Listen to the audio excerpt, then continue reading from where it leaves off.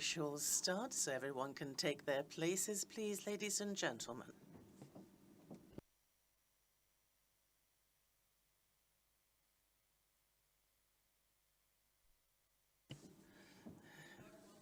Madam Chair, ministers, guests, dear Nordic friends, this is a large honor and joy to welcome you to the Faroe Islands, to this Nordic theme session, and with the theme of security, peace, and preparedness in the North Atlantic. This is the first time that the Nordic Council comes here to the Faroe Islands, and to this historic meeting, 250 people are participating, with 87 parliamentarians that have come to meet and speak together on important topics. And with some little bit back in time, Ireland was mostly known for Vikings, and our area was about Viking strife and such. And there is some peace has been what the Nordics has been known for.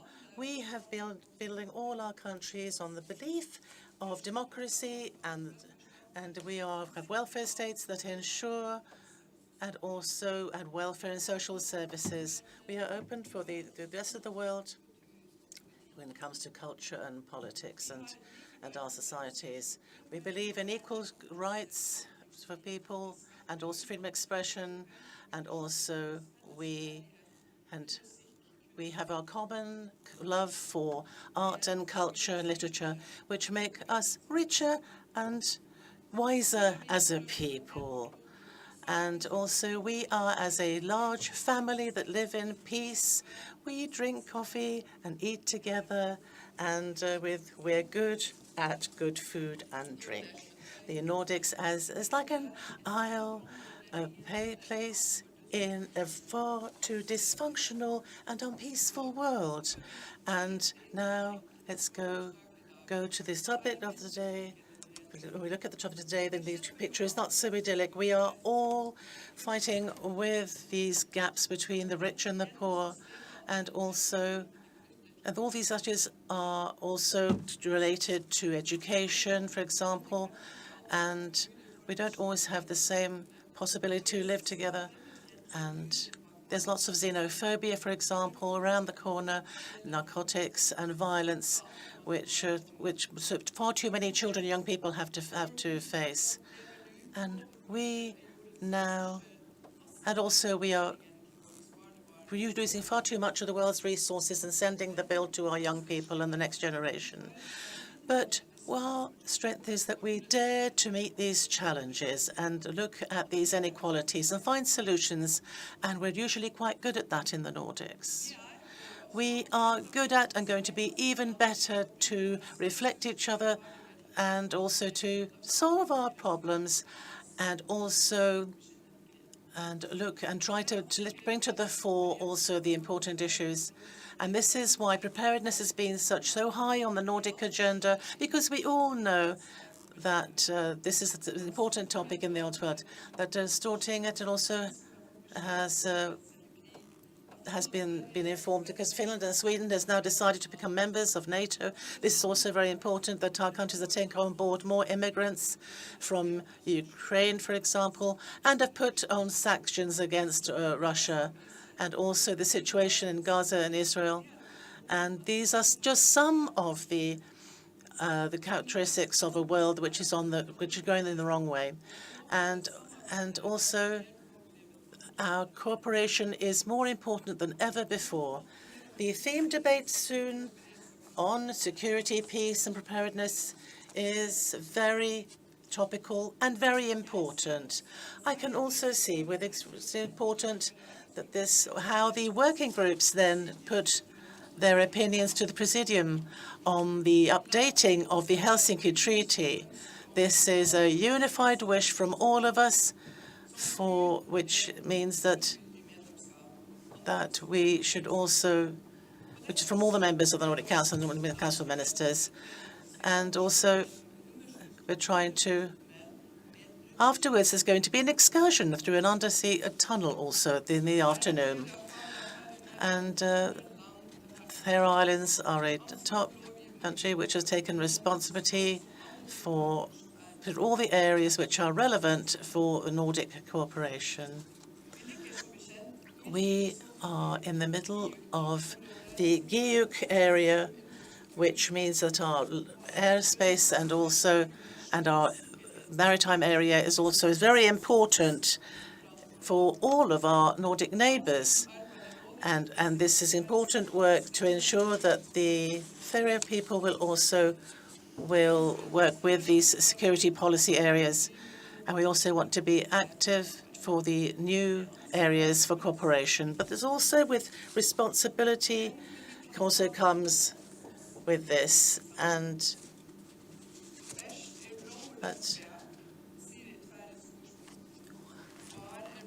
there's a saying which says that in the Nordics, nobody should be alone or outside.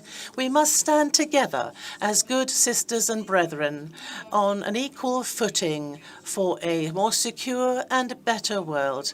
And finally, I would like to wish you all a very fruitful and good theme meeting. And once more, you are very welcome to the Faroe Islands. Thank you very much.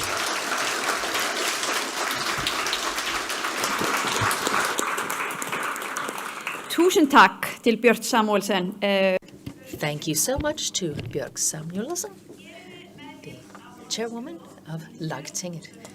Welcome all to you, politicians, guests, observers, and so on. And it's a great pleasure for me as the president of the Nordic Council to welcome you here, where we are on the Faroe Islands. We can look at beautiful Tórshavn, and now we can say that it's becoming lighter. The wonderful light summer in the Nordics is drawing closer. We would like to welcome our international guests from the Baltic Assembly and the Parliament, Benelux Parliament. Welcome to you and welcome to other observers as well. And we will be discussing the theme of security, peace, and preparedness. And we will also be discussing the transport collaboration. This afternoon, we will also be hearing many different motions and considerations from the Parliament and so on. We have a long agenda. Nordic collaboration shows certainly that the Nordic Council is not standing still in any way. We will be enjoying, after today, this session will conclude, of course, and after that we will be enjoying Faroese nature and the trip around the island. But let's begin conducting business. First, we will be looking at our participants list. This is document 11 of 2024, and you can see this, hopefully you've seen it, on norden.org. The most recent version of that document is there. And I would like to ask, do we have approval for this document? Thank you. Next, we have approval, adoption of the agenda for today. We have this in document. This document was also available on the website.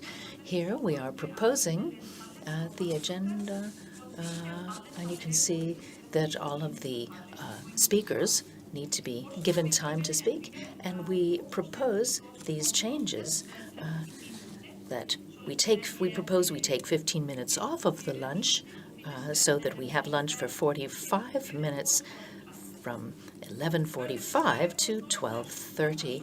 And then we propose that we have item 6 taken out of the agenda, and then 8.2, 3, 4, 5, and 6, that they also be stricken from the agenda. Can we adopt this proposal? All right. The answer is yes. Thank you for that. Let us proceed to the proceedings of business, so the rules for this theme session. And this is called Document 3, 2024, Rules for the Conducting of the Theme Session. You can see here it says that the members of the Nordic Council have 2 minutes to present their motions, their considerations, and other speeches in the debate. And also item 5.1, where the chairperson of the work groups for updating the Helsinki Treaty, that they be oriented or told about the recommendations to the Presidium, and I propose that this have 5 minutes.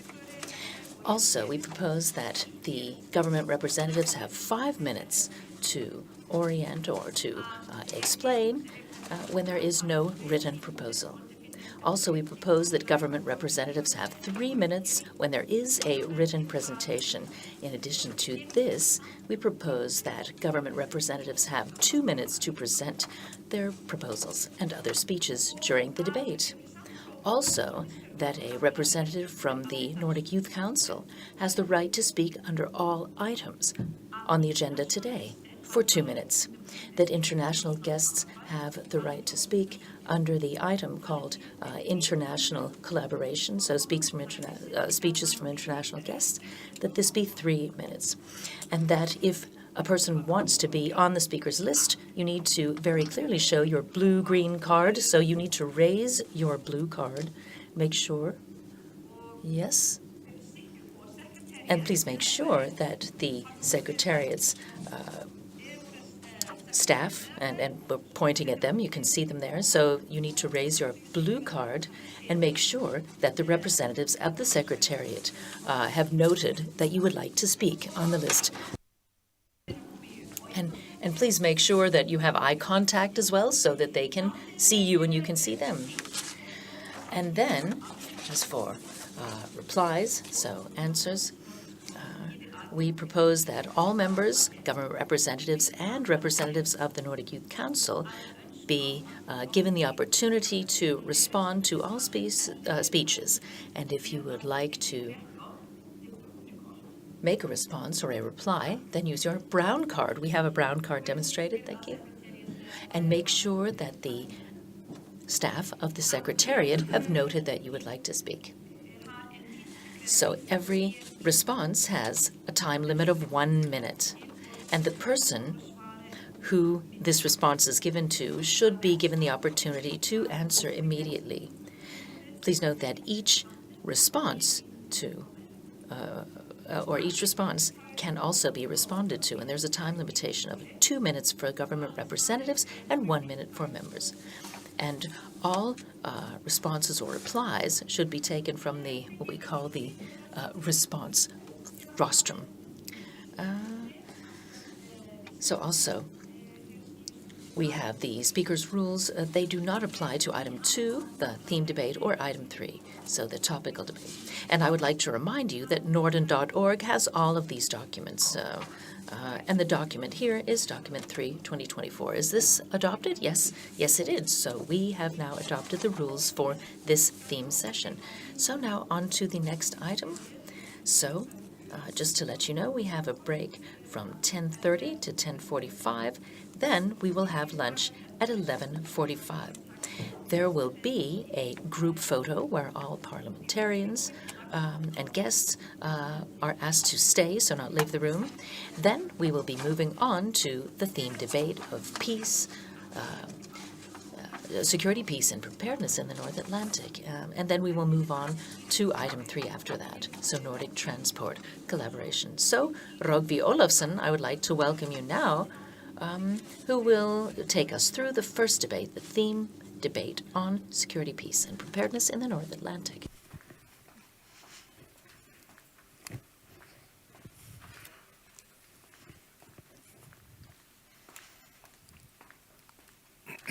Ja, tack. Tack för det. Thank you. Thank you, and good morning, everyone. I am Rogvi Olafsson, and I am from the University of the Faroe Islands, and I'm going to lead the open debate on security, peace, and preparedness in the North Atlantic in the next hour or so. It's going to be about security, peace, and preparedness in the North Atlantic, and I'm going to present our participants and the program in a moment. The Nordic model, which was mentioned, is world-renowned as a way in how to create a good society. What does it do to have a good society if societies aren't robust and strong? and they are known for being good when there is peace and calm around us, but perhaps not so when there is turbulence. And how sustainable are these societies then? But sustainability and robustness, perhaps it's the philosophical core of our debate today, because it's about the existence of all civilizations, in fact. And without a doubt, we are on our way into a period where the various Nordic welfare societies are being tested more than ever before. So the Icelandic presidency has put security, peace and preparedness on the agenda in the Nordic Council, and that is a reaction to the growing uncertainty about us that the peace in the North Atlantic is in danger and that our common military and civil preparedness, without a doubt, can be improved with a stronger cooperation between us. The programme until 10:30 is the following. We will first have two introductory speeches from Bryndís Haraldsdóttir, President of the Nordic Council, and then the President of the Faroe Islands Parliament, Axel Johannessen. And afterwards, we give the floor to our guest speaker, Louise Dedegan, who is the Commandant of the Military Commission of NATO Mission in Norway. And then we have an open debate between the parliamentarians in the Nordic Council, where you are welcome to provide your opinions and put questions to the panel. The panel is our three panelists, is our two speakers, and Pia Hansen from the Icelandic University, and also Reykjavik where the Peace Center also is. I would like to first ask all four participants to come to the fore, please, at the panel, please, before we begin.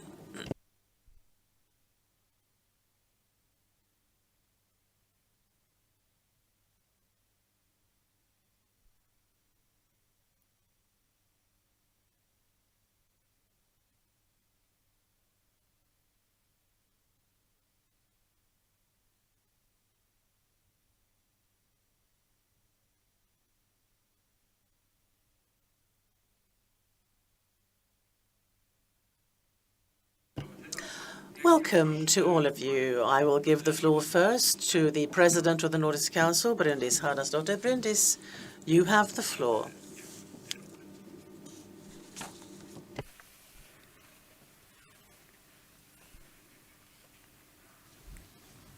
Takk, og ég tala på íslensk. Thank you, and I shall be speaking Icelandic. Or Swedish.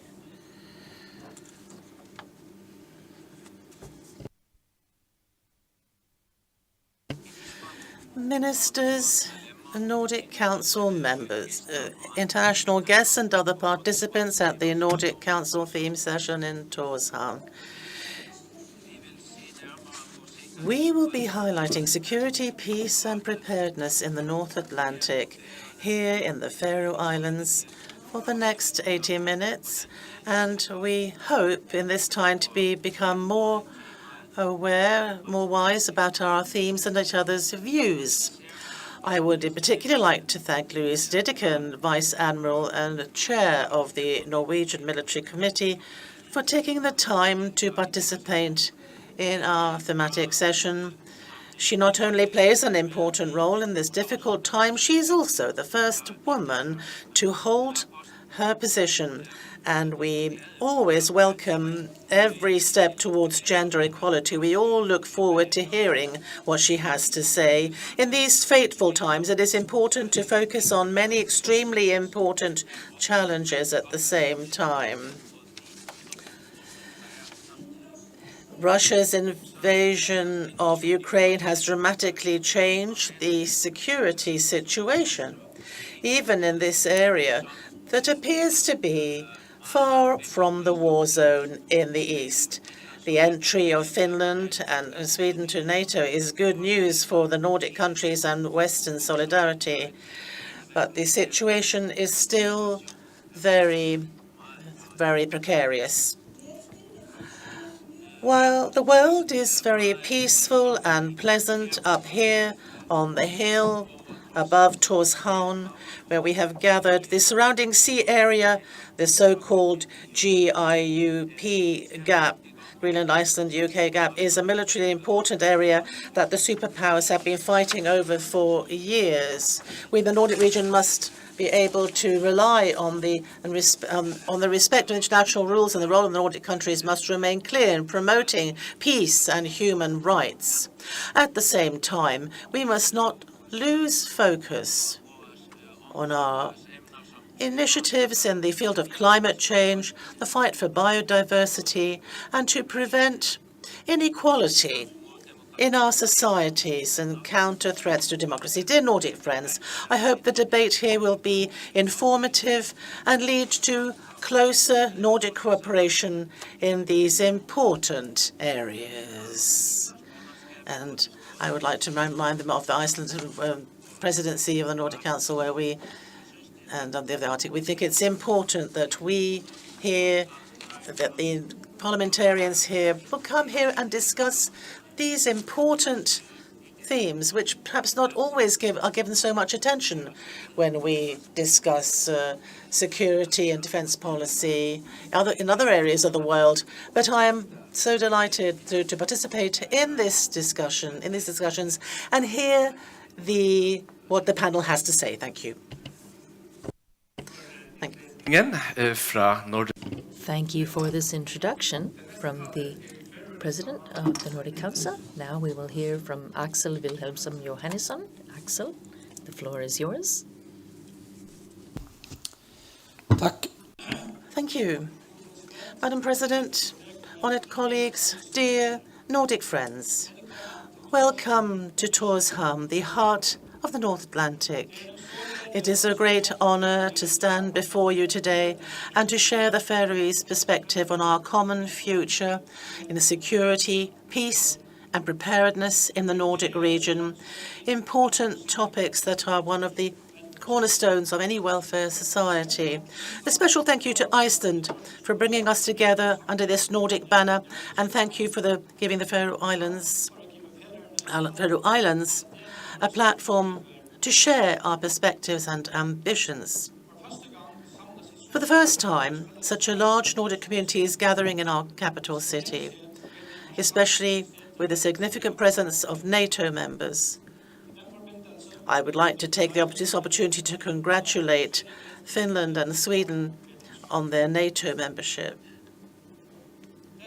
This historic moment gives us a unique opportunity to strengthen our cooperation in the Nordic region as well as in NATO.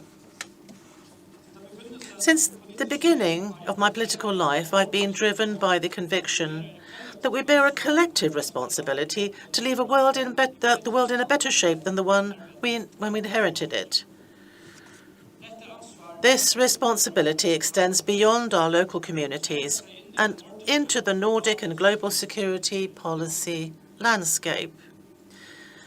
As Nordic parliamentarians, it is our responsibility to engage in this debate together and together find ways to strengthen our cooperation. We are all faced with navigating a complex environment where security and stability are under constant pressure. Our geopolitical neighborhood in the North Atlantic has been characterized by security, stability, and prosperity. But the global security environment is changing. The North Atlantic is increasingly a front line in a growing global power struggle, an arena where interests collide and the risk of security dilemmas taking shape is growing. Russia's invasion of Ukraine sent shockwaves through our rules-based international order, while emphasizing the need for strengthened security cooperation and a strong Nordic response. The Faroe Islands are ready to take an active role in this endeavour. It is important to me to emphasize that an active Faroese role in regional security policy is not just a question of visibility or symbols, but of how we can best secure our future together. Unfortunately, peace, stability, democracy, and human rights cannot be taken for granted, and the times require us to do more to safeguard our Nordic values. Therefore, we need to focus on solutions instead of letting limitations define our willingness to contribute to the Nordic community. The Faroe Islands is in a geostrategic position. Our nation, situated in the center of the North Atlantic, witnesses the shifting currents of international waters. With our strategic location, we are a key player in maintaining regional security and stability. Our commitment to this purpose is expressed through a multitude of initiatives, from facilitating NATO naval exercises and strengthening our air and maritime surveillance to promoting dialogue on cybersecurity and resilience against hybrid threats. These actions demonstrate our commitment to act in accordance with international norms and maintain a robust deterrence profile in line with NATO's core strategy. Dear friends, it is our ambition, in close cooperation with our Nordic neighbours, to share responsibility for a changing world. Our commitment reflects our identity as a responsible Nordic nation, dedicated to peace and stability based in international law. We must be prepared for a new and more uncertain world. But we must not only be prepared for a new security reality, because at the same time we must be focused on other challenges that require resilience in the form of strong civil preparedness. A new pandemic, climate change, increased shipping traffic, natural disasters, cyber attacks, and other hybrid threats. From a Faroese point of view, this means that the investments made in defence activities must, as far as possible, have broad societal benefits, especially when it comes to strengthening civil preparedness. Later this month, the Faroe Islands will host the Nordic Defence Ministers meeting. This marks a strong symbol of our commitment to actively participate in regional decision-making. With the full support of the Danish government, we strive for a more active role in security and defence issues that not only affect us locally, but also on a broader Nordic and international stage. We look forward to strong support from the Nordic capitals for our foreign policy ambitions. Ambitions that include full membership in the Nordic Council, Haga cooperation, and active participation in NATO summits. Ambitions that support a stronger and safer Nordic region. Ambitions that are about creating a safe and secure future where our children and grandchildren will look back and thank us for the choices we make now. Thank you for your attention.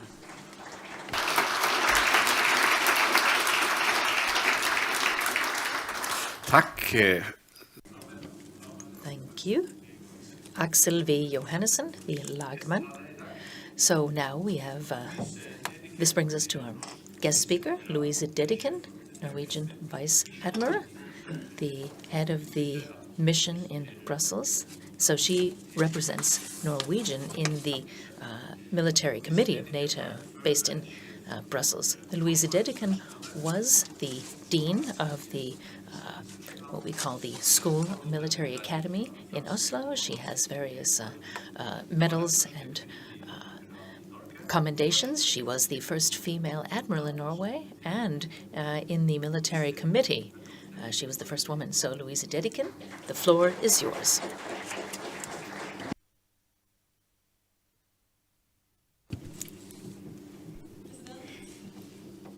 Mr. President, dear audience, dear everyone, first I would like to say thank you so much for inviting me here.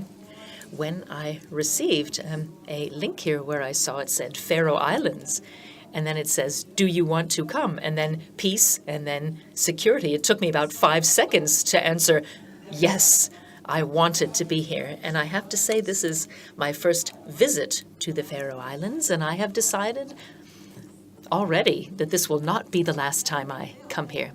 It's correct that I work as a military representative in the military committee in NATO, and very briefly I can tell you, this is, well, I'm the representative of the Minister of Defense, and we have one from each nation there, so we have a military council there, which is the North Atlantic Council, sort of the body that is an advisory body that Jens Stoltenberg is also head of. So in addition to being the military representative, I'm also elected to be what's called the dean, and the word dean means that I have led a number of meetings in this military committee when the chair of the military committee has not been there because that chairman was traveling. So I'd like to just give you a 1, 2, 3 NATO things, because people don't always know sort of the same things about NATO, but just sort of the ABC of NATO. I think it's important to know about 3 of the articles in the NATO treaty. The first one is the most important, I would say, and it is actually Article 1, the first, the very purpose of NATO. NATO works for peace. And just so that we don't want to have any doubt about that, not everyone thinks that peace and military activities go together. It's not super sexy to say this, but actually, peace is our main objective. The next article that I would like you to know is Article 3, and this is the obligations of the member countries to take care of their own security. So here it's about preparedness. That's Article 3, and it's becoming ever more topical, so ever more important. Then we have the most well-known article in the NATO treaty, Article 5, and that is the oath, one for all for one. We have just celebrated the 75th anniversary of NATO. That was on the 4th of April. And this was a historic event because we had Sweden and Finland there as members. If anyone had asked me, or many other people 4 years ago, whether that would have been possible to celebrate a 75th anniversary for NATO with Sweden and Finland as members, then I think most of us would have said no. But now Finland has celebrated already its 1 year in the alliance, and on the 7th of March this year, Sweden became a member as well.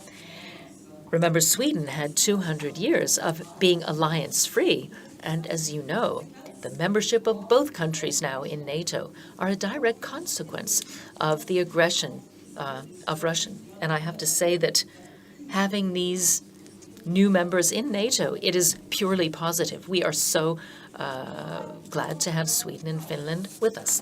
But here in the Faroe Islands, these beautiful islands, we're in the midst of the Atlantic. And NATO is a maritime transatlantic alliance. So if we talk about the importance of the ocean, the waters, which surround the Faroe Islands, I can remind you that 80% of NATO's area of responsibility is ocean. 80% of populations in NATO live less than 100 kilometers from the sea. And 90% of global trade is transported by sea.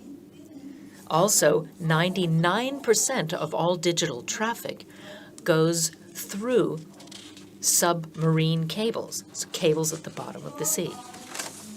Today, well, the date is the 9th of April.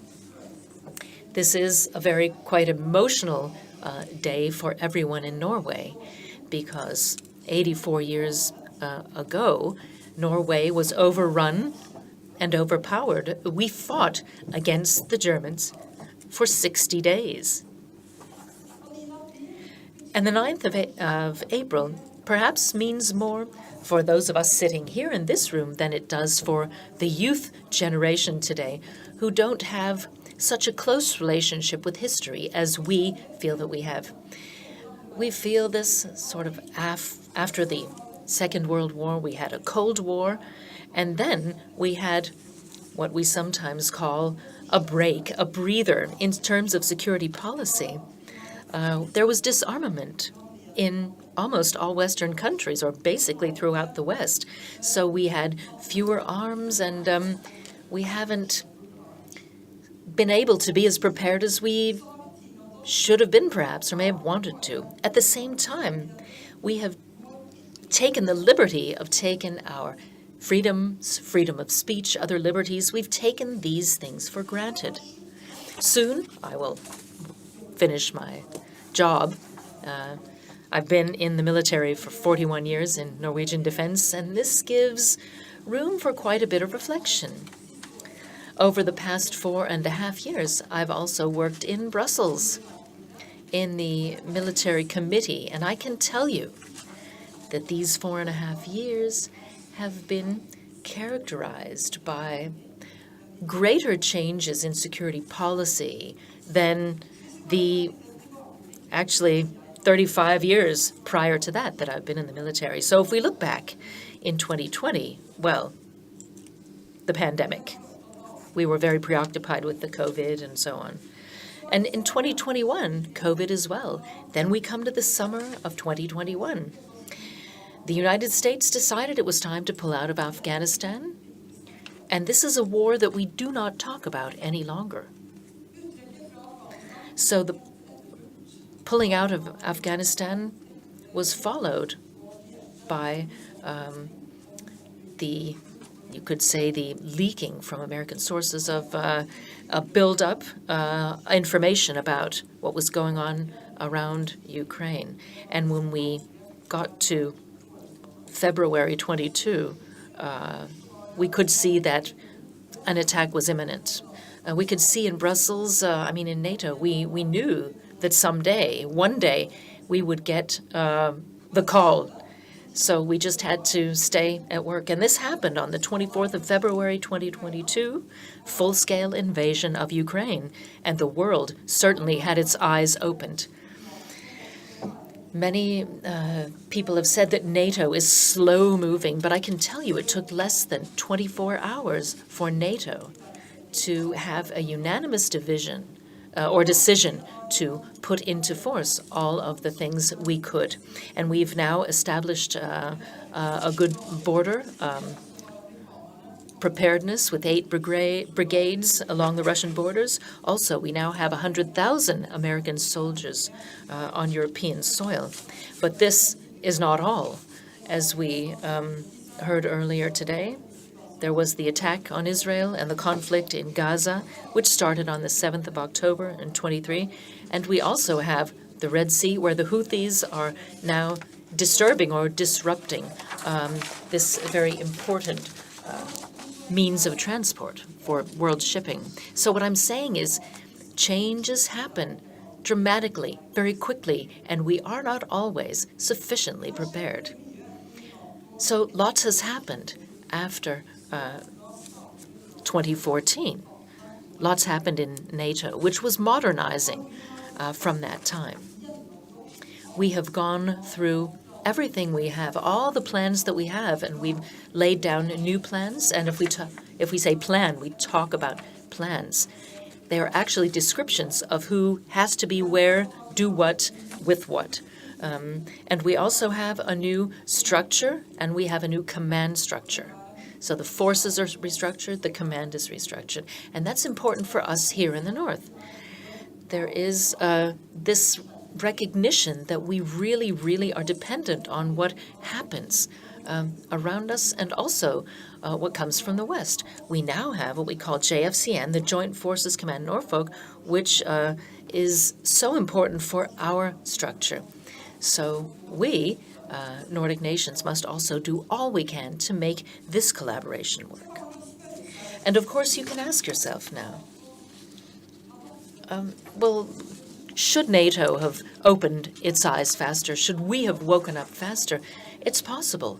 Possibly we should have woken up in 2008 when the Russians entered Georgia.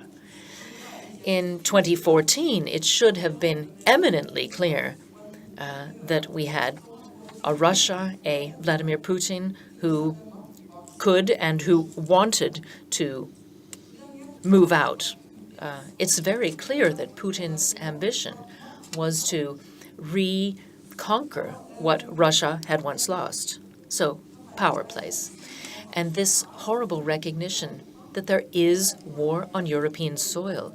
Not only that, but this war has to do with us to a very high degree. So what we need to do is to do everything in our power to stop Putin. And we have to do everything in our power to help Ukraine so that we do not have Ukraine as a loser in this conflict, this war. We need to support them all we can. We need to stop Putin. When there are multiple conflicts, then there is also a sort of number of conflicts vying for attention. But I have to say here that the conflict in Ukraine has to do with us. So we cannot take our eyes off that ball. But here in this room, we're talking Nordic collaboration in the North Atlantic. I mentioned initially the 9th of April, that date, and what it means for us in Norway.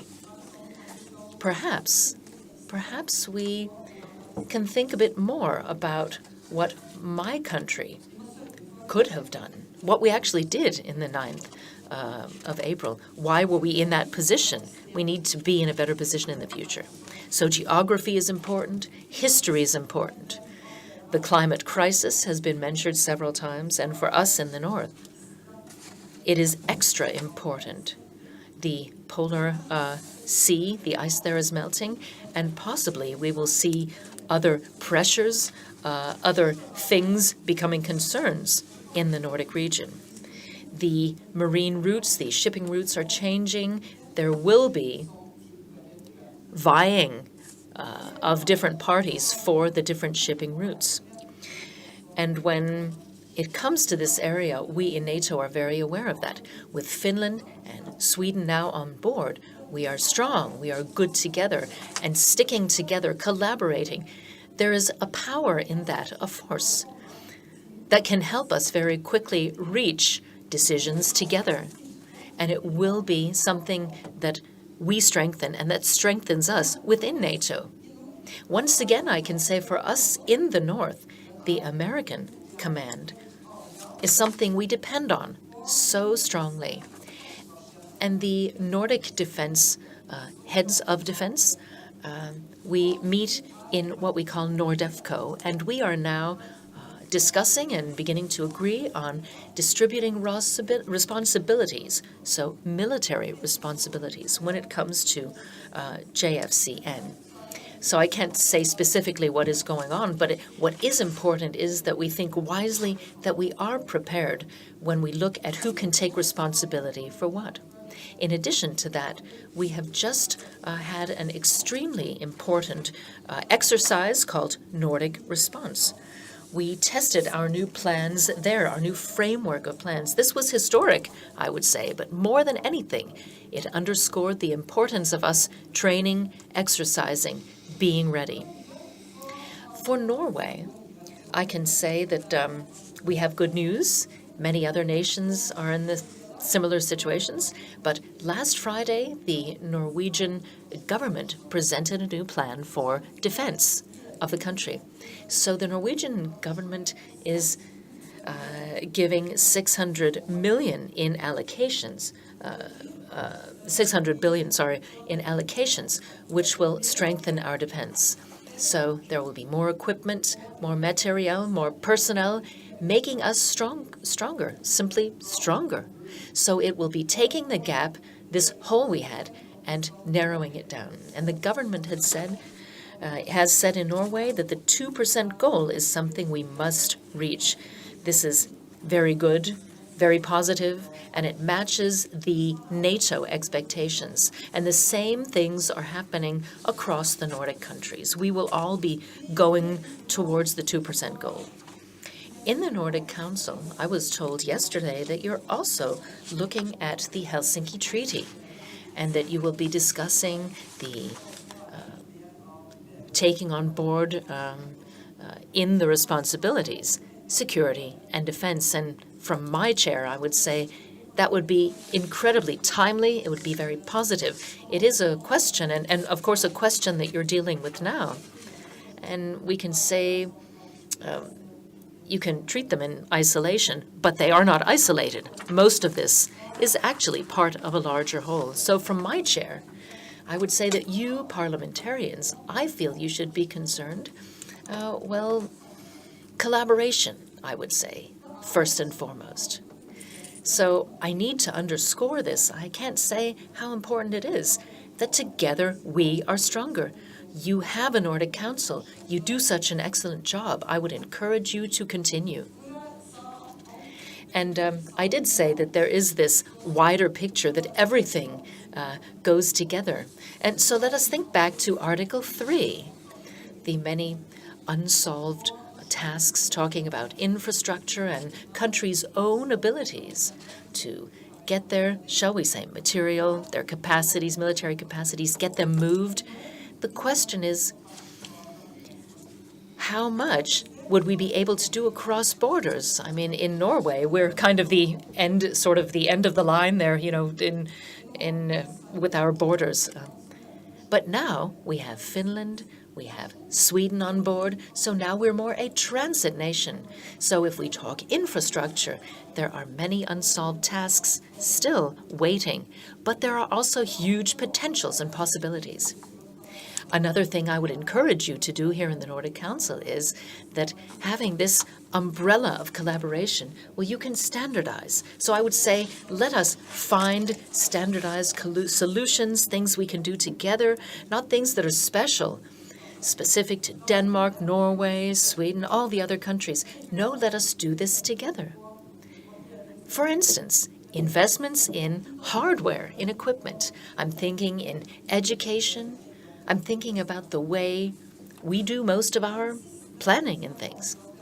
A last thing that I hope that you will think about, perhaps you don't feel this is so close to you, but this challenge that we have in personnel, so staff. We're challenged in Norway. I wouldn't say that we're seeing people fleeing from the Norwegian military, but there are many young people who are in the defense organizations for a brief period of time, and then they stop, and that can be positive because then, they move out into, say, trade and industry, business. That could be good, but we need to be aware that it's important to recruit and to retain in a good way. I think that we also have a lot of things we can do there, and also I believe that there's a lot of power, a lot of force in being together and working together. Yesterday, we had a wonderful dinner. And I was thinking as I sat there, Tórshavn, in any way, is what we call security policy origo. I mean, we are at the very center of things here, aren't we?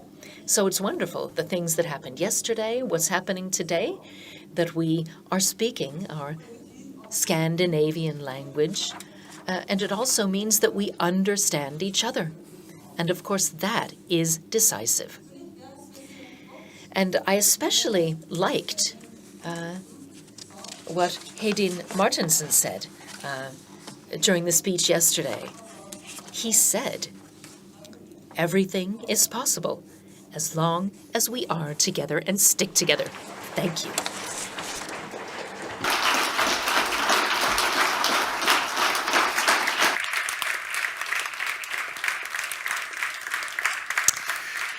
Ja, tusen Many thanks to Louise Dedekind.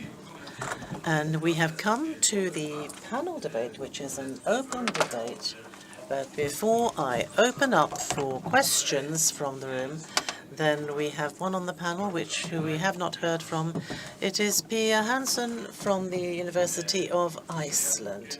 So I would like to give you the opportunity to comment on what has been said before we continue with the debate. Tack för det. Thank you. I'd like to speak Scandinavian or Swedish or Danish, but all the same, I think I should speak Icelandic since I am from the Icelandic University, so I'll do that. Já því að þakka fyrir boðið. Það afskaplega gaman og áhugavert að koma hingað. Færeyjar I'll start by thanking for the invitation. It's really interesting to get here. The Faroe Islands are a great place to visit, and we have so much in common. So coming to the Faroe Islands is a gift. Let me start by saying that, of course, it is interesting to hear what professionals have to say. And Louise, whom we just heard, came with some very strong indications to us concerning the sort of times that we're in right now. And that's something that we need to consider when we talk about security right now. We're in new times, and we've seen lots of changes in our societies. And the fact that we're sitting in the middle of the Atlantic, well, whether you're in Iceland or a Faroe Island, we are more concerned about our security. We've been looking a lot to Ukraine because of the Russian attack there. But we shouldn't forget that it also impacts us in the middle of the Atlantic Sea. And that's not the only danger that we see and have to respond to. It's something that we have to work on together.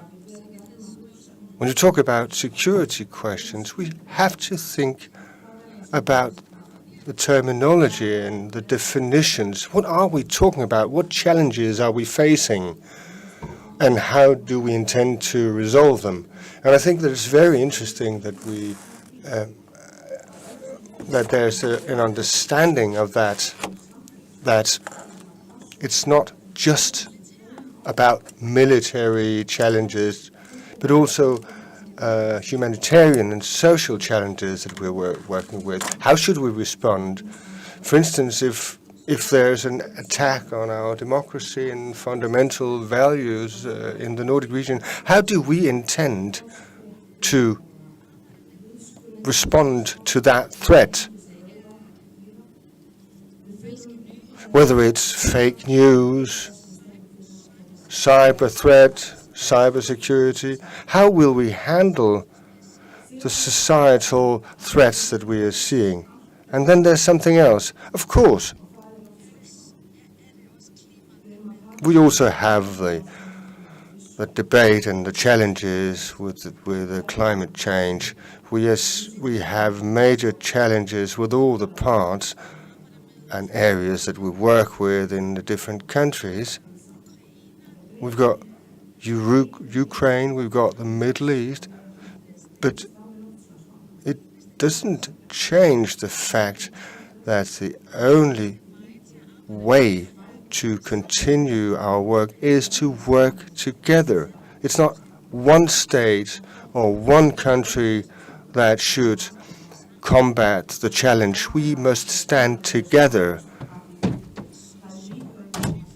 We're not just talking about, increased shipping. We also talk about increased risks of accidents and various risks associated with the things that we talk about here. And the sea. The sea is acidifying. We have various sides and areas that we need to look at. Security is important, but preparedness is equally high on the agenda right now. And from Faroese and Icelandic side, we can really learn from our Nordic neighbors. We've been given too little thought to preparedness. Apart from natural disasters, we're really good at those. But we haven't been just as awake relating to the other parts of our preparedness. And we are in new times where we have to think more along those lines. But the Nordic countries have shown tremendous strength. And the view of other countries, the view of the Nordic region, is something that we need to strengthen. And if we agree that we have, a positive amount in our account regarding the positive image that others have of us. But when we are playing on the large stage, on the large arena, on the world scale, we have to go together. And we must all, have a, hold on to the hammer that we knock on the table. We talked about Article 1 in the NATO Constitution. That's what we all support and what we all take as our starting point. Peace is something that we all want, and that is our goal. So I will call upon all of you to really discuss these matters going forward. And another thing we are concerned with, which is what will happen with the presidential election in the US in November, which are the indications that we've got there. Right now, we're in a period which we could say politics after truth. It's very difficult to define the core in all the mess that we see over there. So that's also a reason why we should stand together to defend the foundational values that we all share. I think I'll stop now. Thank you. Tack. Thank you. Vi går Thank you, Pia Hansson, for those comments. And we will go now to questions from the room. And I would like to ask you to pose short questions, and one question at a time. And we're trying to avoid asking the entire panel just at the same time, only one person at the time, in order to be able to give as many as possible to have an opportunity to participate in the debate.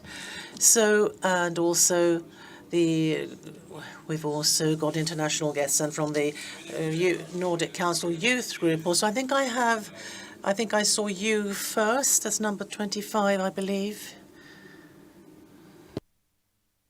Is there a microphone?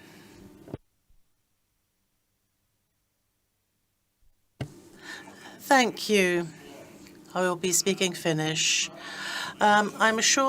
Thank you. I'm sure that there is no area in the world that loves peace as much as this community in the Nordics.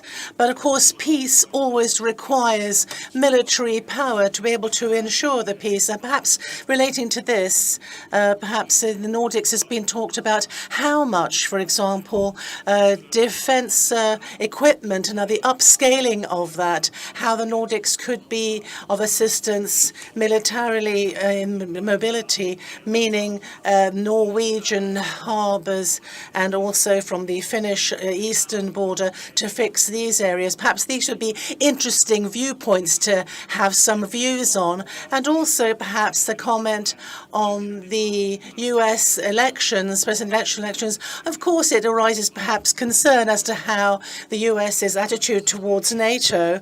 But there are no examples in world history when a country would wanted to relieve itself of its hegemony situation. Hundreds of thousands of Americans, after all, in the Second World War and so forth. But if the US does not act, if another NATO country is attacked, then that would also would collapse the entire everything that's been built up since the Second World War. So one should be a little bit more trustworthy to the election results, whatever happens. Thank you. Ja, hvem var det? Was that a comment that someone in the panel should relate to? Was it a question for Louise? Oh, yes. There you go, please. Thank you very much for the good and relevant comments. I agree completely with you, of course. And you emphasize the importance of the defense industry. And it's completely essential. As I mentioned in my speech, we've had a security policy recess, so to speak. Now things have changed, so we need to find out how we can get the defense industry up in pace again, the sufficient pace to produce in sufficient quantities. And I mean, and when it's up and running, all the nations want to buy more, so there's a pressure on the defense industry. So it's under pressure. If they are to scale up and invest a lot, of course, we know that it will take such long period. But I understand that they also need predictability, and particularly in the NATO, we're talking about a closer and closer cooperation between NATO and the defense industry. So are there any new actors that have been part of the council meetings? One is the defense industry, and the other is companies that we're depending on. And then we have our critical undersea infrastructure. So the mood of including other actors has changed a lot. Okay, we got a question from number 35 now. Did you refrain or? Oh yeah, there you go, please. Thank you. Kiitos. Käytän puheenvuoron. Thank you. Thank you. I'd also speak Finnish, and I'm Hanna Rasanen.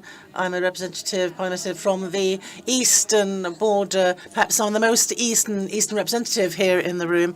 In Finland, we talked a lot about the model of total security of defence, and this has been, and I've been worked on this, and this total defence means that there's always very different kinds of activities. There are different kinds of aspects of it, but one aspect, an important aspect is the theme here, is the society's crisis resilience, and that has been talked about a lot. And there's culture, there are societal aspects, there are the facts that aspects of belonging to something. And during the corona crisis, we saw that in the Nordics, that all of the borders closed, and we had to manage on our own. And then the threat was an illness. Now we have an external threat. How can we do things differently? How can we share this kind of dealing with crisis over our borders and be together in handling these kind of things? Kriser meget mangfoldige. We've had the questions are really diverse after the corona crisis. Does anyone wish to comment on that? Perhaps the president? Thank you. I'll be speaking in Icelandic. Thank you for the question and the comment. I think that this is one of the things that we need to discuss here as members of the Nordic Council, how we can focus on building resilience. It's true that the corona pandemic taught us a lot, and the Nordic Council learned a lot about the Nordic cooperation because we want to be the most integrated region in the world. But suddenly the borders closed and people were unable to visit their children or parents or go to work. And for that reason, we need to learn. And in the Nordic Council, we have agreed on a strategy concerning societal security, and the members and our role is to keep the governments awake in that area. And I would also like to address another thing. I don't know if we're all aware of the threat and the attack which takes place in Finland along the Russian border. I would like to call on you to specify and indicate that we all stand along with you, because it's a hybrid threat that Putin is attacking Finland with. They are using refugees just as Lukashenko did with the Poles. And it's the same thing that we're seeing right now. They are attacking the basic columns of democracy, and our best chance of building resilience is to stand together and learn from each other and share experience. Thank you very much, Madam President. We had number 40 now, please. 40 og så 44 bagefter, ja. And then 44 after that. Thank you. I am Heikki Auto, and I'm going to speak Finnish. Bendis Haraldsdottir, the president, answered extremely well to this hybrid war question, especially now when we are all in NATO. Then the traditional warfare, threat of traditional warfare, has decreased in the Nordics, because together as the Nordics we are strong, and Russia will not dare to threaten us with traditional warfare. But hybrid warfare, which Russia uses against the Nordics and against the West, is the new normal. And this hybrid warfare, of course, in border areas are very vulnerable, such as Finland, which is now threatened severely by Russia, also by immigration there across the border. But very vulnerable areas are, for example, the islands, such as the Faroes, Iceland, the Åland Islands, Iceland, when seafaring is also vulnerable, when cables are cut, information contacts are cut, and gas lines, and so forth. And for the Vice Admiral, I would like to ask, who very well described NATO, that it aims for peace, and that all are for each one, all for one and one for all. Then how in NATO has it been discussed? Has this hybrid warfare been discussed? If Article 5 has been activated, that's one thing, but what has NATO going to answer to the hybrid issue? The question was to Louise Dedekind. You have the floor. Thank you very much for a very relevant question, and I share your view that the hybrid threat is both comprehensive and oftentimes a lot more difficult to discover. So it's a real nasty kind of tactics from the Russian side. And it's completely true that these hybrid operations that also Bryndis touched upon have hit several nations.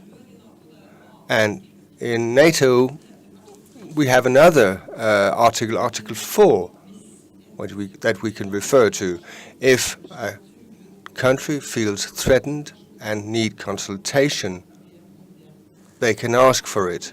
And this has happened several times in the past years because of hybrid threats. So what we do in NATO is mainly to be attentive to them, to those threats, and then we work as much as we can to counter the threats. But of course, Russia are very good. They're really skilled, and they are very inventive, and increasingly so. And as I said in my presentation, we shouldn't just be prepared for the unpredicted, and we must also be prepared for a higher pace of inventiveness. We have many queuing up for questions, so please keep your intervention within 1 minute, max 1 minute. Next, number 44, please. My name is Himanshu Galagi. I'm a parliamentary representative in Norway. We can do things about the Ukraine invasion. One is expect the unexpected. Two has strong security policy, and if we help them fight for themselves, it will be important. So my question is, what is the biggest weakness or challenge to the Nordic Defence Cooperation, even if we are positive to the things that happen in Finland? Any questions? Lucy, thank you very much. It's a very good question, and it's easy to make mistakes, of course. But what I want to point at is Nordic cooperation before and after the Finnish and Swedish membership, because in Nordeco and in Nordic cooperation as a whole, we have honestly from the Norwegian side a tendency to use it as sort of an excuse that we couldn't share everything with Sweden and Finland because they were not members of NATO. So it wasn't so easy to reach common solutions, joint solution. In material cooperation, we haven't received a lot in the Nordic region. We made some vague attempts at U-boat collaborations, which, well, they came to a halt. And we tried some other projects, but we succeeded more with projects like a common uniform for the Nordic countries. We have succeeded there, but there's a difference there because we tend to look at ourselves as very unique. We do have a common uniform, but in different colors because after all, we are different. We can do a lot, but everything is getting ready for having a streamlined cooperation. We have to think about standardization to make sure that both the economy and the quality and the interchangeability I think that we have everything to win from that. Thank you. We'll just have a short comment from Pia Hassan before we proceed to the next question. Dansku.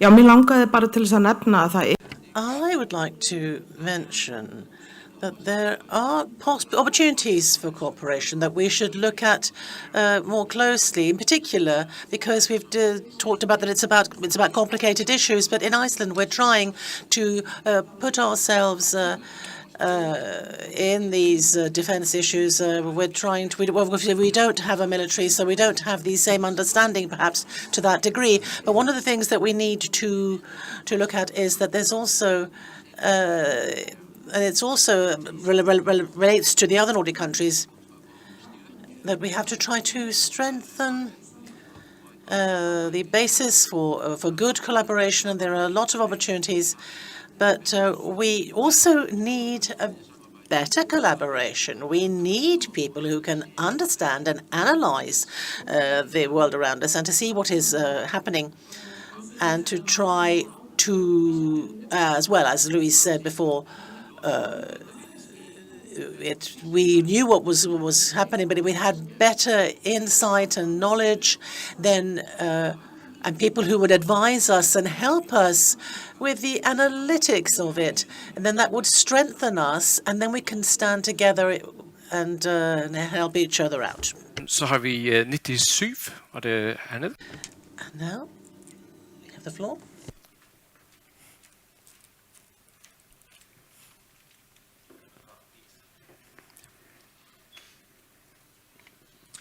Hei, olen Toni.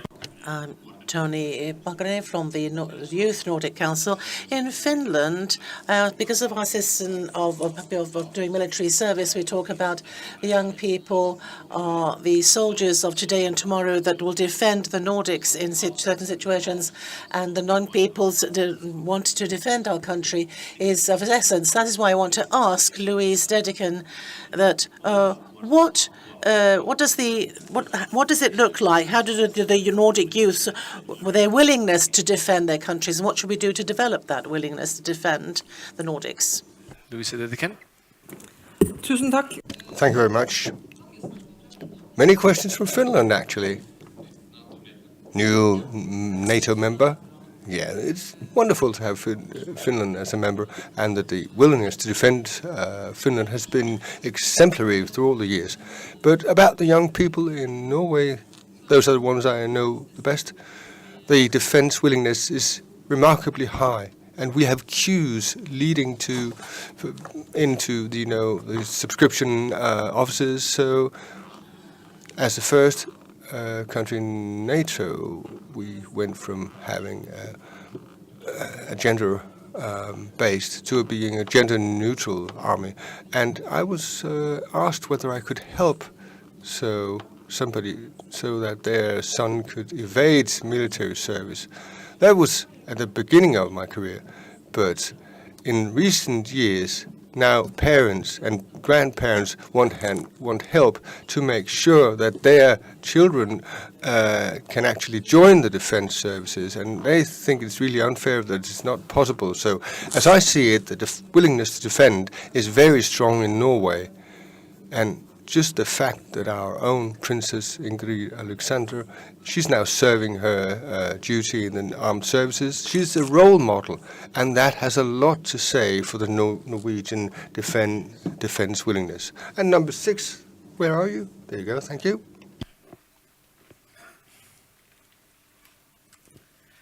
Tack. Thank you, Helene Björklund from the Swedish Parliament. And I would like to put my question to Lagman Axel Johansson. We discussed a lot about defense and security, of obvious reasons, and everything else seems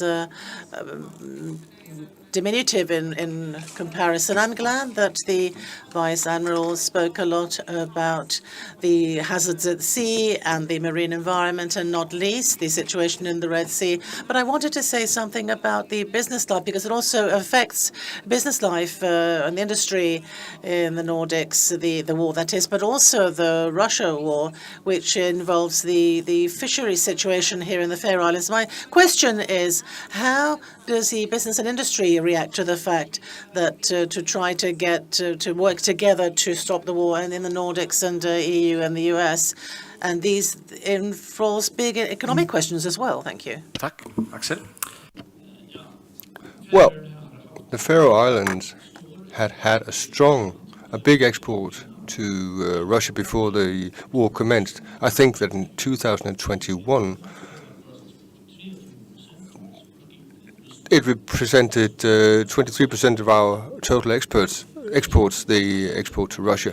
So business and industry is hard hit by the war, but they have managed to find other solutions for exporting to other markets. So I think that our exports to Russia have gone down by about 65%. But of course, it's important for a small country like the Faroe Islands. We're a trading society, but we have possibilities to discuss with the EU, and we are trying to establish new free trade agreements with the EU, because in the Faroe Islands we have a trading agreement with the EU. But if we're talking about processed fish, we cannot export them duty-free to the EU.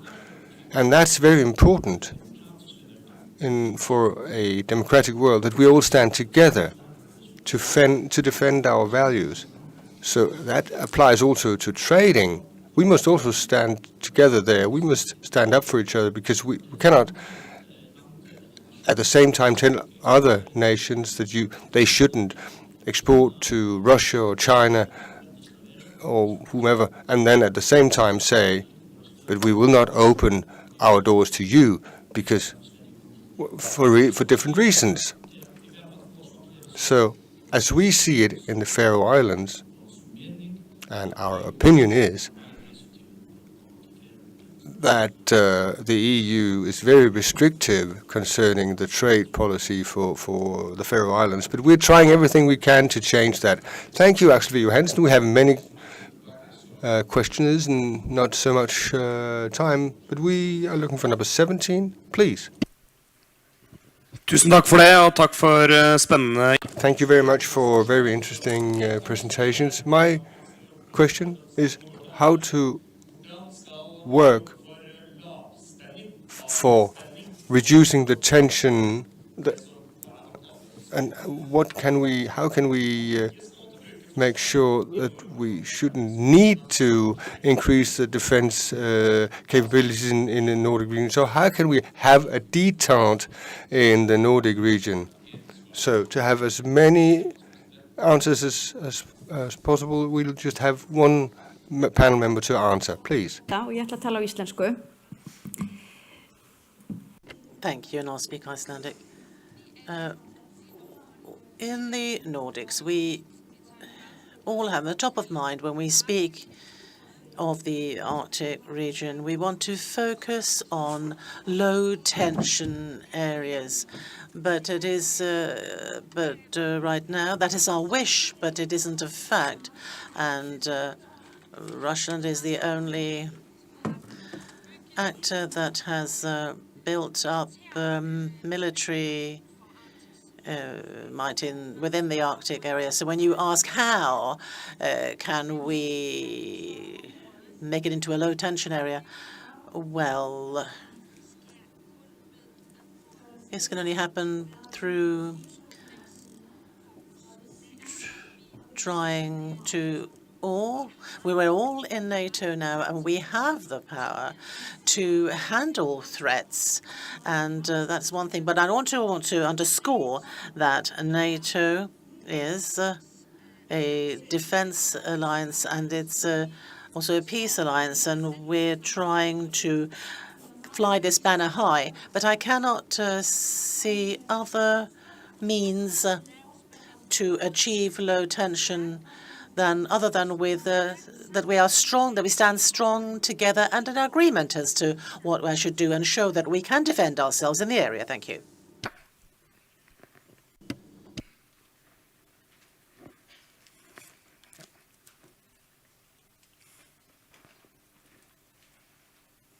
Thank you very much. My name is Karel van Lauwe. I'm speaking here on behalf of the Benelux Parliament. I'm a member of the Flemish Parliament in Belgium. So I want to thank everyone that we are invited as well.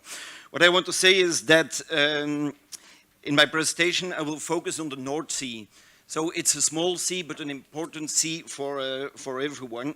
The Netherlands and Belgium, we have invested a lot. We made a lot of efforts to develop the North Sea as a zone of construction of wind farms. But not only wind farms, also a lot of cables, data cables within the North Sea. And that's important for the Green Deal, as you all know, very important for the whole of Europe. But because Russian ships sometimes move to the North Sea, and that's also a threat for our critical infrastructure. So my question is, should we have more focus on our critical infrastructure in the North Sea, but also in the other seas? Thank you. Who's the question directed to? NATO. NATO. Louise Dedikant, vær så god. So would you like me to answer in English or? Nei takk, på skandinavisk kan vi fortsette på. Ja, takk. Tusen takk. Thank you very much for a very relevant question. Critical infrastructure is a focus area for NATO. So it was an initiative from Germany and Norway, which was on that initiative we launched a project in NATO to secure subsea critical infrastructure. And now it's been going on for about a year. So it has become a field of responsibility within the organization, and as you said, it's very sensitive and critical. So we need to do everything we can. So it's about being more present, showing our flag, that there's a marine vessel sailing around showing the NATO flag. That in itself has a sort of deterrent effect and you know, a tension lowering effect. Thank you very much. We cannot reach all questions today, but we'll have just one more because Bryndis will have to round off at 10:30. So please.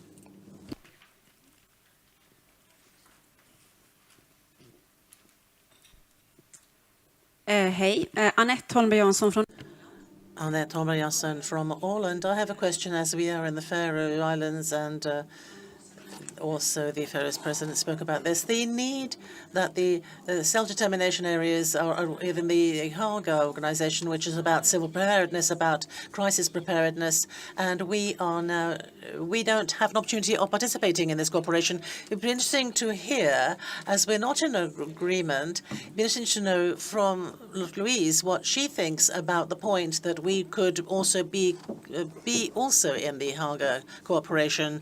So question about Haga cooperation to Louise Dedican. Vilket jag är helt enig. Detta I agree completely that it's a political question, but I think about the entire field of responsibility for the Nordic region. I'm not sure I can really answer your question specifically, but more generally, I feel that if we want to have a good cooperation, we need to include everyone, basically. Thank you. We have come to the end of the road for this part, but it is the Nordic Council who has planned this, and of course the Nordic Council will have 2 minutes to round off this debate. You have the floor, Vigdis Haraldsdóttir. Mér langar að Thank you. I would like to start by thanking. I'll speak in Icelandic. I'd like to thank all the great people sitting here next to me for the excellent debate, and you for your good and orderly participation and for the good running of the meeting. I would like for us to have had more time, but unfortunately there are other important topics that we need to cover. But there is a lot of interest among the Nordic parliamentarians, and it's very important. I just came from a meeting with the Arctic parliamentarians, and from that meeting we couldn't mention any defense topics because obviously in the cooperation with the Arctic, I mean, the Russians have participated in that, even though they're not participating at the moment. So we didn't really want to talk about defense policy. But anyway, within the Arctic Council, we've also not discussed these things. Of course, we discuss them and they discuss them in NATO, and some of us are also in parliamentary councils in NATO and can participate in that sort of debate.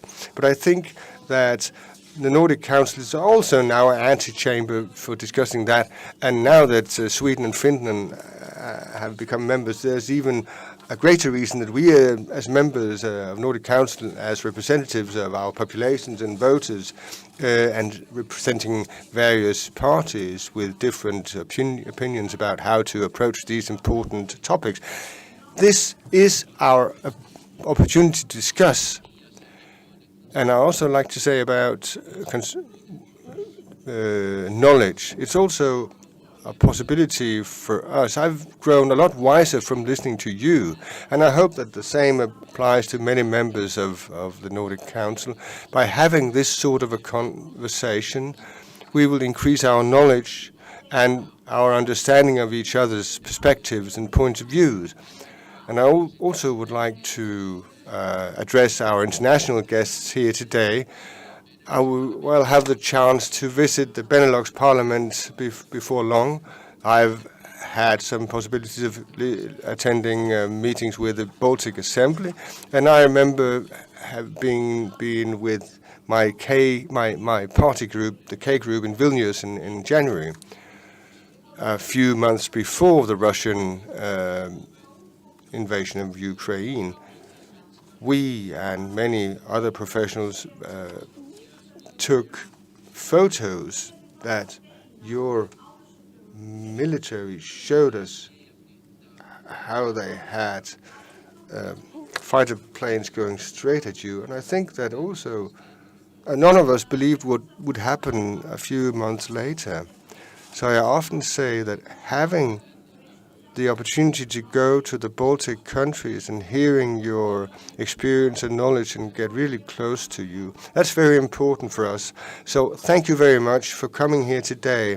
And I'd like to thank everyone again for this good conversation, in the trust that this is the first step of many that we'll take to discuss these important security and defense topics, and also include the North Atlantic.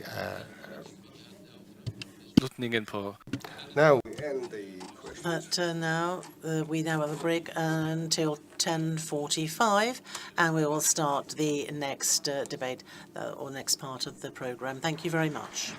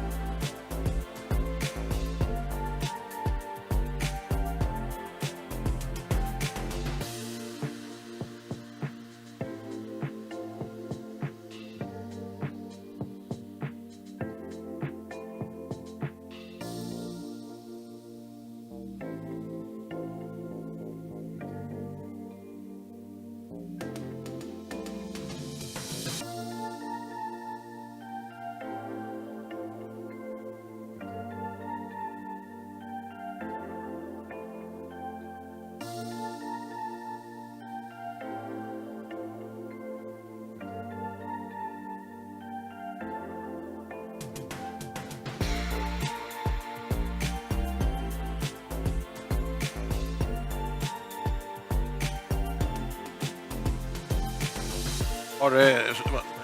Den funkar det.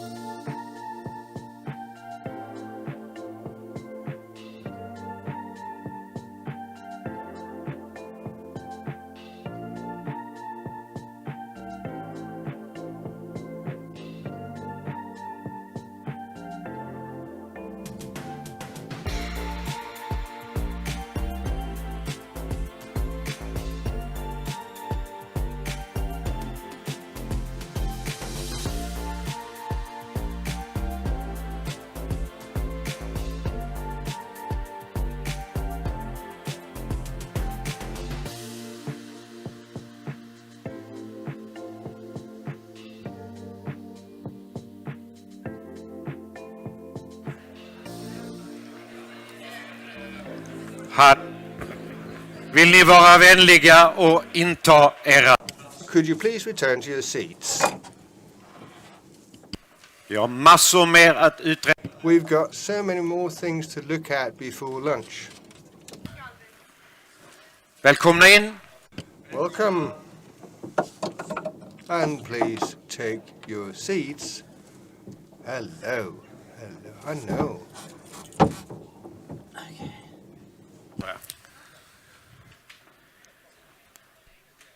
Så här, mina vänner. So, dear friends, before we get started with questions and a conversation about the topical debate about transport, we'll have a short intervention from the representative of the Baltic Assembly, who was not able to speak during the previous discussion. So we have a little left over from that. So please go ahead. Dear colleagues, I apologize that I don't raise my hand during previous section, but I would like to express the position of Baltic Assembly with respect to the previous theme. So, this issue of security, peace and preparedness is also a very important topic for the Baltic Assembly and a crucial priority for the whole Baltic region. This year, the Security and Defense Committee of the Baltic Assembly has decided to focus on the protection of critical infrastructure, fostering partnerships in civil defense and strengthening cooperation between the health sectors and the military services. Building a comprehensive foreign and security policy is also one of the cooperation priorities we have within the Nordic-Baltic cooperation in the upcoming years. The cruel and unjustified Russian invasion of free and democratic Ukraine is a hard reminder that we cannot take peace for granted. Just a week ago, I attended the Assembly of Interparliamentary Union in Geneva. Colleagues, unfortunately, the call for supporting Ukraine in the European voices was not loud enough. Nothing is over, not even close to that. We have to step up our efforts and be louder, not only in words, but also in our actions. For this reason, the Baltic states continue to step up their defense efforts to create a stronger and more successful defense industry. For example, we have substantially increased our defense budgets and plan to continue this increase in the future. To ensure preparedness, we have also utilized semi-voluntary military conscription and are actively engaged in military personnel recruitment efforts. While doing all of this, the Baltic states continue to be one of the strongest supporters of Ukraine in many different ways. The Russian war has also reminded us about the importance of power, having close neighbors and international partners. From the Baltic perspective, the joining of Finland and Sweden to NATO significantly strengthens the alliance's collective defense and deterrence capabilities. This has also opened new possibilities for the Baltic-Nordic cooperation, for example, through supporting Ukraine on its way to NATO membership. My dear Nordic friends, the Russian invasion of Ukraine is a clear danger to peace and security, not only in Ukraine, but also in our region and in Europe as a whole. We must hold Russia accountable for its actions, as the peace, security and stability of our region depend on the outcomes of Russia's war in Ukraine. We must continue actively voicing and providing support to Ukraine until its victory. Thank you very much, and I apologize for possibility. Excellent. Tack så mycket. Innan vi går igång med nästa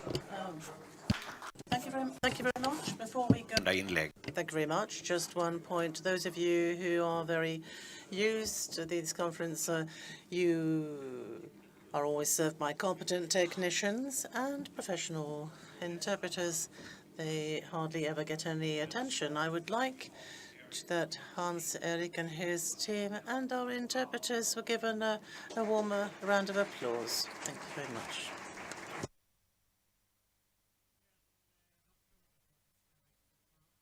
But this wasn't a very warm round of applause. Try again.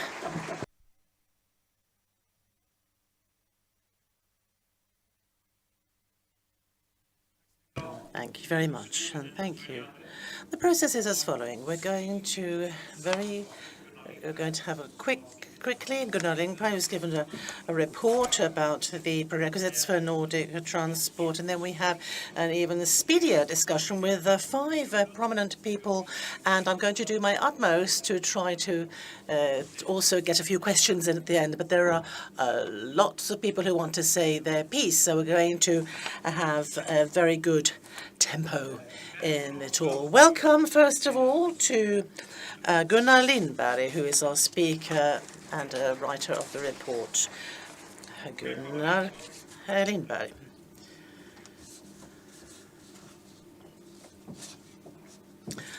You forgot to ask them to applaud. Well, you can be applauded when you have delivered, I promise.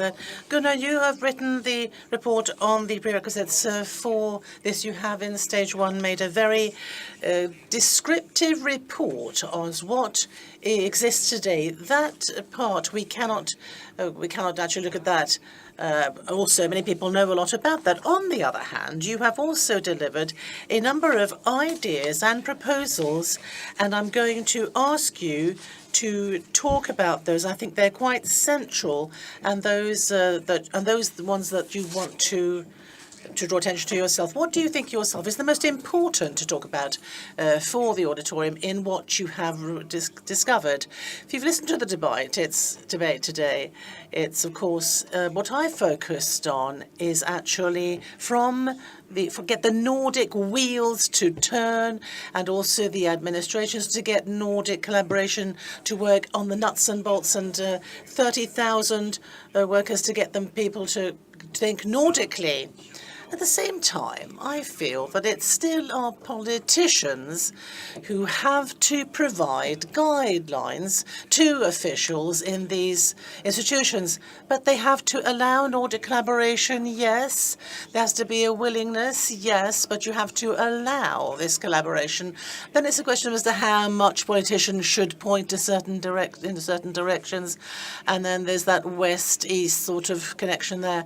But then we come to the nuts and bolts, and the Swedish screws have to fit into the other bolts, and to you've just heard a high nature representatives say at least twice that infrastructure is a critical issue. What is your view on that? Well, of course, it's a critical point, and also your vision on a coordinated Nordics. It's critical. Infrastructure planning, yes, but if you have a plan in the Nordics with all the authorities, but no, not really. I mean, yes, but start small. Have a Nordic infrastructure plan on a smaller level. So try to collect the national and then develop to the Nordic level. In your report, investigation, do you think that you should take the national plans and, so to speak, to boil them together of that already exists, and not start a large strategic plan or that kind of work? Why do you think that? Because there's a lot of studies about that the transport field is complex. There are different organizations and teams involved. There are 3 or 4 ready-made plans about a decade old or so, and those can be woven together. It's not sexy, it's not that fun, but exciting. But you can have kind of a plan, of a route plan, a map for the Nordics, and that's ready. Once you've got that picture, then you can point in different directions or routes, Oslo, Stockholm, and do that parallel to the other general plan. It's going to be too complex, so you can have separate studies on that, separate operations and operators as well, and lift those bits in that fit into the national plans. Another point in your investigation, which I think is interesting in the Nordic context, is that what you call green mobility in the more sparsely habitated regions. Yes, if you look out here, it comes sort of from the Faroe with discussions with Sverige in the Faroes. We cannot get help from knowledge in Brussels or Paris, also experiences of how you build a transport system which is green in more sparsely populated regions. And for example, cycling, or how you can get that to work or something, you have to look at that. Even the small parts have to work when you look at the green mobility, which is completely different from the rest of Europe. I've just mentioned, as you've named my favorite points in your investigation. What else would you like to bring to the fore?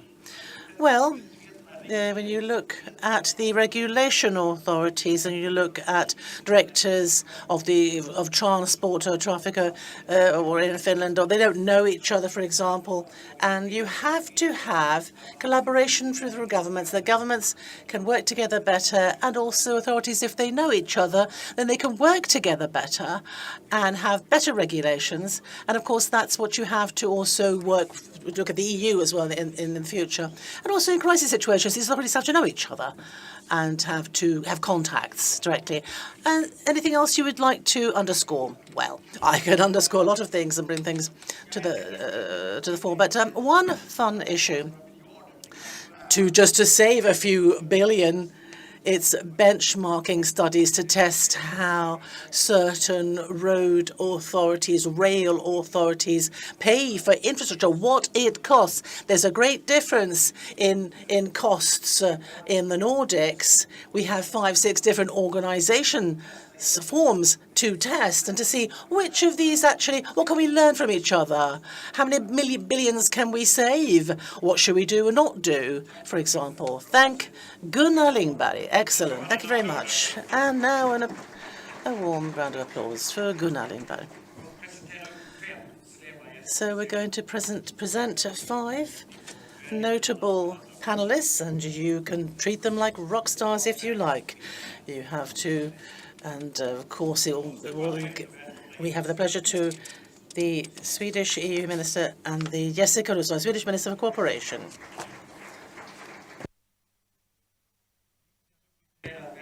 And also from the Faroe Islands, Transport and Fisheries Minister, Dennis Holm.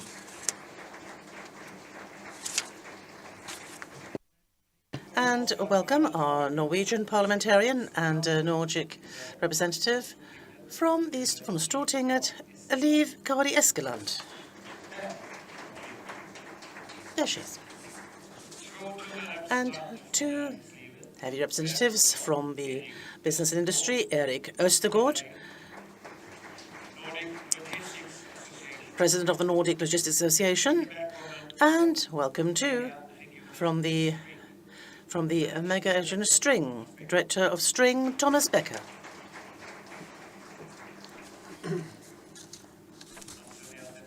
And is this a good lineup, do you think? Is it okay? We don't have to add to it in any way? Thank you very much. We will quickly go through 4 quick points. For the first, I'll just ask for short comments, because Gunnar is asking whether we should have a strategic plan with high strategic ambitions, or we should perhaps rely on the ongoing smaller plan work. Then we'll be talking about the forms of cooperation, which is very much discussed among you, I know that, and we'll be speaking quickly about the green transition, and I'm sure about the infrastructural consequences of the NATO situation. So it will be, and then perhaps we can have some input for the audience as well. So, Jessica Roswell, do you have any views on the need for an overall Nordic plan? Well, I also heard Gunnar talked about implementation, so that's what I'm focusing on. Infrastructure is very, in that Nordic cooperation is essential. We are chairing our program, but it's just an image of the Öresund bridge, because it's a game changer which emphasizes the importance of having a good infrastructure. Dennis, would you also like to comment on that? I also think it's important to have a common strategy, but as was said before, our discussion is also based on our desire to participate as full members of the Nordic Council, because we have already contributed to the whole discussion about infrastructure and transport. Even though we're a very small country, we have contributed with our solutions, which can be escalated and scaled up. So we want to be part of a common strategy. Liv Kari, do you want to add anything? Yes. we need to have a common strategy. Norway has delivered its national transport plan, which was ready on the 22nd of April. The Nordic region is mentioned twice. That's not a lot. No, it isn't. So, and when you look at all the cards, all the maps in the plan, it stops with the Nordic border, whether we're talking about trains or roads or marine or air or whatever. So I think it would be sensible, if we want to start it quickly, to start at the lowest possible level, add in the national transport plans next to each other, and look at the connections between the different transport areas. And I'm thinking about all transport areas. And then there's a theme which is included and which has been addressed many times by the Nordic Council, and which has been repeated and repeated, i.e. that we'll return to that, the Council of Ministers for Transport. We'll return to that, but first let's get clarified the strategy. So, Thomas, can you give us any ideas about the need for a big structure? Well, it's not just about infrastructure. It's also about the rules of that the transport business is working on. And we're in a situation where 80 to 85 of the rules for European transport comes from the EU. The access to the market, the access to the profession, driving and resting times. All those rules are EU legislation. And for many years in the Nordic region, we've had the chance to make bilateral agreements still within the framework of the EU rules. So it's important to maintain the productivity improvement that we have seen in the Nordic countries, and to ensure that it's also there when the rules are changing. Well, we'll return to that because that's part of the green transition that we will also be discussing. But over to you, Thomas. Well, no new big plans like that. No, not at all. Everything has been mapped. The bottlenecks are there. We have identified them in the IT&T corridor and so on and so forth. It's just a matter of getting started. And I can't help saying about the Öresund bridge, which was mentioned by the Swedish minister. Well, one missile and it's end of the bridge. And so there's a huge vulnerability there. So an extra connection across Öresund, that's one thing to start with. Well, String has released a new report about that, but we'll perhaps return to that.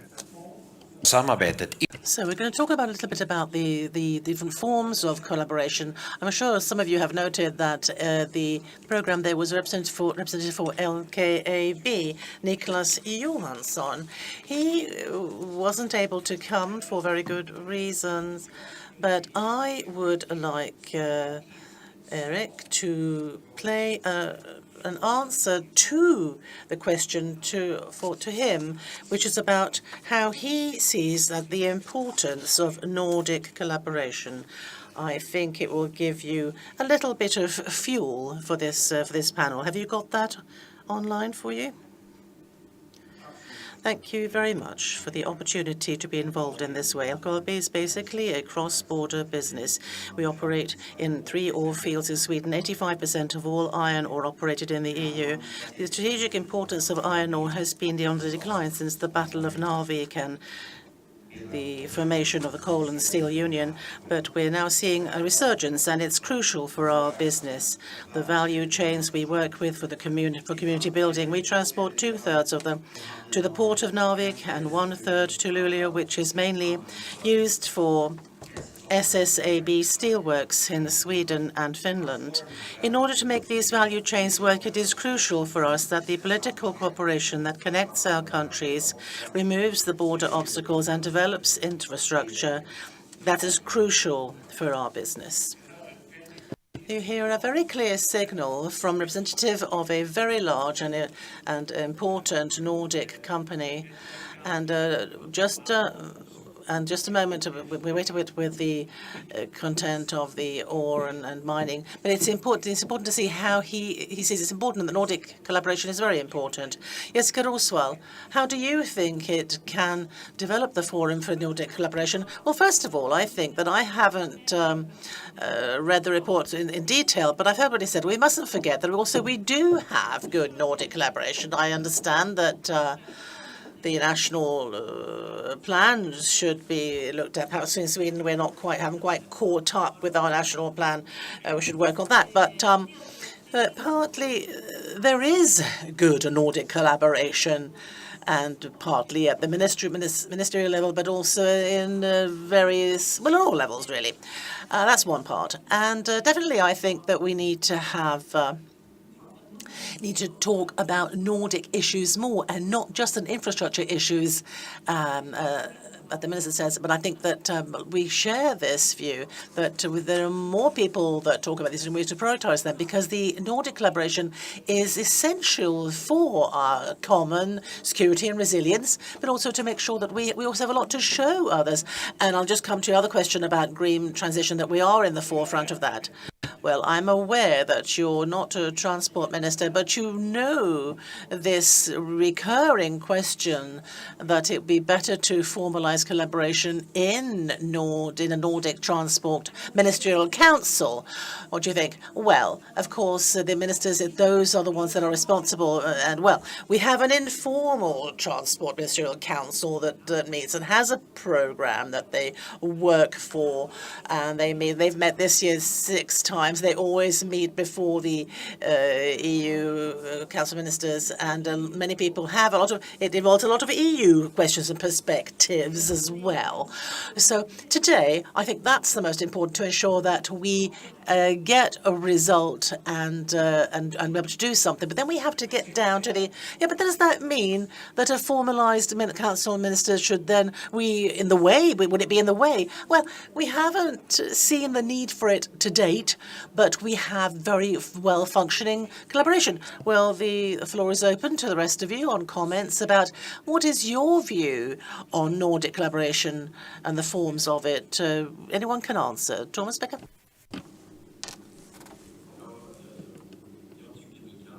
I believe that if you look at the Benelux countries, with which we have a very formalized cooperation, they have a very careful coordination before the council meetings. They coordinate almost every views, not only concerning transport, but in most issues, but they have an enormous influence. So it's a no-brainer to make a formal Nordic Council of Ministers for transport, where they can coordinate views to present to the EU, but also coordinate the transport that goes in and out of the Nordic region. We are, of course, many of us are exporting nations, especially Sweden, and because of border demarcation, we need to coordinate both cargo and passenger transport.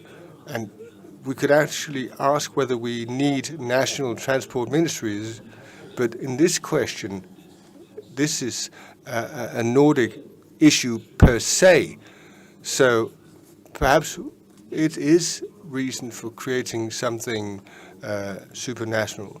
So also, as Council of Ministers for Transport would give the Nordic Council of Ministers a greater impetus. Well, you'll be able to respond to that in a moment. We'll wait until that. Liv Kari Eskeland. If we look at the tasks that we have in relation to the borders between the Nordic countries,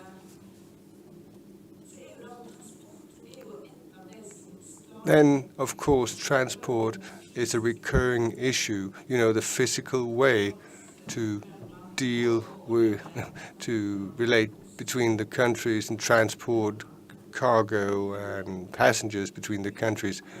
And there we have an untapped potential in relation to making the Nordic region a large exporter to Europe and to the world.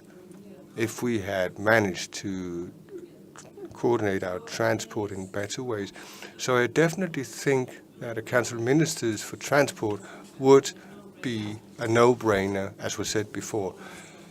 At the same time, I don't want to go that far, as pointed out by Thomas, by saying that we do not need national transport ministries, because our countries are quite diverse and have quite considerable internal challenges within their individual countries. Yes, yeah, we have come to the Nordic Council meeting where we give the entire Nordic idea a boost. But don't you, as a parliamentarian, as a domestic area, well, what do you see there? Well, we do lift the Nordic perspective in our parliament, and we also address cases that we work with in our national parliament and lift them up to the Nordic level to give them a greater weight, and where we can work in more in depth with them.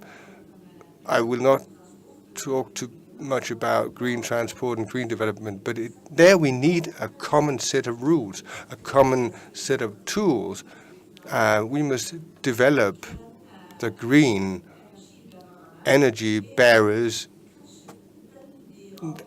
It may be very essential to get to that point, because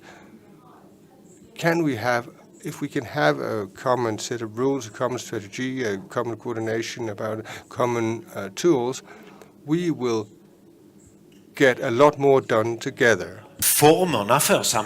But can you add something about the forms of the collaboration when it comes to the actual formal? Have you got anything to add to that?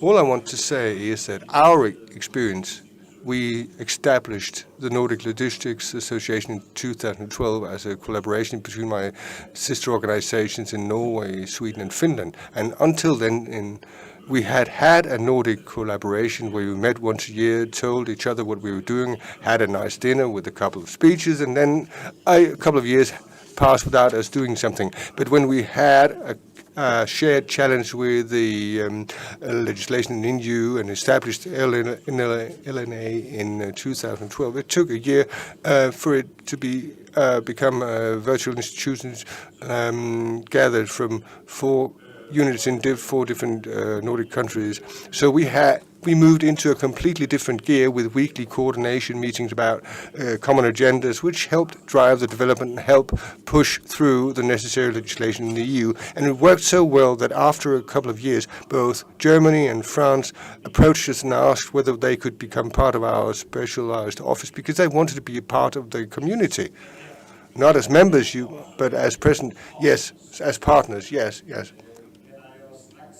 And before I let Dennis come in, I want Eric to prepare the video clip number 2. Dennis, please. When we discuss challenges of transport and infrastructure in the Nordic context, we're actually talking about 2 different discussions. One as a coherent continent, and then we have with, Iceland and Faroe, we don't have a road connection to Oslo. So the Nordic discussion must include 2 parallels, one with roads and railroads, and one where we have the whole system about transport in the air and at sea. And there we can learn perhaps from the solutions that they work with in Norway, because their region is very much like our area. So it's not just a Scandinavian discussion, but also a Nordic discussion with 2 themes, I think. I've had the advantage of meeting a number of you previously. One person that I know has quite a lot of opinions about the forms of collaboration, as Stein Erik Lavur, who is, where is he? There you are.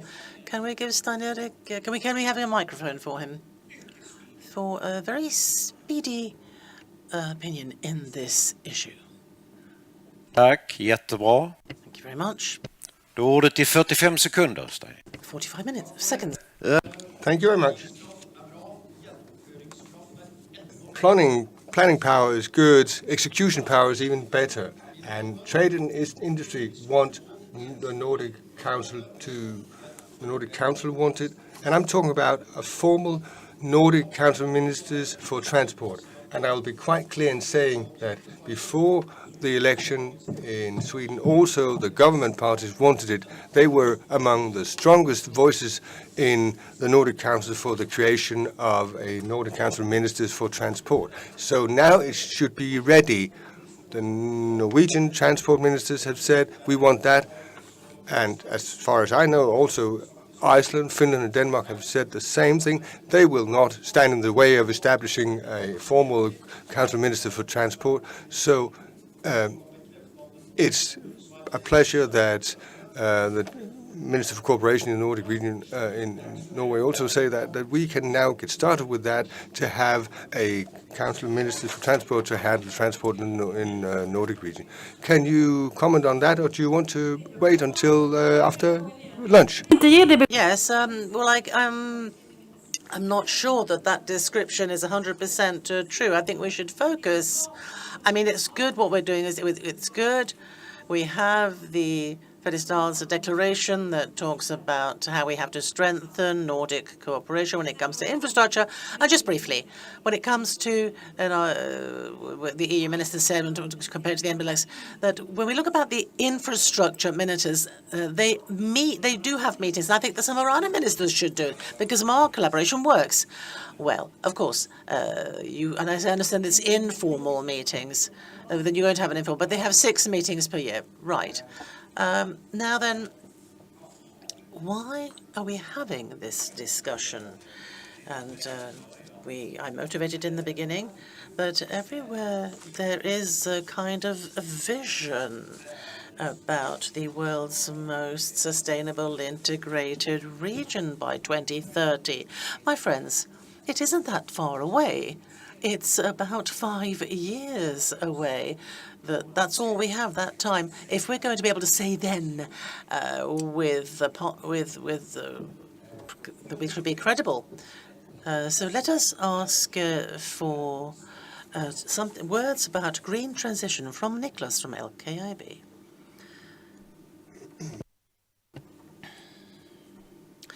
The most important thing for us is that we work together to develop our infrastructure.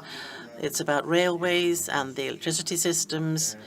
We see 2 rather large strategic issues that we have to deal with simultaneously here. It's about the climate issue, but it's also about increased geopolitical tensions we see and what they mean for value chains, for our opportunities in the future.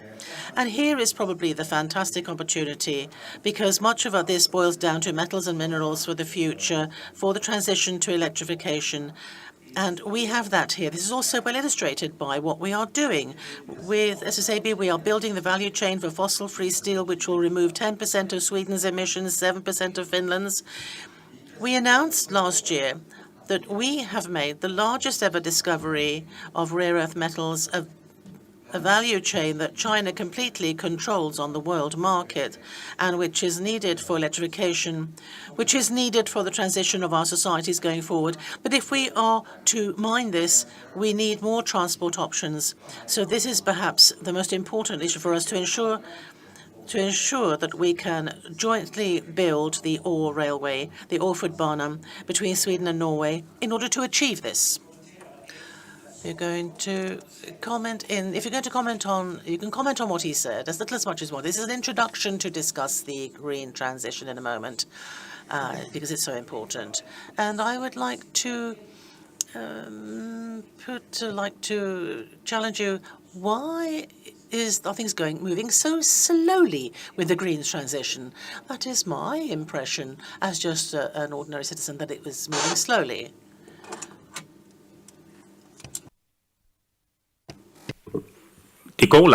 Well, it is happening slowly because it's a huge task that the transport business, when we talk about road transport, is faced with. Since the invention of the combustion engine 150 years ago, we have been cultivating industrialization in the Western world based on fossil fuels.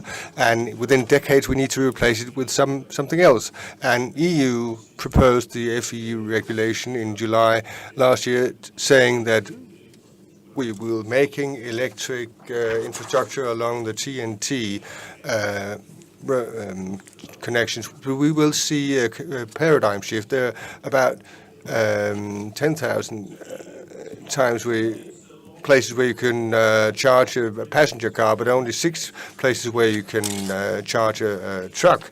So it's a long way to go, but the paradigm shift from public tank station to home charging at companies' facilities at night so that the trucks are ready to drive next morning, because otherwise it will cost big time on productivity, because the drivers have very strict rules regarding rest and work. So we shouldn't spend expensive chauffeur time on a chauffeur waiting for his car to charge up. So we need to have charging infrastructure installed in the places where the trucks are parked at night, so they are ready to roll next morning. So it'll be a huge charge to make sure that the grid can deliver. It's up to 4 years delivery time, and it costs a lot of money. While you draw up this interesting policy and politic, Thomas Beck is nodding all the time, because he also very committed to this question. Soon you'll be able to comment, but Liv comes in first, please. Concerning the grid, it's a common challenge for all the Nordic countries. Not only the grid, but also energy supply. Also in Norway, where we have a lot of rivers and water power, and some wind power. 50% of our energy comes from renewable sources. So that means that we will have to build massively with renewable energy in the coming time. That will take time. So it's not only the grid, but also the renewable energy. Then there's all the metal that we need. This technological shift will require a lot of metals. We do have mining to get them. This means that we need to, in order to have the opinion on our side, we need to build up all the renewable side, and we need to get all the metals that we need. That will require massive intervention in nature, which is a problem to all of us, and also having the opinion in favor of you in this transition, that will also be demanding. And most politicians tend to choose technology. There we have market resources and to mature, and all this technology available along several axes, and we need competence for that as well. And we also need good infrastructure in order for people to be able to move freely between the countries. There we need the competence. Thomas also wants to add something, please. I just wanted to say that I agree completely with Erik in the view of the task ahead of us. It's an industrial revolution that we are faced with. And the other thing I want to say, that all those who know something really substantial about how to cut this, for instance, we look a lot at OECD and their reports. They all say that the condition for this transition is good infrastructure. Especially we are challenged in the Nordic region because larger distances and lower densities. So it's important to bring that in as well. And last but not least, I'd like to return to the question of borders. It must be coordinated between the countries. We cannot live like islands, like isolated islands, because we're part of something bigger. And I hope that we will get a chance to get back to the question about formalizing the Transport Minister Council. Oh, how elegant. He switches between fluent Danish and fluent Swedish. It's really professional. Dennis Holm, please. How do you feel about the speed of the green transition in the Faroe Islands? Actually, we feel fine about it. We have a very ambitious plan that we want to be 100% green in 2030, and we're working towards that. We're changing, sort of shifting cars and so on. The biggest challenge for us, though, I would say, and I think for Iceland as well, for Greenland, well, that is that some of our industry is based on fishing vessels. And that is a big challenge, how to transition that. We don't have that technology yet. But I think that our target about 100% green, renewable in 2030, we won't be that far away from the 2030 goal. But industrially, the shift will be hard. Oh, but you're saying that the tempo is better? Yeah, we're going faster. Nice to hear. And Jessica, well, I can confirm that. What I was going to say, well, what Liv was speaking about is that we can't do the climate challenge, the transition, if we cannot do the energy challenge. And these things are also nationally decided. We also have to collaborate about electrification. We need infrastructure along the regular roads, too. Because of the cars and so on, the electric vehicles, EVs.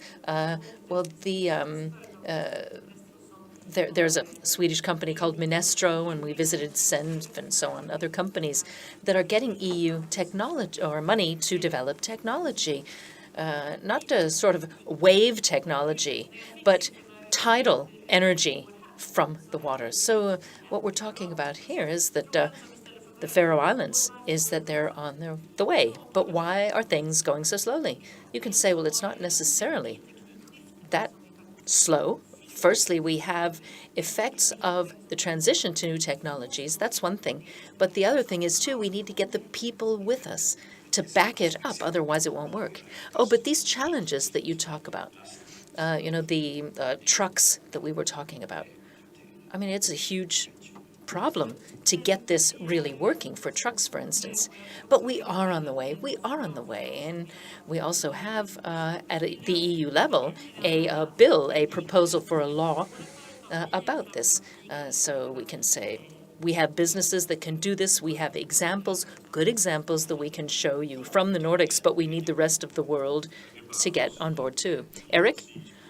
Well, I can say that at a Nordic level, there's also a need to have long-term planning for truck, so for truck shipping or freight on land, because it is very mobile, it is very cross-border. So the solutions we choose in Denmark should match the solutions chosen in all the other countries, Sweden, Finland, Norway, Germany.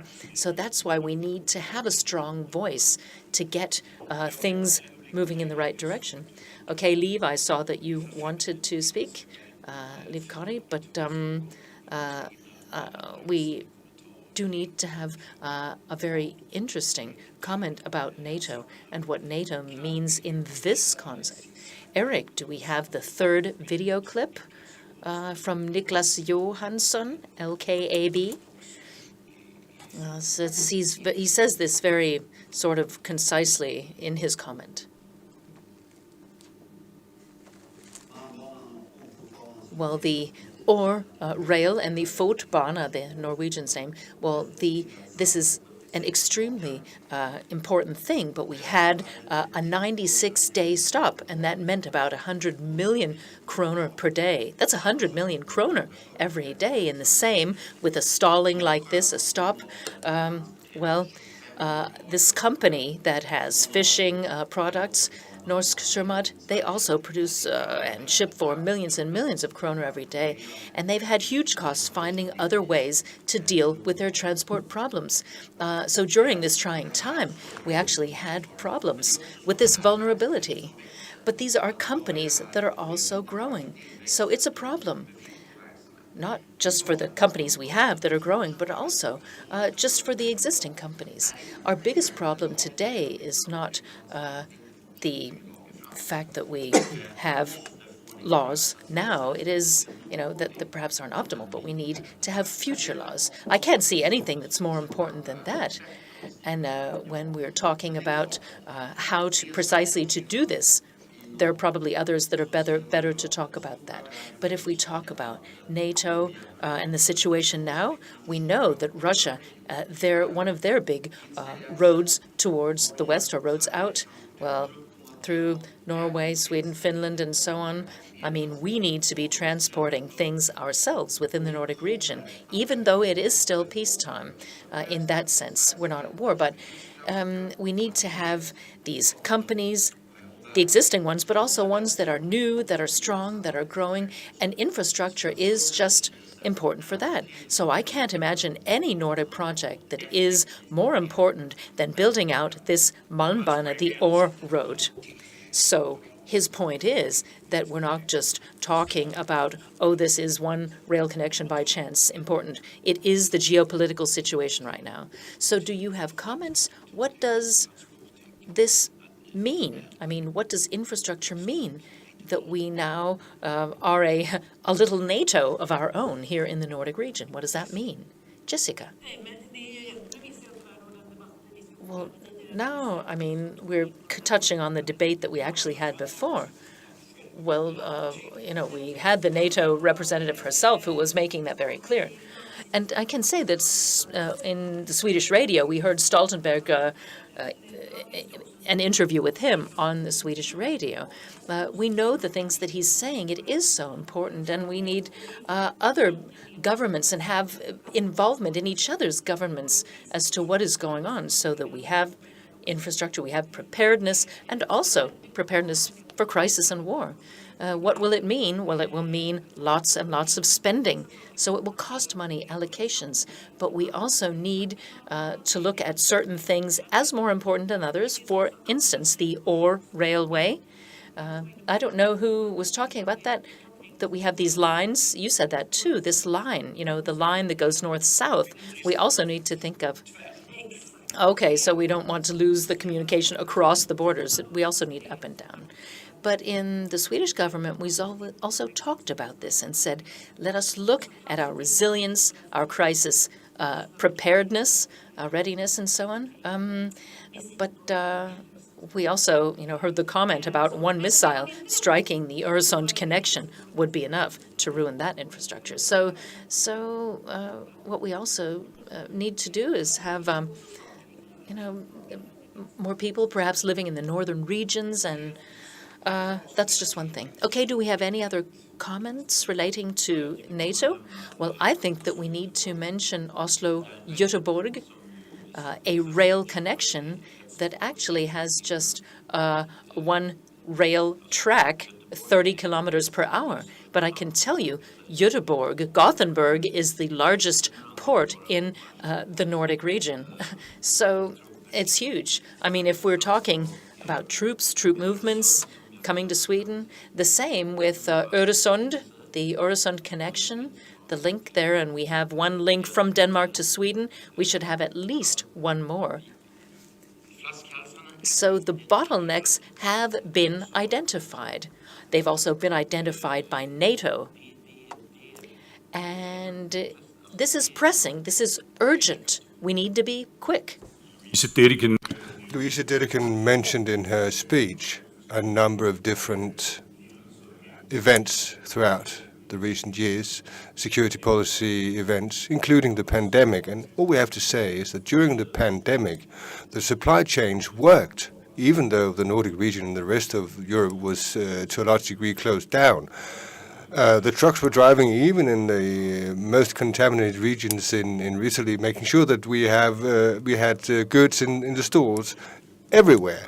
So there were no problems maintaining or keeping up the supply chains. But of course, when we begin to switch to other types of energy operation, for instance, electric trucks and how to charge them and make sure that they can run and operate, we need to think in the security policy dimension.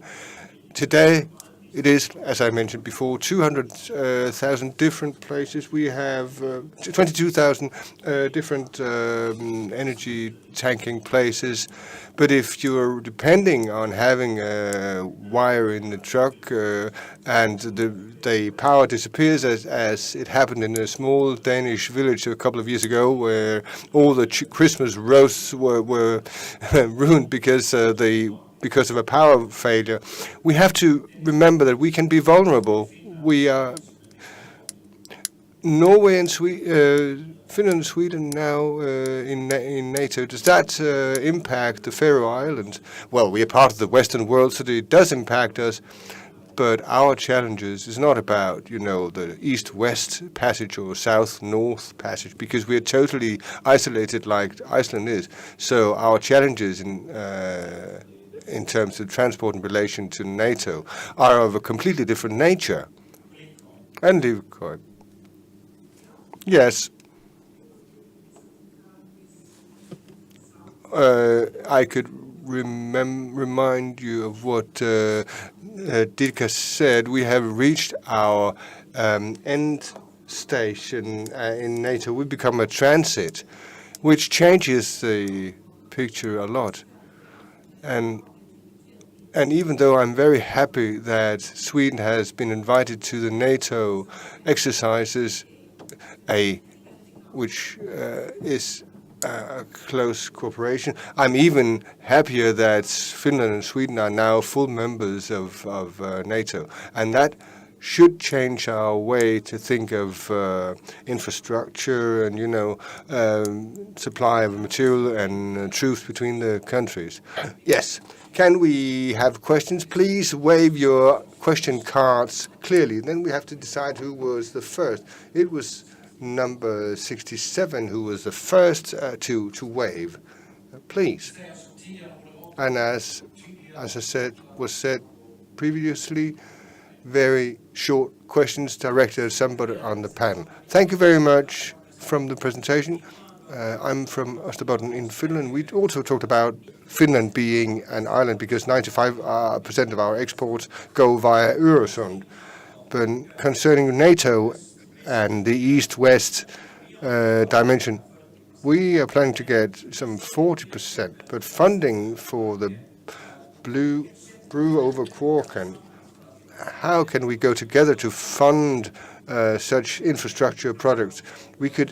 It would cost billions, but it would give us a better link both for trade and industry, but also for the military. So could this is a question for the Swedish Minister of Cooperation. I have no question, but we realize that this area that you talk about has been identified and will be very expensive. But nevertheless, it's a good example because we need to deepen our collaboration. That's a good example of that.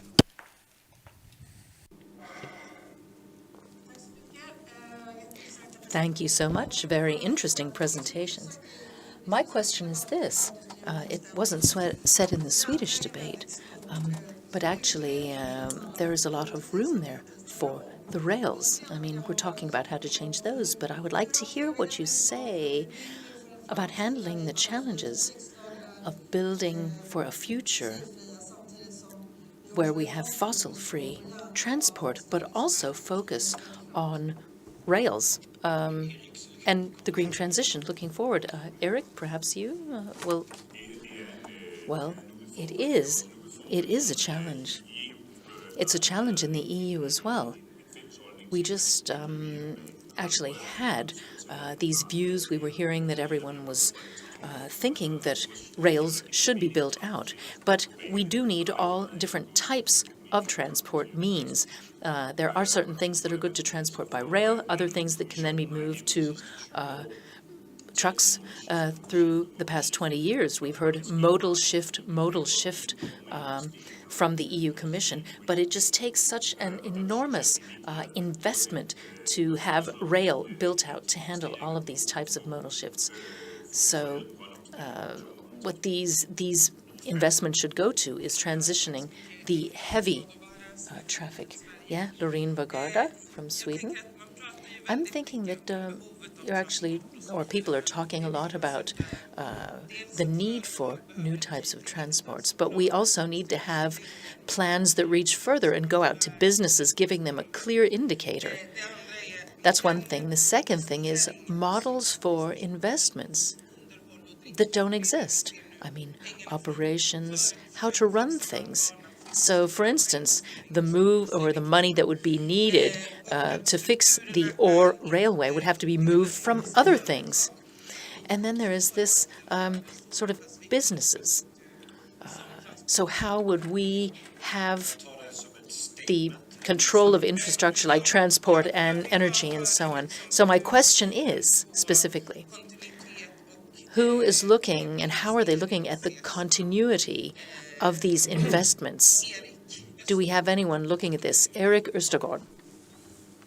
All right. I can only say that I actually agree with you. I've been trying to press the Danish government to give us long-term plans as to how concretely the green transition is to take place. And they say, oh, that's the market. But what I say is the government needs to have a realistic vision of a way forward, and then they need to execute. So we still haven't seen a plan for rolling out charging station infrastructure, charging points, and so on. I don't know about other countries, but that's why our Danish government's plan says will only a very few percent, sort of single digit, will be turned on to electricity.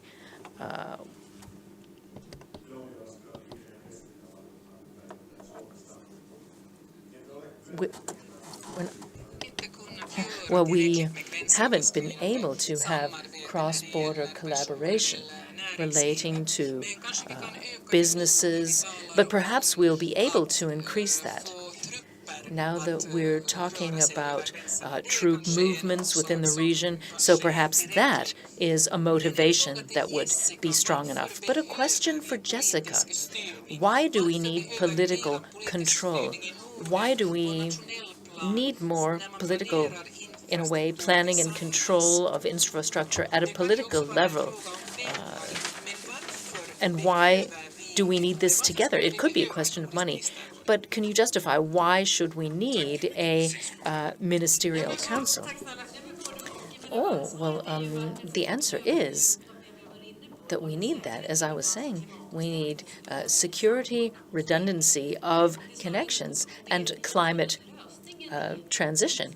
But I don't think the correct reply or response is bureaucracy. If we read Gunnar's report and perhaps read it more precisely than I do, there are recommendations there. We perhaps could look at the Norwegian national plan, and I can say this is responding to Lorena's question too. But I mean, my infrastructure minister will probably scold me when I get home because I'm just the collaboration minister for the Nordics. But we have to look at what we need and prioritize. So we are small countries and need to have priorities. So we can't just spread it everywhere. Okay, we'll be having question number 75. I think he's our questioner after that has a sore arm because he's been waving his number so much. So 75?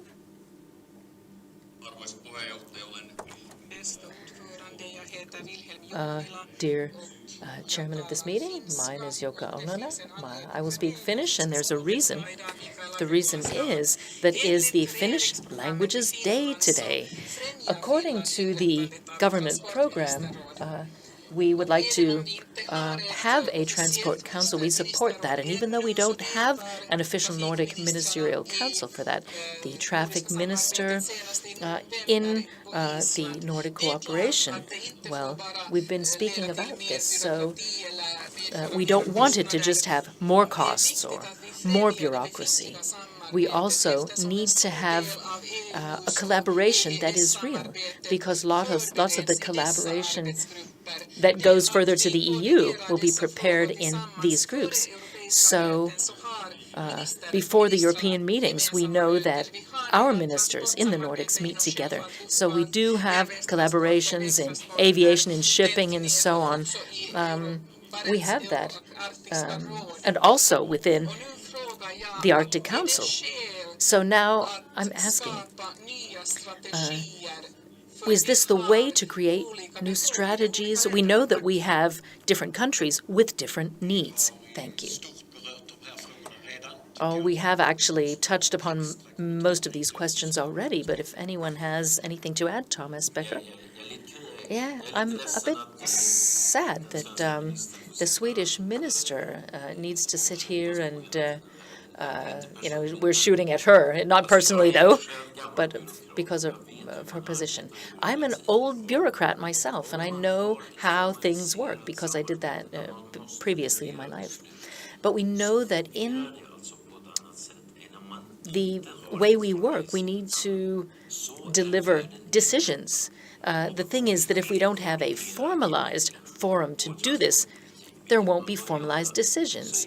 So when we're talking about transports, the least we can do is to have to use the forum that we have here and formalize the transport area and coordinate the things that are relevant. Of course, we won't be coordinating everything, but the transports, the channels that are cross-border, transnational, they're important. So these will be situations where countries are forced to give up some of their influence. Is there anyone who wants to, conclude our questions here? Yeah, here we're talking about collaboration. I'm talking about the rest of Europe here. So I'm talking about, or we were previously talking about Göteborg as important. We have Hamburg, Antwerp, and others.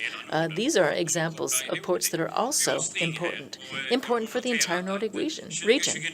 I noted that 2029, well, the fixed connection between Denmark and Germany is supposed to be finished by 2029. What decisions do we need to make so that we can have an effect, benefit from that? So how can we reinforce this infrastructure so that we see these connections from a Nordic perspective? So who did you want to respond? Here, Becker, please. Me again? All right. Thank you. Thank you so much. Femern connection, that connection between Denmark and Germany, which may even be opening as early as 2028. We will have to see, but they're a bit ahead of schedule, actually, and I think that's very positive. So that Femern connection will be relating, or will result in more goods being shipped, so greater shipping loads. And that will put a load on the Öresund region as well, so we have to think about how we can solve that too. The Öresund link, the bridge, the connection will be under more pressure than we've seen traffic-wise. There will be lines, there will be waiting times, and we need to get the goods moved to Norway, to Sweden, and so on. So that is what will happen when the Femern connection opens. So getting a transport pathway now, making things easier from the Nordics to the European continent, that will make it all good. I mean, the collaborations we have with North Germany, it's important to say here too, Northern Germany would very much like to engage in the Nordic collaboration if we would let them. I'm sure that the Schleswig-Holstein region and Hamburg, I'm sure that they would like a place in the Nordic Council too. And that would in a way be meaningful because they feel themselves that they are, in a sense, Northern, Nordic. But the Femern connection is not just symbolic, but it is a very real transport instrument that will benefit us. But it would also mean that there are some challenges, which so far in Denmark and in Sweden, we have not given them any attention. We pretend that these challenges don't exist because it's too difficult. Talking about an extra Öresund connection, we are several minutes over time, and I can say that when you leave the room, then I would ask you, those of you who are politicians, parliamentarians, international guests, and so on, we will take you so you can have a wonderful photo So photo opportunity. You will have to look at that opportunity. In 2022, in November, in Helsinki, I asked a panel like this one whether they thought that in 2030 we could collaborate actually to go out public and say in 2030 we are the most sustainable and integrated region. I asked that panel in 2022, and I'm asking it now to this panel. And I would like the answer to be very, very clear. That other panel said, well, like when there is a goal in football and soccer, you stretch up both hands. If you don't stretch up both hands, it means you don't think that we confidently can say we will be most integrated, most... Okay. The question, do you believe that we can, with a good conscience, say in 5.5 years that we are the most integrated and sustainable region? 2 hands, hopefully. All right. Thank you. And that was all. Thank you so much to the panelists. And now, the microphone is yours. A very warm thank you for participating in the panel here and a very interesting debate previously and now. Just practically, we have a slightly shorter lunch break, so we'll start here back in this room at 12:30 precisely. So please be here on time. All members, all ministers, and all guests, we would like to ask you, please come to the main entrance or come outside the hotel with us. You'll be guided outside. The lunch is actually the same place as later. That will be after the photo. It's down in the restaurant and in the hallway. So thanks to all of you in the panel, and we look forward to the follow-up for this important theme for Nordic collaboration. Thank you.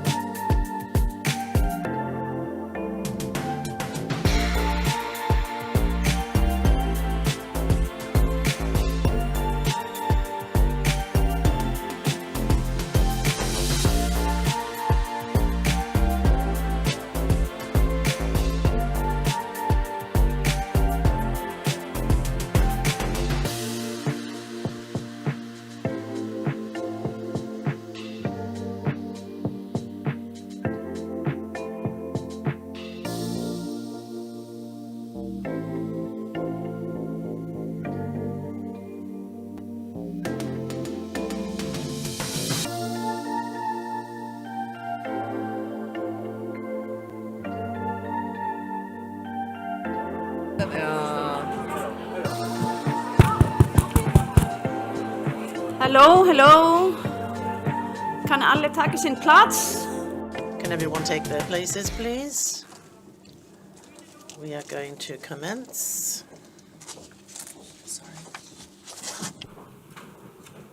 Og jeg begynner med å tale litt på islandsk. I'm going to be speaking Icelandic.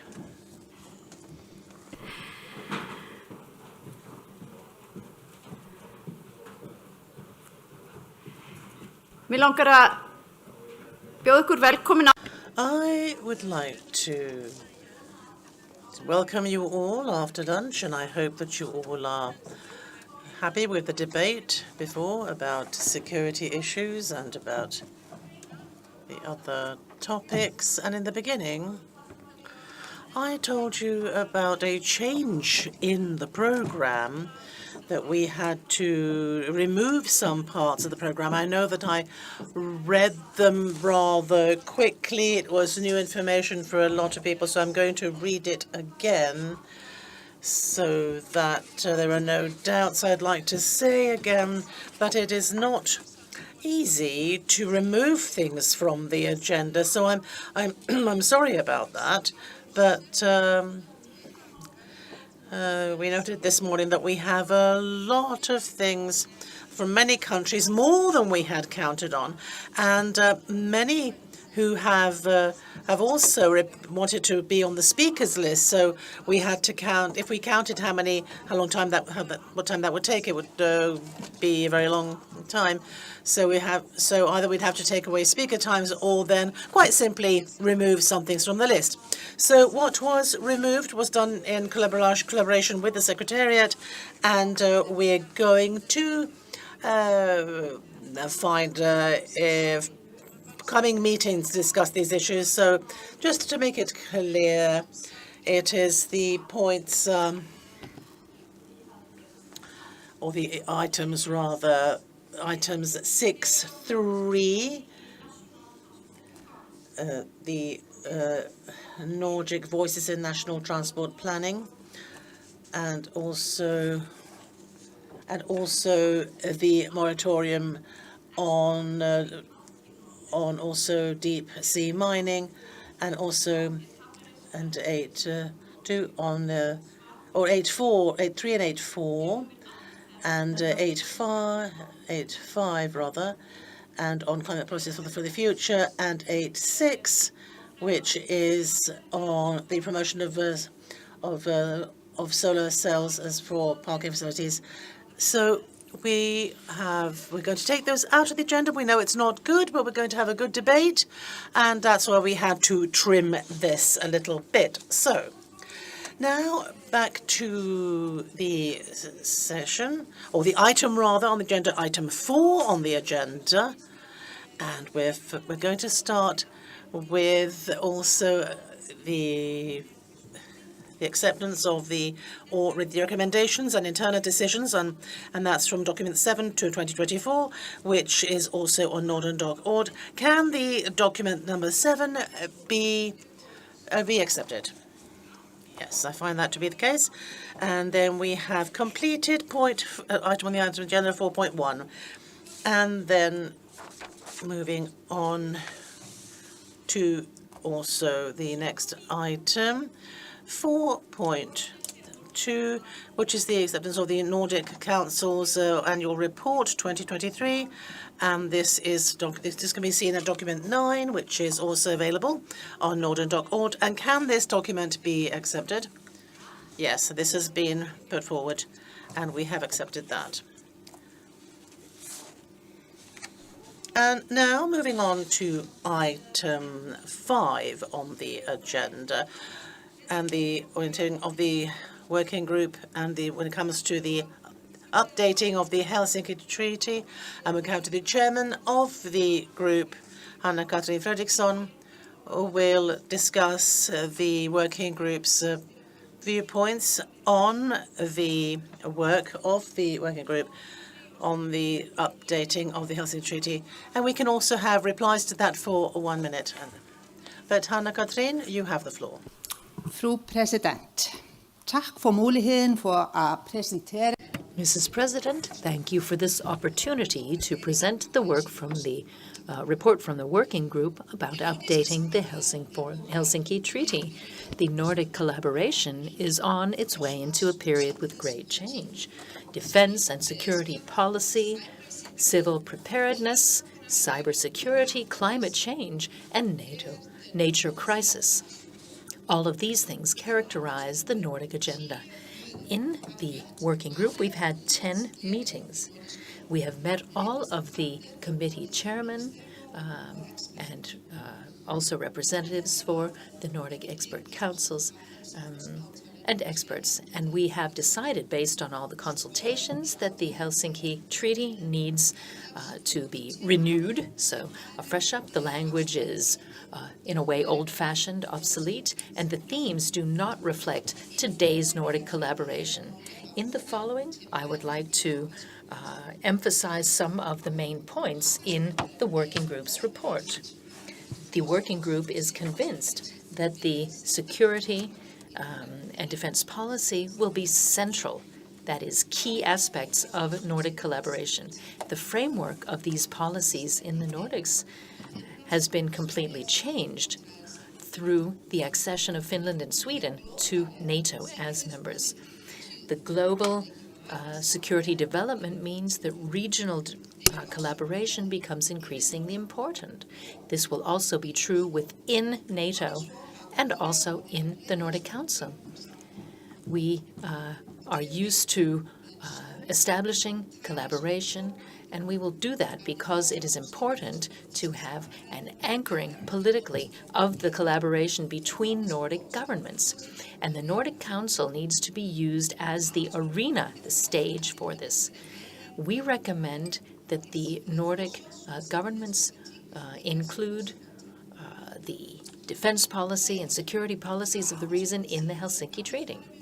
Colleagues, I will tell you that we also, from the working group, recommend that work with defense and security should be part of the agreement itself, and preparedness as well.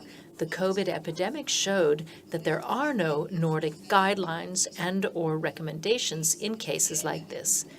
If the governments only receive national recommendations, then they will only have primarily Nordic solutions. So to have Nordic solutions, we need to have Nordic recommendations in times of crisis. Also, the work with preventing border obstacles is important. Among the populations in the Nordics, this will give us more legitimacy as well. This is part of Nordic collaboration, and therefore we in the working group believe that getting rid of border obstruction should be formalized as part of the Helsinki Treaty. Working in the social area and the health area is also part of what we do. There have been comprehensive welfare collaborations going on, and this has been an important part of integrating the Nordic region. The welfare state and the Nordic welfare model or models are all part of the branding of the Nordics, and they have gained much attention around the world. The working group recommends that Nordic governments update the articles in the Helsingfors Agreement relating about a chapter for social work, specifically naming or mentioning the Nordic welfare models. Culture is also part of the Nordic collaboration.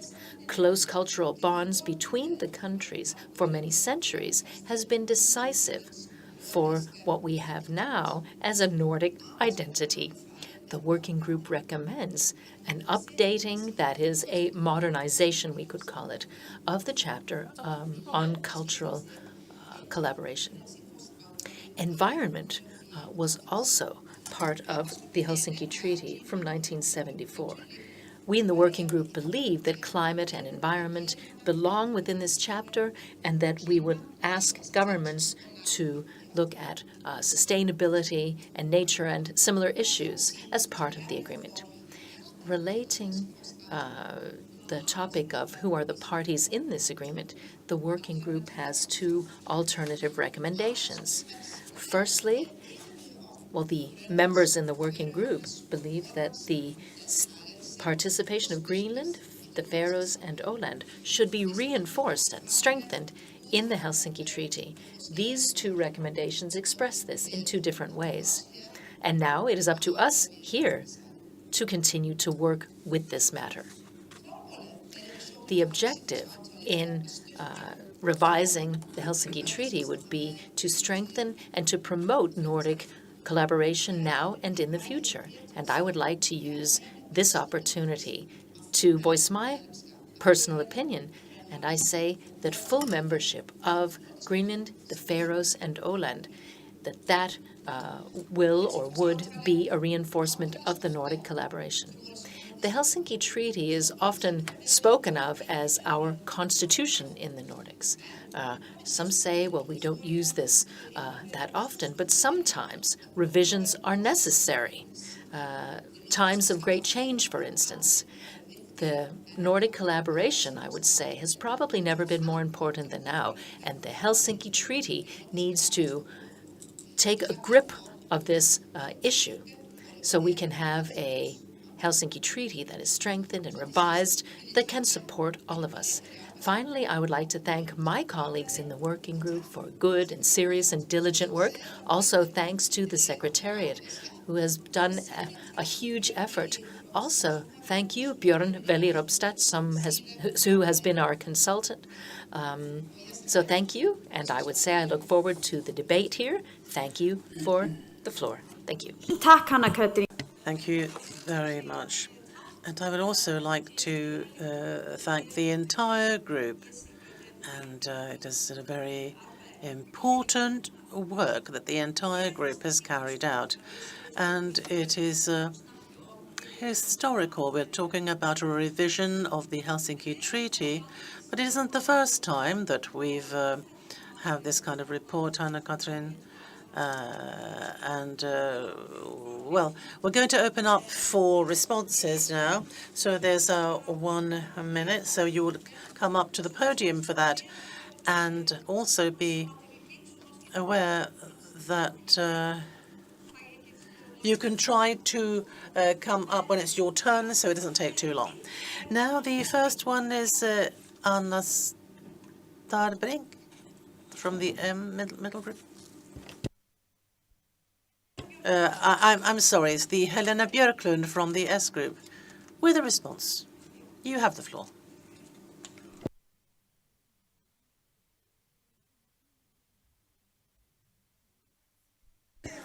Thank you very much, Madam Chair and Hanna-Katrin, for a very good conclusion. And from the behalf of the S group, we want to thank the whole working group, and they've done a very big work and used a lot of time on this.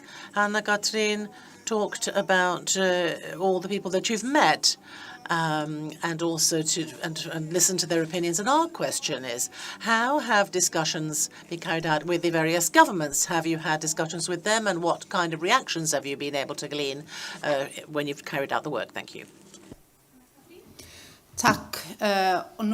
Thank you. And now I would like to speak Icelandic.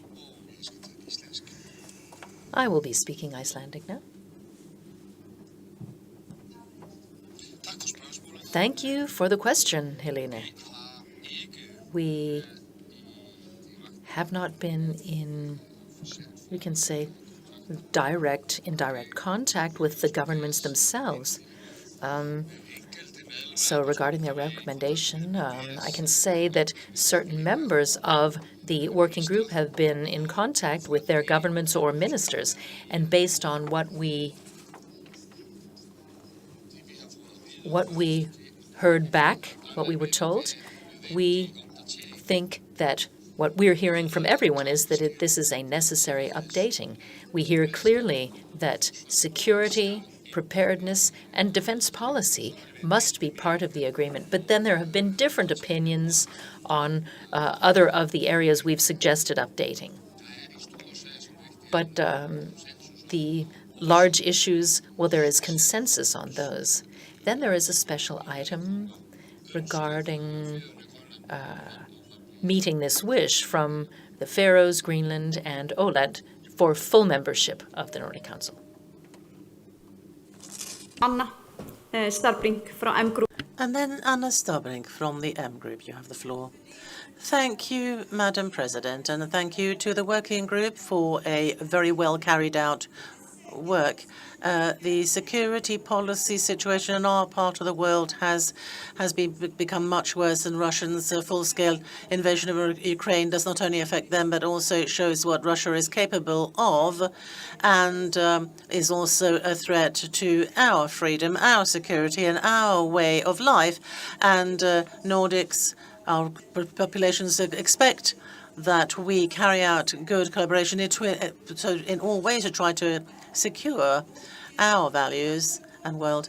The Helsinki Treaty has been a fantastic base for our collaboration, but now, as I can see, there's a risk that we will become irrelevant if we cannot change and give us a mandate to work with the important issues around security, foreign policy, and defense policy. And so we want to strengthen the work, and it's important that we go forward in those questions. And we wonder if Hanna-Karin perhaps could develop a little bit more and talk about how you look at the possibilities of deepen these collaborations in these issues when it comes to security, for example. Thank you very much. Og Hanna-Karin. Thank you. And to Anna-Karin. Oh, thank you. Thank you so much for that. In light of the fact that our recommendation was very early on that the governments in the Nordics take this to the Helsinki Treaty, there's not so much more to say than what we stated in our report, but it is quite clear that the experts who all got back to us with very clear signals, well, they're saying that, everyone who's looked at this issue, they say that this is such an important matter that it needs to be taken into account. And I can even, you saw earlier, the people who are on this list. We heard from the panel earlier today as well that this is truly important, and we must not forget our background, namely that we want to solve issues in a peaceful manner, and we hope that by reinforcing the treaty in this way, we can help to do that. And now we have Joni Overska from the M Group.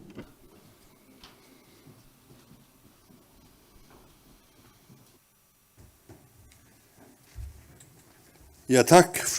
Thank you, Mrs. President.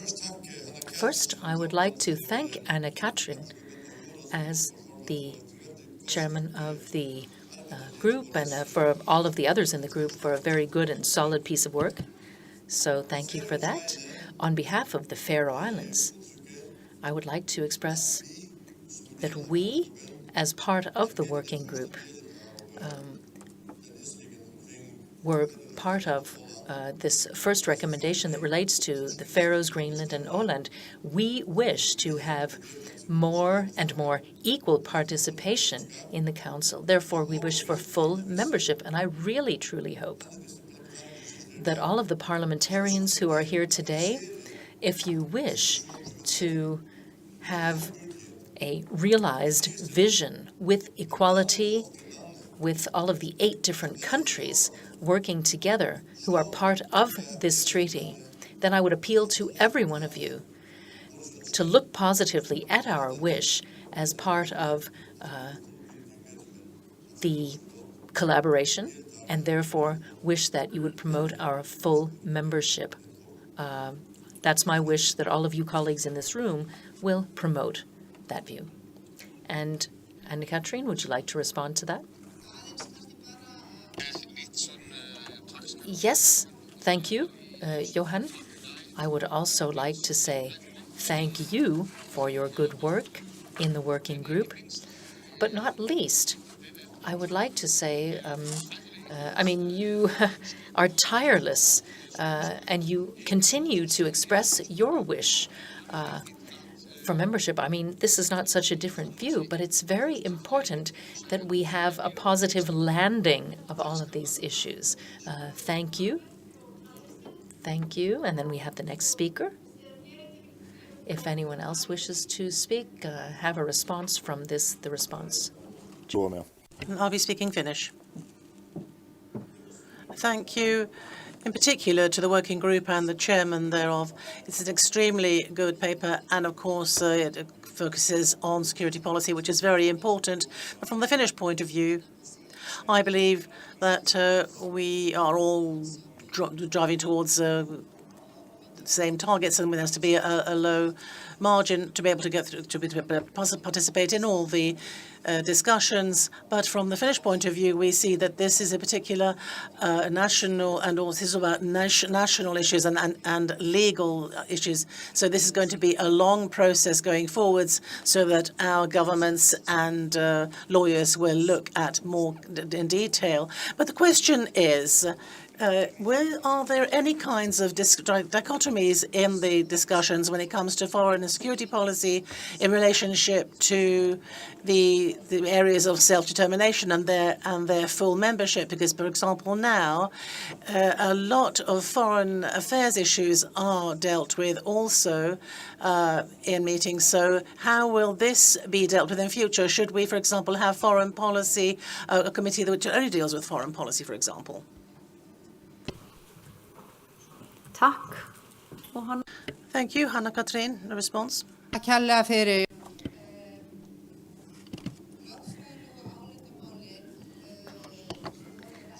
Well, there were things that had been discussed already, and naturally, they also have to consider the three different situations of the three different countries. Greenland, the Faroes, and Åland.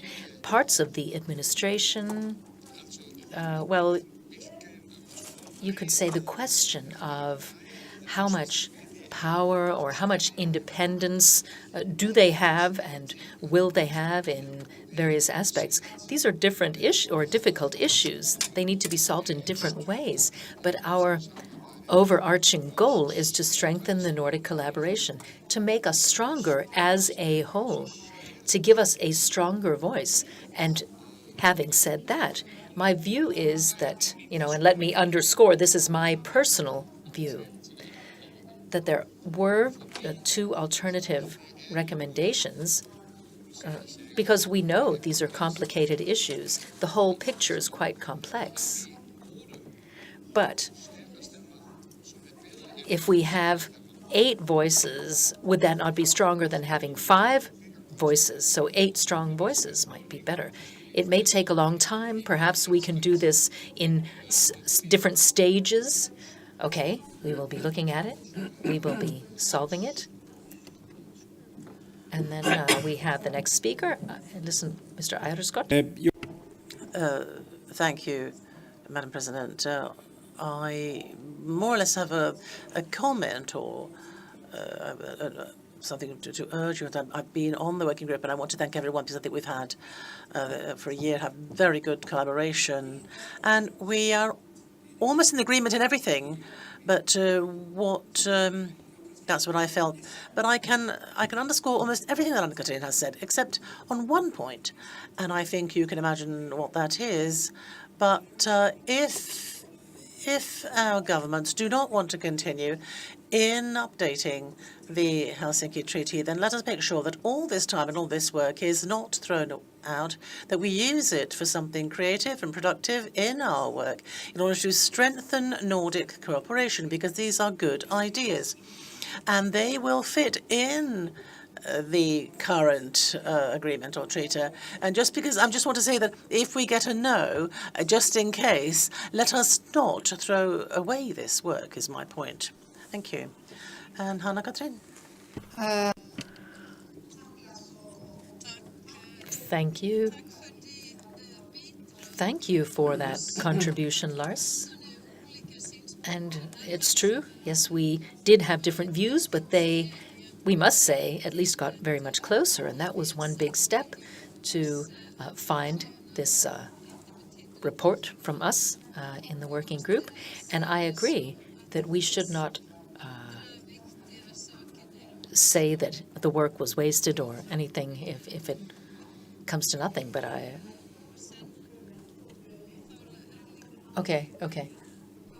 We have the next speaker, Erling Eikert.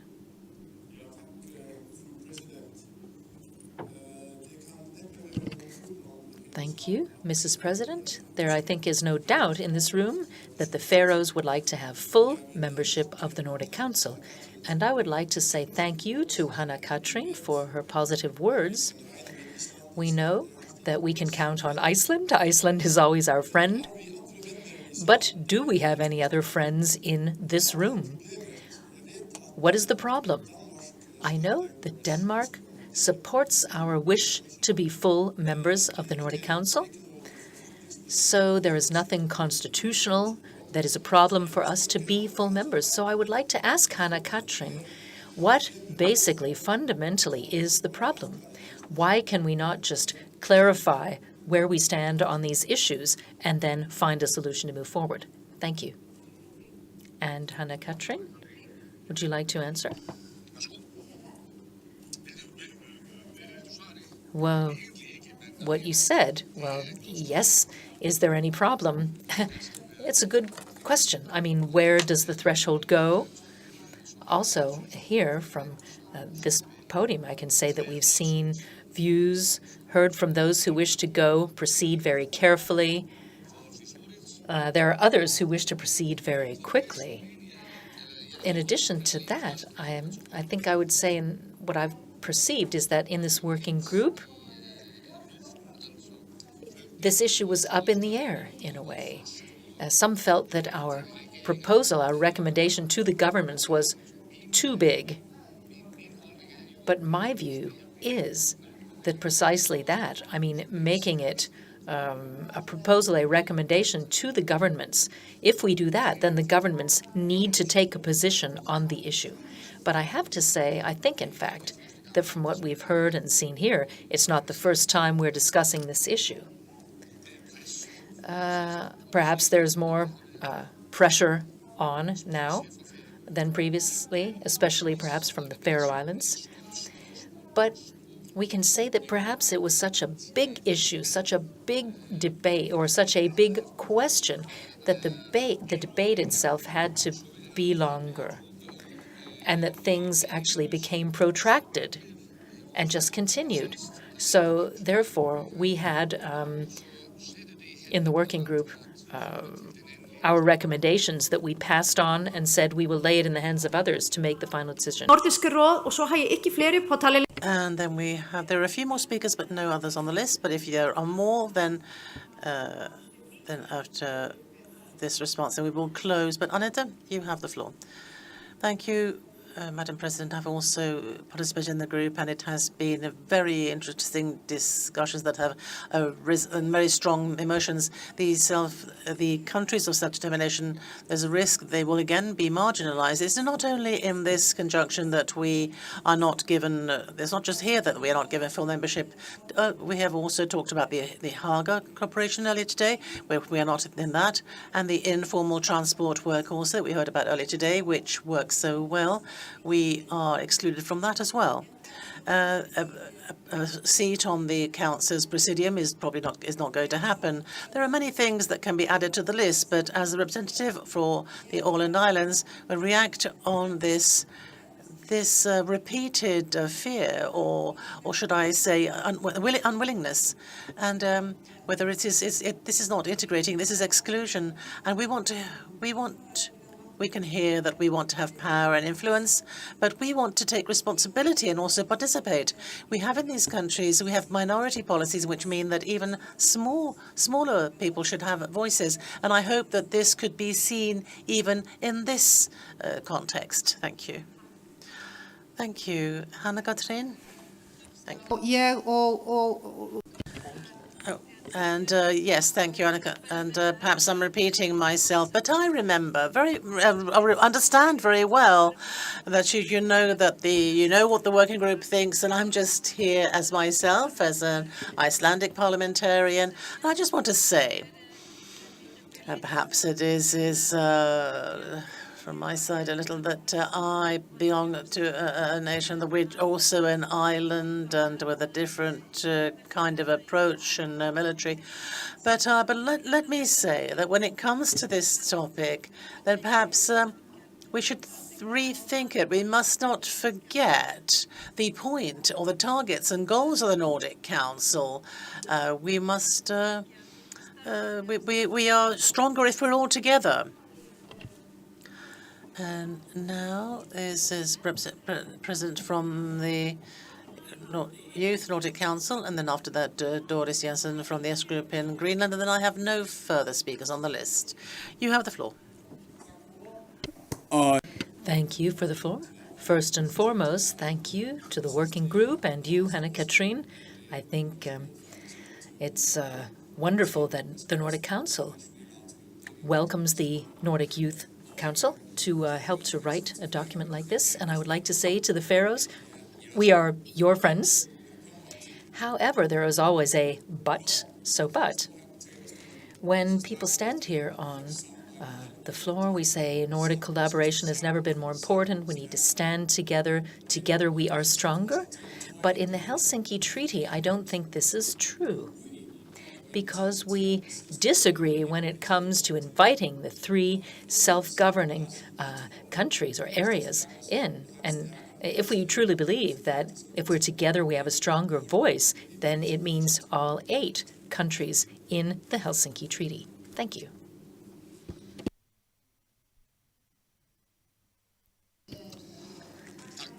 Thank you. Thank you, Anders. And, I mean, we don't have to discuss again about whether it should be the 5 or the 8, but I would just like to say that we actually had a proposal that the young, that is children and young people, should have more weight in our updated Helsinki Treaty. And I think that that is incredibly important for the development of the Nordic collaboration. We have 3 more people on the speakers list. And if I see no more cards, I will be closing the list. We have Doris Jensen, who's up next from the S Group from Greenland. Then we have Lorena from yes, we'll see them. The speakers will come after Doris. First, Doris Jensen. Thank you. We have to acknowledge that we in the Arctic region, who are in the middle of the great geopolitical interests, well, we are here like the Faroes. We are in Greenland, a small population in a huge country. And even though Greenland has freedom to determine our own politics and make international agreements, well, Denmark still has the superordinate responsibility for for instance, security defense. But even so, I still feel that Denmark does understand and does support Greenland's wish through many, many years to be an independent, that is, full member of the Nordic Council. There are forces in the Nordic Council which mean the same, but there are others who don't see us as an equal collaborating partner. So what some of them are doing is trying to make a targeted effort to keep us out. So now we stand in a situation where we need to consider, as we heard in Oslo previously, that we need to consider our future in this forum, where, well, I don't know if I have a concrete, specific question, or I could ask, do you have a better proposal for how we could be active and be part of this? So very briefly.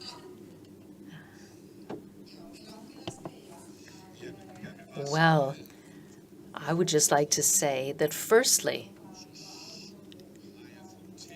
I have full confidence in assuming that you in Greenland will be working and continuing to try to bring this case sort of to reach a decision. Then we'll never, I mean, we're never, throughout the 10 meetings, I mean, we're never fully in agreement. But I could feel actually full understanding for the wish itself. I mean, the wish from the 3 independent countries to be full-fledged members. So there was understanding of them wanting this and of reinforcing the collaboration and of working towards you at some point, the three of you, becoming full members. But there were different views on the complexity of this issue. But I look forward to meeting Greenland's representatives at the next session. And now I have closed the speakers list. Just 1 minute, please, for the response, and then 1 minute for the reply to that response.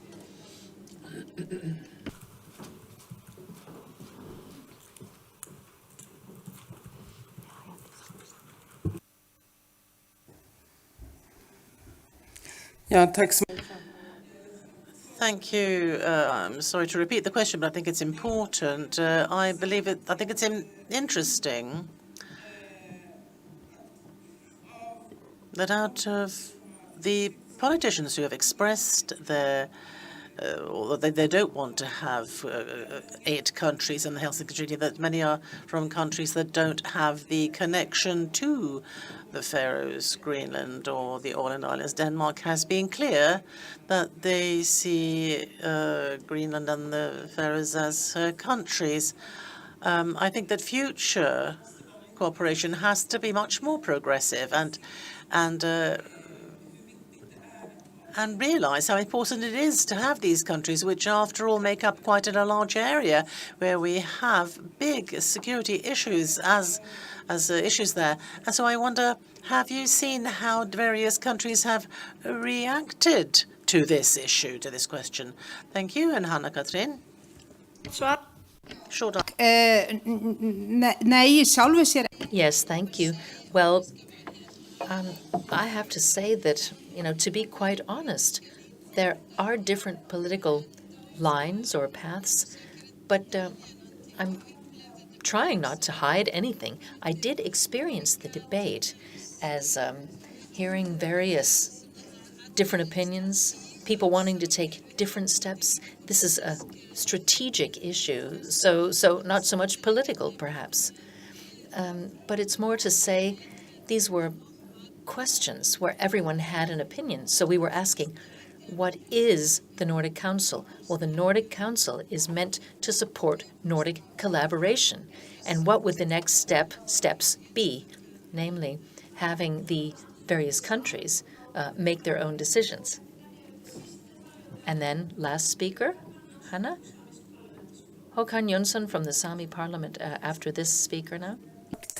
Thank you very much, Madam Chair, and thank you for the working group for a fantastic a piece of work. Of course, it was about time that we started to talk about the Helsinki Treaty, and there's a lot in this agreement. The work that you have carried out, that we're completely in agreement with, not the least the debate we had in this morning showed that security policy, defense policy are subjects that we really have to look into further in detail. What we are not in agreement with, that we have to, or rather our Nordic goal is the fact that we are unified. That is our strength, that we are unified together. And so the last point that we are not in agreement on, we have to here handle respectfully and delicately because it is very quick to have trust, crushed down. So it is our goal here, as I say. My question is, how should we move forward with this question in a respectful manner? Because there are desires for more information in this proposal as well. Thank you. So perhaps Hanna-Katrin can reply very quickly, but then after that we will move on. Thank you. Thank you for that. I would just like to say that yes, this was actually a very nice word, nice few ways and phrases of saying, let's conclude this. So what the role is, I will let the president answer finally. We have Mr. Johansson from the Sami Parliament, the council there. Thank you. First of all, I would like to thank the Nordic Council for the Samisk Parliamentary Council has been able to have some kind of influence in this joint Nordic issue. This is the first, when we first met about 10 years ago in Oslo, and then we had about 2 minutes, and now we have we're in the debate as well, and we've been involved in the committee's work, and we're very, very happy about that. And we, Sami, we have no sort of national or land borders, and but we are a people, and in our different areas, in our several countries, and we are a people. So we have wanted to have permanent membership, but that has not been taken further. So I would like to ask us what is needed in order for us to take that last step and become permanent members. Thank you. Gato. Og Hanna Katrín. Thank you, Hannah Katrin. Yes, thank you for your question, and it's good to see you here. I must also say that this question is actually a bit outside what I can truly say I know something about. But we did talk quite a bit during our first meeting about what Nordic nations are. So what participants might we have, does the Nordics have? And many people have said, for instance, in Greenland, well, they would like to increase collaboration, work more closely with us. And I think that this question, well, it's a question that is important to find an answer to, but unfortunately, I think you'll have to look towards others than me to give you a real answer to this. And now we have heard from Hanna Katrin, and I would like to thank her very much for presenting and debating, and also for concluding the work in the working groups. And thank you so much, all of you who were part of the working group. And I would also like to thank you, well, or rather the presidency under Norway started this work, and they were the ones who were very optimistic, and we have now brought it through the long way, all the way here. And in a way, it's also historic, and it shows how strong we are, that we have been able to bring this work this far. And I would also like to thank you for the recommendation, the proposal, a recommendation from the working group. So we also heard that there was agreement on most of the issues here. So I think it's very important that we finish this matter, treat it, and send it on to our parliaments. So do I understand from this debate correctly that we are now at a point where we have concluded our work and can move to the next step? Namely, that the working group hands its recommendation to the Presidium, that the Presidium will then discuss this. You see, we want to give this space, give it room in the discussion and the debate. So thank you very much for the debate here today. So I can tell you, in the meeting of the Presidium this summer, we will be examining this issue again. If everything goes as we hope, we wish, then we will have the session in Reykjavik in October of this year, but we will meet in Åland before that. So thank you again so much, all of you, for all the work and for the discussion and the talk that we've had now. Thank you. No. And now we will go to item number 6, which is the Committee for Growth and Development in the Nordics. And first we need to go to vote. Remember to use how the colors go, and these speeches are 2 minutes and then 1 minute. We're starting with 6.1, which is the proposal on the simplification of Nordic tax agreement. And we have then Mikael Lindholm from the M Group from Åland. Mikael, you have the floor. And if you want to have a reply, then you will stay there if you get a reply. Thank you, Madam President. The Committee for Growth and Development has worked for a year in trying to have a simplification in the tax area, which is an area which was also I live in a border area that I've also had most of the questions about this issue, but people who live and work in border regions, it is not so strange as the actual agreement has not been reviewed for many years, and the Freedom of Movement Council has been asked to revise it. 2016, the Nordic finance minister said then that the tax agreements were perfectly fine and met also the demands that were made then. But 2020, when the borders were closed and also commuters had to work from home, and the Nordic countries' finance departments also left commuters who had to work across the border in a precarious situation, and they did not know what would happen when the borders opened. It also affected companies and also taxation authorities. The Freedom of Movement Council, with the Nordic Council, also made a report on the tax agreement and also talked about the problems of remote work.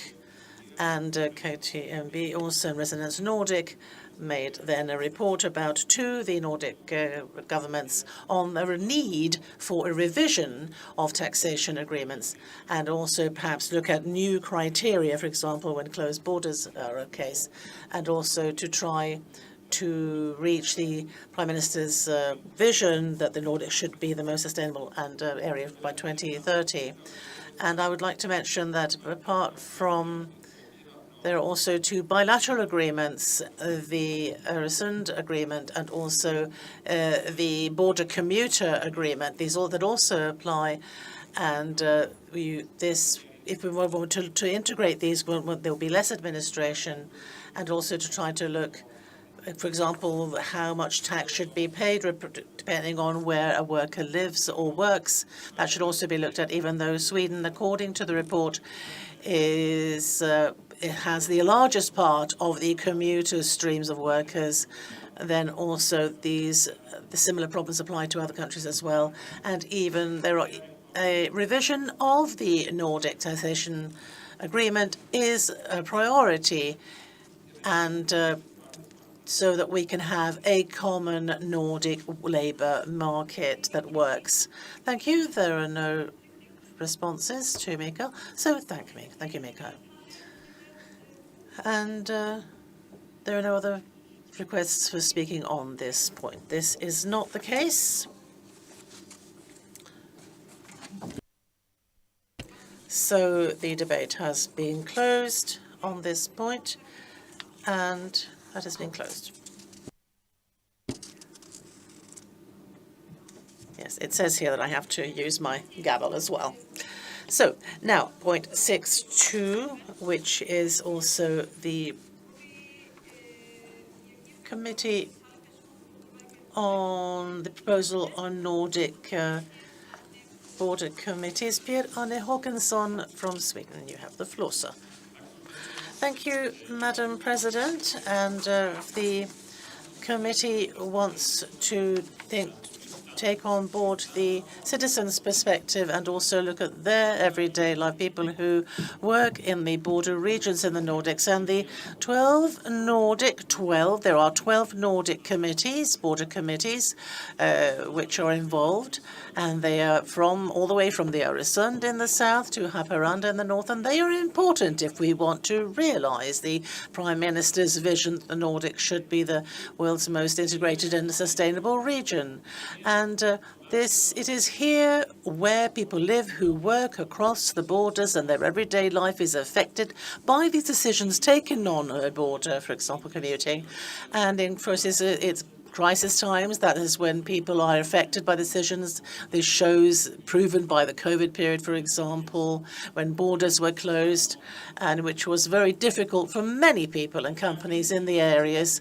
And in the committees, there are politicians who collaborate to try to achieve the best possible results in development for these regions. There's also a perspective for all of the Nordics in here to try to get it to this collaboration to work in these areas, that it would make it much easier for total collaboration between the Nordic countries in general.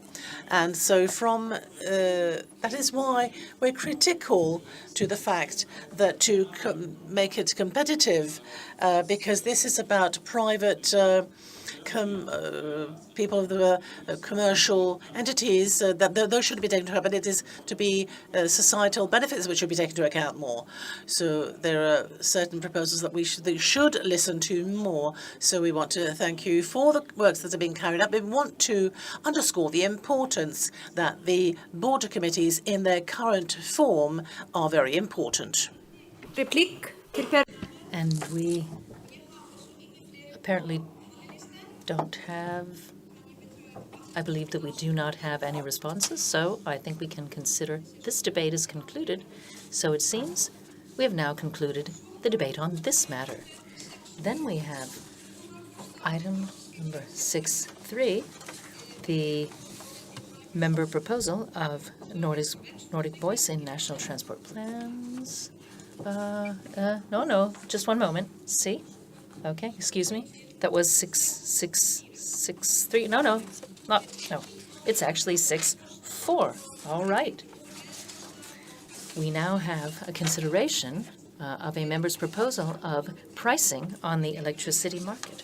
So I would like to begin treatment of this matter by giving the floor to the member, the spokesperson from the Committee for Growth and Development in the Nordics. So it is Liv Kari Eskeland.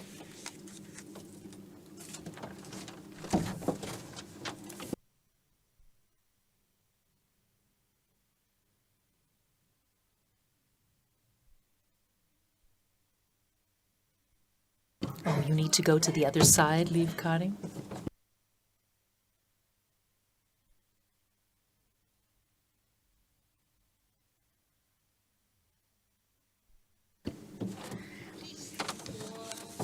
Mrs. President, the price on the electricity market has had quite a bit of awareness in many countries, and this is about the prices that have been fluctuating. They've gone up and down considerably, and there have been many discussions in the various countries relating to how we could try to have our own pricing, for one thing, but also the ability to use the electricity we produce ourselves. So this is actually a proposal from the Committee for Growth and Development, which relates to the pricing and the ability to use one's own electricity as a country. So what we would like to see, we propose that the governments have a council consisting of the foreign ministers, prime ministers, and energy ministers, or infrastructure, that invite experts from the energy sector so that we can try to reach a solution that protects citizens from importing electricity at very high costs. So what the committee ended up with is that this is not in accordance with EU law, and therefore the committee does not wish to pursue this course or this proposal. So we have a reservation from Nordic Freedom, Nordic Liberty, in this contest, but 1 minute. You do actually have one response, and it is Kim. It is Kim Us from the S group. No, oh, you do not have a response. All right. I now have two people on the list. And Christine, from Utterstedt, from Nordic Liberty, and then Mikael Holm from the M Group in Åland. And if anyone else would like to speak, you need to take your card and you need to show that card to the staff. So first, we will hear from Ann-Christine from Utterstedt. Thank you so much, Madam President. During recent years, we've had challenges in several of our societies with the prices, and that's been the general market and the European market. And it has become quite clear that the energy market has, it has actually been extremely difficult to keep electricity prices down. And the price of this, or the result of this, has been that prices in the entire energy market have risen. We know that the war against Ukraine, perpetrated by Russia, is also causing fluctuations in energy market prices. And that also shows why it is important for us in the Nordics to have some sort of strategy that can free us from some of these problems. The Nordics should stick together. In this case, too, so we could also have a freer life, which a stable electricity market, a power market. There are several things that we value here in the Nordics, among other things, a high level of technology and also freedom. This proposal is a proposal that we have seen and heard of several times before, but now it is time that we finally have a resolution or some sort of decision made here, and that's why I would encourage you to vote for this proposal. Thank you. We would also like a vote on this proposal. And Mikael Lindholm from the M Group from Åland. And with that, I have no further speakers on this list.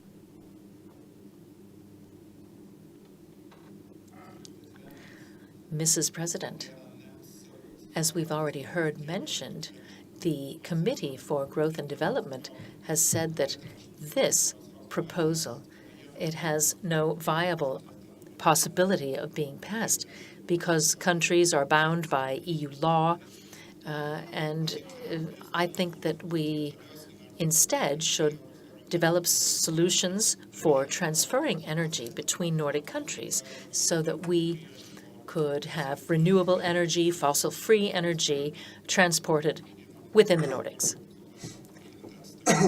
So in our group, we cannot support this.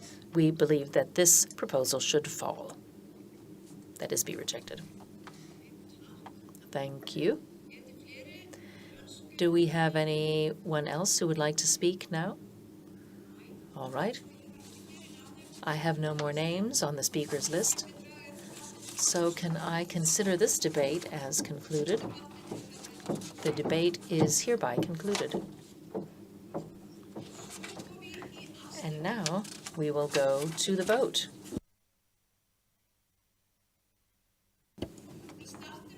We will begin with the brief test. Do we need a test? Test? Do we need a test? No. Oh, we do not need a test. All right. We tested the equipment this morning.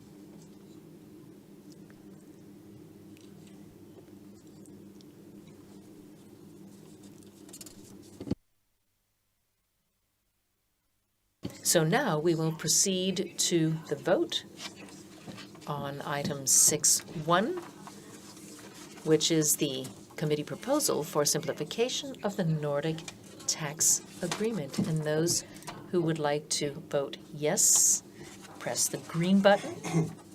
Everyone who can vote has one of these, okay? It's the same number as you, okay? It's right there.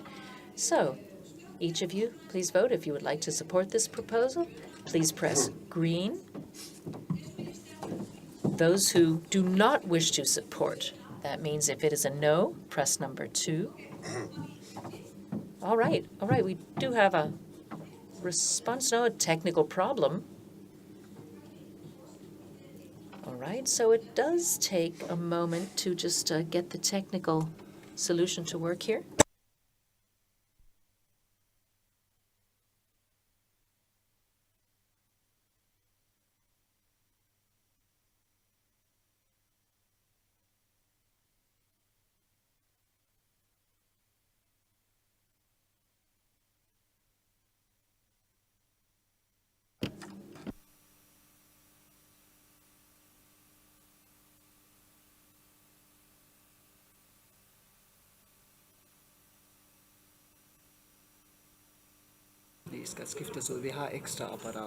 Okay. All right. We are working to resolve the technical problem, but I have news from Iceland because many people have asked, what about the Icelandic government? Because our Prime Minister, well, she is actually this summer going to be standing for election as president. That will mean that it is a new government constellation, but new parties. The Independent Party, the Left Green, and the Progress Party, they will be working together again. And Bjarni Benedikts's son, who's from my party, will be the next prime minister.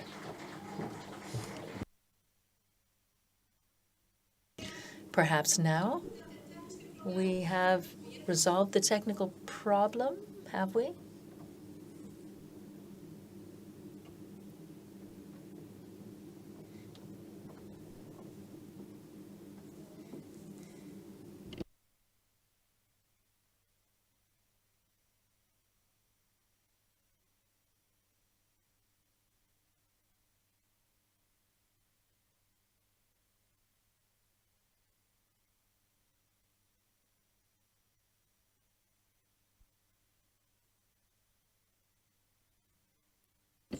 All right. Once again, if you would like to vote in favor, press 1, green. If you want to vote against, that is no, number 2. And if you want to abstain, then it is button number 3. So is everyone ready? Everyone ready to cast their vote? We will begin now. No? Ready? Are we ready? Okay. I haven't voted, huh?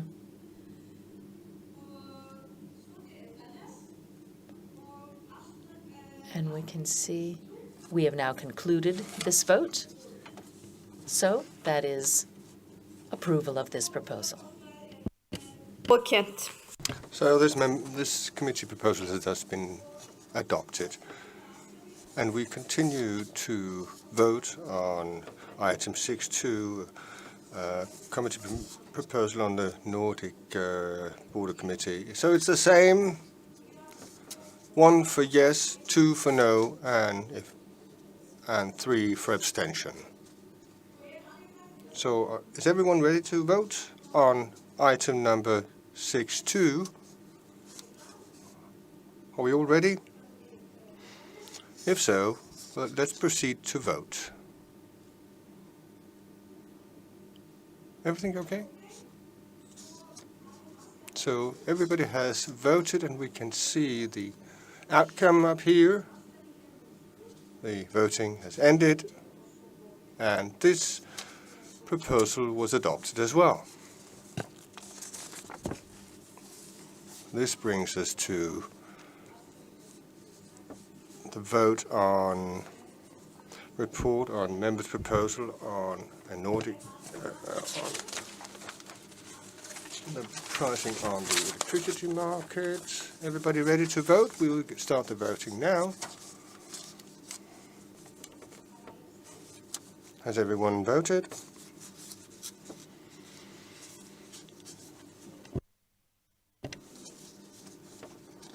And the voting has ended, and this proposal as well has been adopted. With that, I declare item 6, the Committee for Growth and Development in the Nordic Region, for exhausted. So we proceed now to item 7, which is for the Committee for Knowledge and Culture in the Nordic Region. And we'll have 3 items The 7.1 is a report on Ministerial Council proposal on language declaration. And Joni Johansson will report for it. It will only be possible to reply to this item. Please, Minister, you've got the floor and you've got 3 minutes. Tack för president. Thank you, Madam President. And thank you for inviting me to come here today and present the language declaration. I've been looking forward to that. Good language proficiencies are important for our ability to express ourselves, but it also means something for our self-understanding and our identity as individuals and as societies. It's said that the world is growing smaller and we're no longer exposed to the languages spoken in our nearest surroundings. Most of us meet foreign languages in their daily life, not least English. And our Nordic languages are under pressure. That doesn't apply only to languages that people have as their mother tongue. It also applies to society-bearing languages in the Nordic region, both Danish and Finnish, and smaller languages as well. But English shouldn't be blamed for it all. Our world has become increasingly digital, for better or for worse, and that affects us, that we don't have so many to speak with who are not all part of the same technical development. So it's even more important for us to work on that area as well. It's also important for us to know each other's languages and culture. It means something for mobility and for the feeling of having an integrated Nordic region. It's not only the Scandinavian languages, but also language like Icelandic and Faroese. And the language understanding is going down among youngsters, and we could fear that it will also have an impact on the feeling of a Nordic community. It's important that we continue the work to ensure that as many as possible can understand each other in their own languages. The present language declaration is from 2006, and like for all other areas, the language area has also developed a lot in the past 20 years. That applies not least to the digital area and language technology. MRU therefore decided to update the declaration because the development will not stop in 2024. So it was decided to change the declaration so that the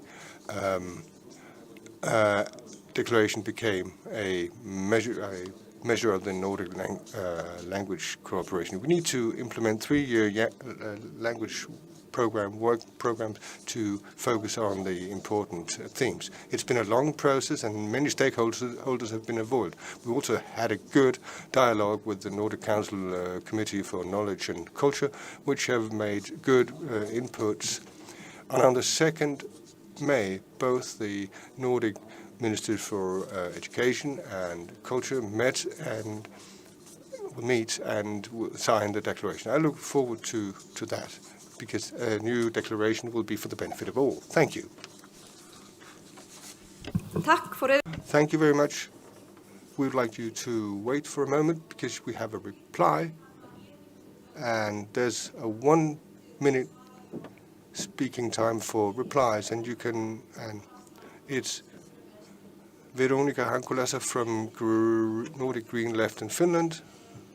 You need to, if you want to have a reply, please hand up your brown card. I will speak on behalf of the committee. As an anecdote, I can start by telling you that I started having Swedish language at school when I was 8. I didn't speak a word of Swedish. So at that time, I couldn't know that I would be speaking Swedish in the Nordic Council. But honored ministers, the Committee for Knowledge and Culture welcomes the new declaration of the new Nordic language policy. This can be a step to safeguard the languages continued in existence where in a world where English may become the predominant language.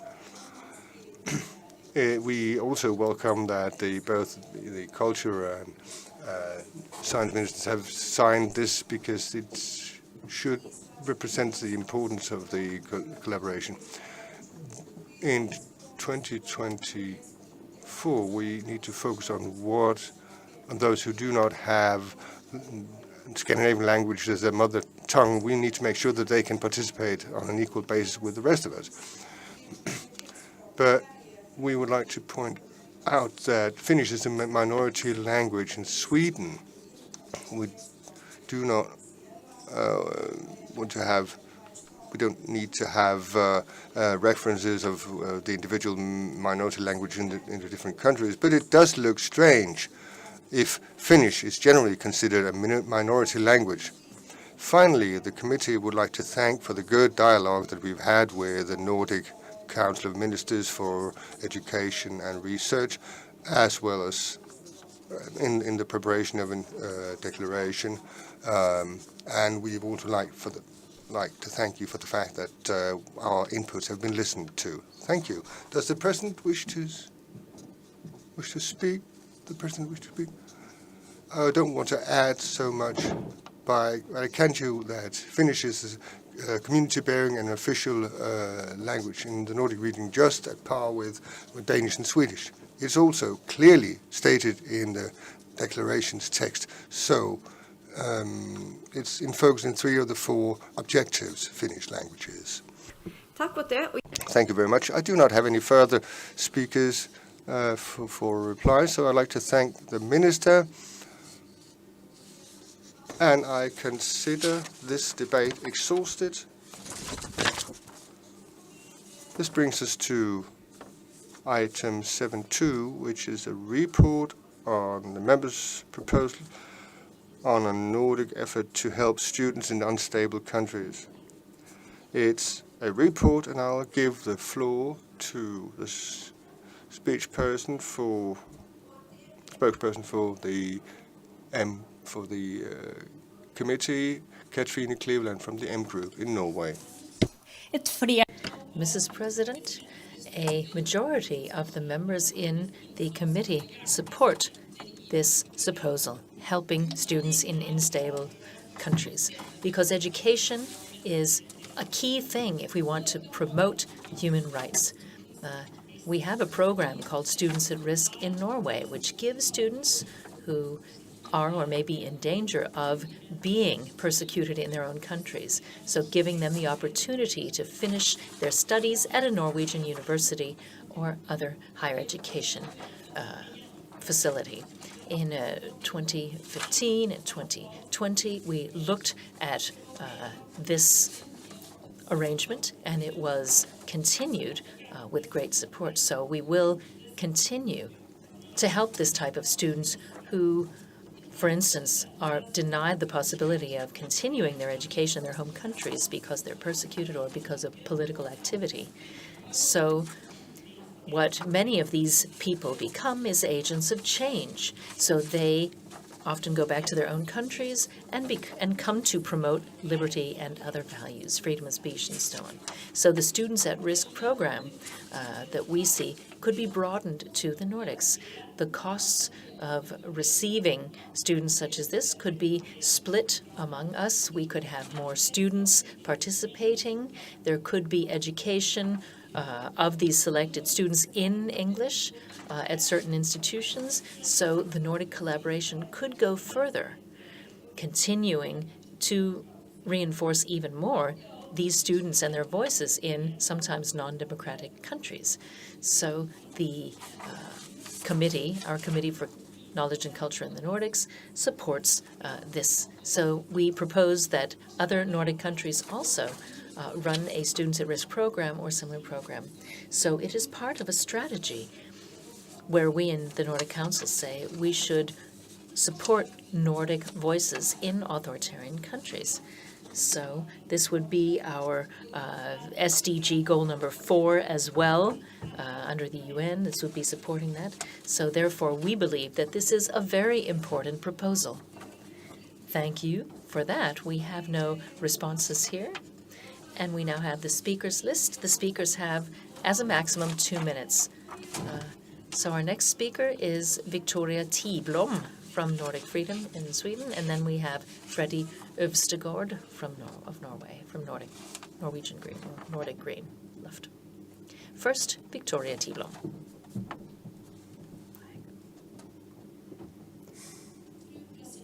Mrs. President, during the past 6 months, the Swedish delegation in the Nordic Council have visited our border region in Sweden, Finland, and Sweden, Norway. It is very clear when we look at companies, organizations, municipal authorities here, it's very important that the border issues are the most important for them and that we should look at these issues.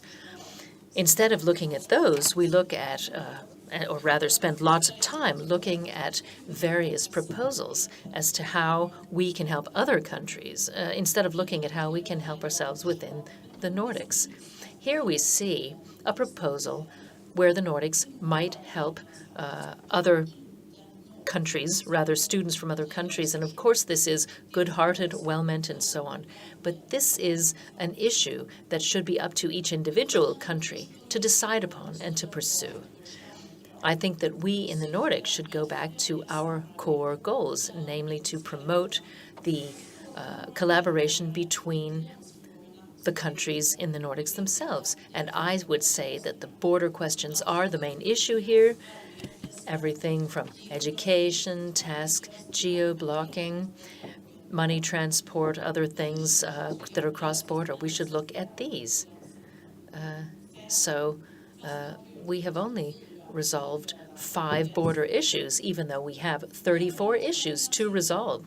Once we have resolved all of the border obstruction issues, then by all means, we should take a proposal like this and look at that. But I think for now, we in the Nordics should spend our energy, time, and so on resolving our own problems and not looking at proposals like this, which go beyond our borders.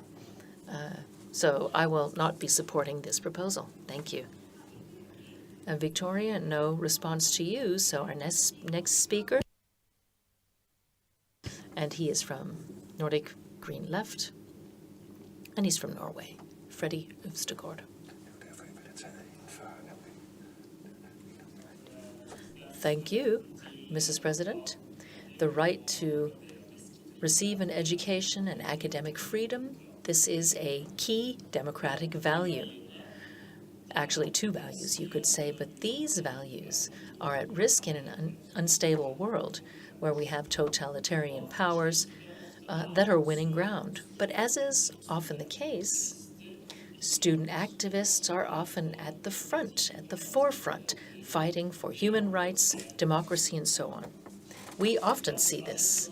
Unfortunately, we also see that this can lead to them being persecuted.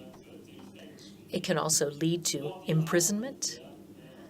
And these brave activists, the students, may, as a result, not complete their education. Therefore, the program Students at Risk is very important. It helps and assists people who are fighting for human rights and lets them complete their education. I know the program very well. It's been evaluated and reevaluated, and it shows that it has been very beneficial indeed. And that therefore we are proposing and will support a Nordic solution. We were asking for broad support for this and have also received it. So therefore, I would still continue to support this proposal and say that we hope that the Nordic ministers will look at it and the Nordic Council will promote it. Finally, I would also like to thank SAIH, which is the Nordic or Norwegian organization that has pushed forward this program and promoted it. It's a very clear example as to how work together in the Nordics could work well for all our countries. Thank you. You have no responses, and we have no more people on the speakers list. So we regard this debate as concluded. Hereby concluded. Then we get to the vote on the items under... Sorry. We'll proceed now. Oh, no, sorry. The last item is 7.3. Report on members' proposal on a lending scheme for cultural assets between Nordic cultural institutions. I give the floor to the spokesperson for the Committee for Knowledge and Culture in Nordic region. It's Silja Helmdal, without a party affiliation, from Norway. Please, Silja. Thank you for that, Madam President. The Committee for Knowledge and Culture support the proposal from the Progress Party that the Nordic cultural ministries should work together to create a simple scheme for long-term lending of cultural assets and documents. I know that several of the representatives in this room have been working on this in their home countries, including myself in several cases. The committee refers to the fact that the Nordic region has a closely intertwined history, which makes it natural that many cultural assets and documents have both a common value and a particular value for a given region, even though it is in a different country. That's also an issue known from other parts of the world where cultural assets for various reasons are in completely different countries than where they belong. The committee thinks about the fact that today the Nordic region is the world's most integrated region, and we want to remove border obstacles, and we want to make it less bureaucratic to lend out cultural assets between cultural institutions. That could be a contribution to making us learn more about our common history and culture. So that's something that could strengthen the Nordic cooperation and community. The committee therefore feels that this is a question which should be handled by the Circle of Nordic Ministers for Culture, and we think that the ministers should should report on the conditions which should apply to short-term and long-term lending of cultural assets between the Nordic countries. Thank you very much. Thank you for your intervention. We have no replies, so we'll just proceed along the speakers list, the first being Tobias Drevland. Thank you, Madam President. There's, of course, several cultural assets which have unlawfully landed in museums of the countries, controlling countries. One example was the famous Sami drum from 1691, which finally returned to the museum in Tórshavn after pressure from the members of the Nordic Council. So Nordic Green Left fully supports proposal to work together to introduce a simpler practice for long-term lending of cultural documents and artifacts in the Nordic countries. Another example could be the city seal from Bergen, which belongs to the University of Copenhagen. It's to be lent to the public library in Bergen. That's pleasing, but they can only borrow it for 6 months. So this shows that it's a necessary proposal. Also, the Nordic Youth Council has a proposal along these lines. And I am not very preoccupied with being in Bergen when I'm here, but it's time for them to get their city seal back. So that's all fine, Madam President. Tack. Thank you.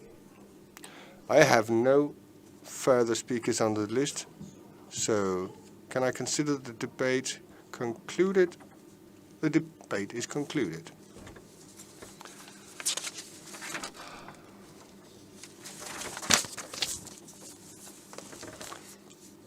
So now we proceed to the vote on the items under item 7, the Committee for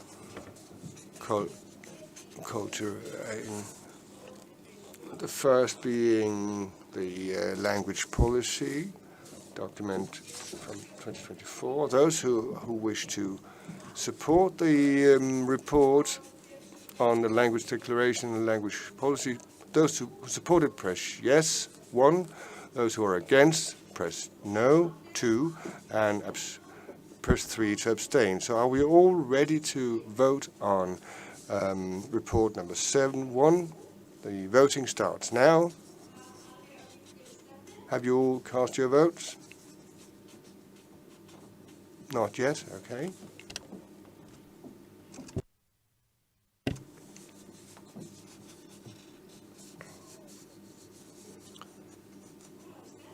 Everybody has voted, and the voting has ended.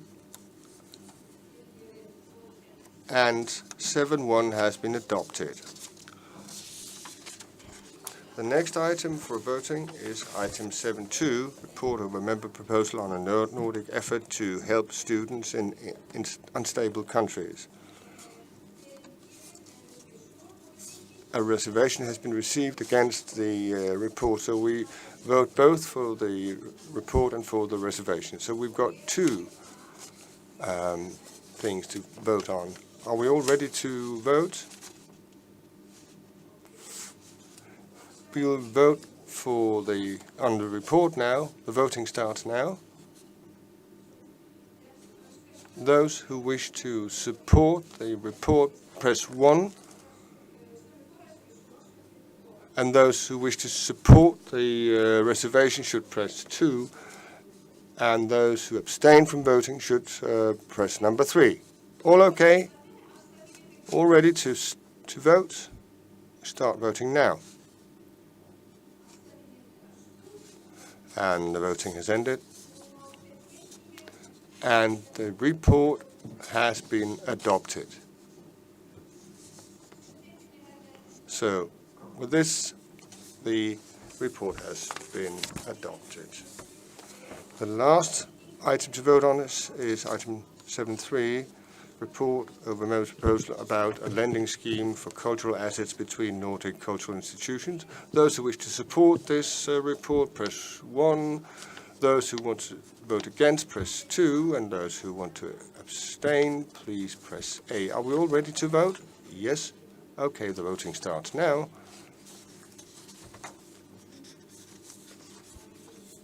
Did everyone cast their votes?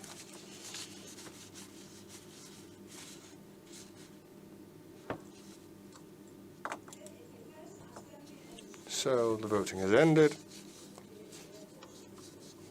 and this report has been adopted as well.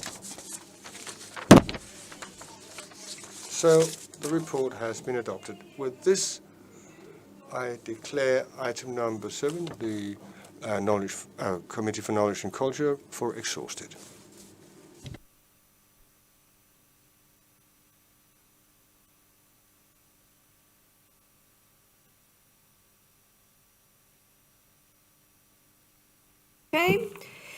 Okay, we proceed now to the next item on the agenda. That's item 8 from the Committee for a Sustainable Nordic Region. Here we've got 2 items left because we have removed some items from the agenda.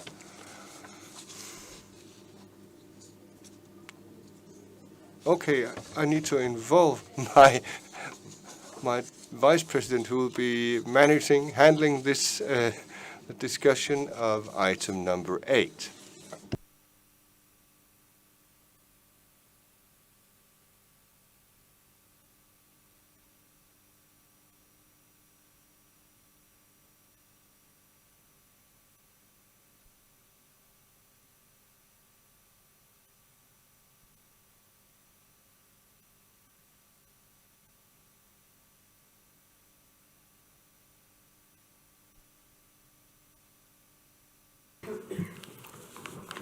Yep.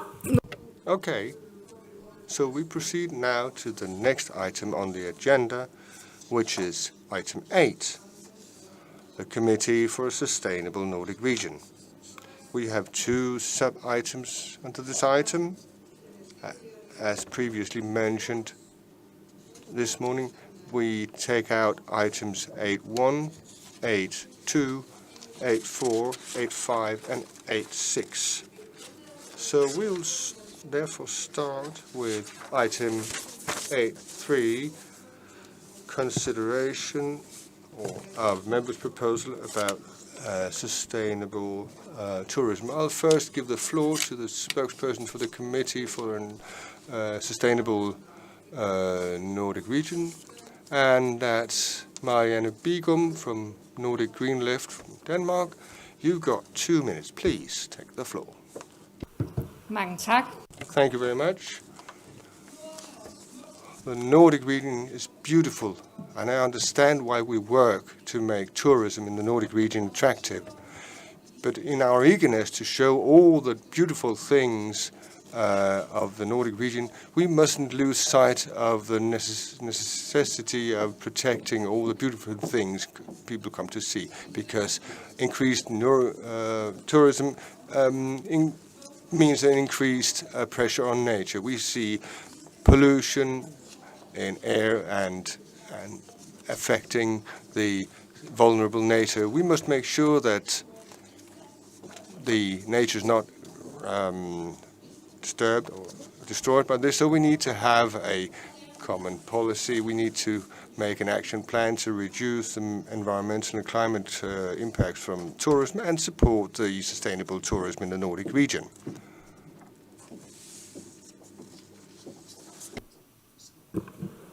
We do not. Do we have a reply? No, we do not. Okay, thank you. We'll now move over to other interventions from the speakers list. As maximum speaking time of 2 minutes. First, Johan Andersen from the S group, and then Anna Falkenberg from the M group. Thank you very much, Madam President. Dear Nordic friends, from the S group, we have previously presented a proposal about a labeling agreement concerning sustainable tourism in the Nordic region. This proposal was moved to the Committee for Growth and Development, and the summer tourism in the Nordic region is expected to increase because of the increasing temperatures in Southern Europe because of the climate change, and winter tourism is expected to go up because the higher temperatures in the Alps. Therefore, it's important that our industry is as sustainable as possible, so that the increasing levels of tourism affecting our nature and environment is so small, so it will not impact nature.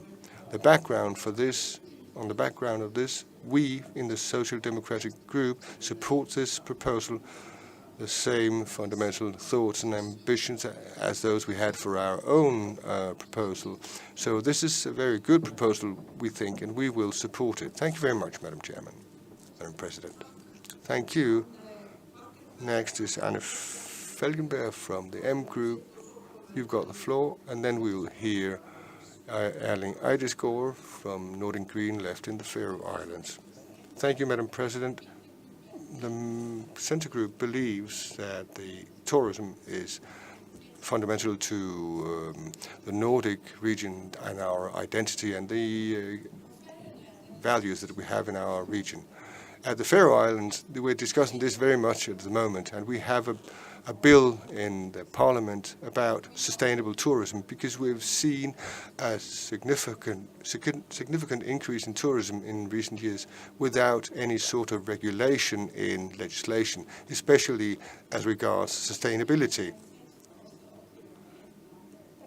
Tourism is a way for us to experience our own countries and culture, to teach our children about our societies and show them our countries, both our own countries and others' countries. The Nordic tourism is often a manifestation of our lifestyle close to nature and our appreciation of the wild nature and the protective use of the nature. So it's quite noticeable if we do not choose to actively wish to stand up for and act on the values that the tourism trade is not manifesting. Otherwise, we may actually reduce the preconditions for tourism and a sustainable society. We believe that tourism is a common expression for our values, so we can best analyze the climate and environmental impact of the tourism together. So the Centre Group supports this report and looks forward to taking part in the new tourism plan for the next 5 years, so that together we can strengthen and develop the tourism business in the Nordic region. Thank you. Thank you. Now, Erling Eidesgaard, you have the floor, and then we'll hear Line Westgaard Helle. Ja, tack. Thank you. Welcome to our house, to our country, to our nation, to our history, to our customs, to our very interesting and various places, villages, locations, and our various homes. You have come as guests to a small or a nation in a huge sea. We are an area in the middle of more than 300,000 square miles of seabed, but the area of our country is only 0.4% of our area, just a bit more than 14,000 square kilometers. 48 generations have survived against all odds. We've done this by having access to the sea, to the land, and we have used our centimeter, every square centimeter, to make our way in life. As guests, you have an obligation to follow the rules that are set, the guidelines, and in that way, you all have the opportunity to be sustainable tourists and be here and put this island in a better condition than it was. Welcome to our home. This is what, among other things, the tourists who come to the Faroes will be told, or how they will be informed when they pass this law in the Faroese Parliament. Tourism in the Nordics has increased greatly over recent years. This has led not only to a lot of economic growth, but also to pressures. So, I can see that my time is over. Can I have a bit more time, please? Oh, no, that was the end? So, yes, but no more time. Thank you. Thank you, Erling. We don't have any responses, but welcome to the microphone. Line Westgaard Helle, K Group of Norway. You have 2 minutes. Thank you, Mrs. President. In the Nordics, we have something very unique. We have clean air, clean water, and clean, pure nature.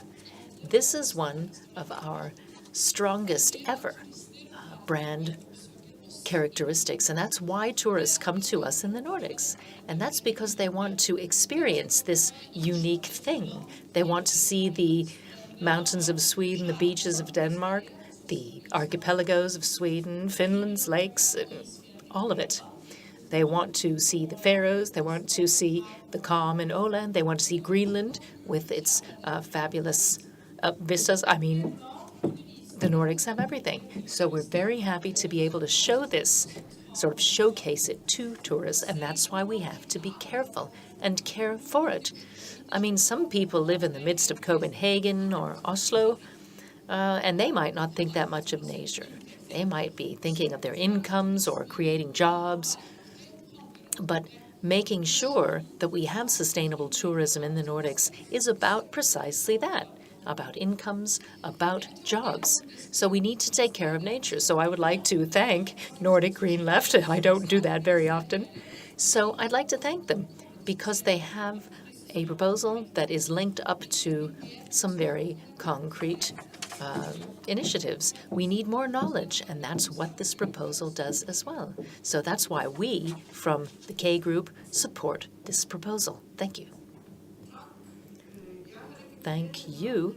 I have no further names on the speakers list. Can I regard this debate as concluded?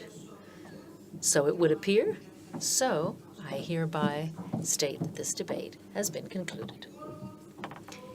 We will now move on to the last item under item 8. This is 8.7, the report about the member proposal of a Nordic-Baltic strategy.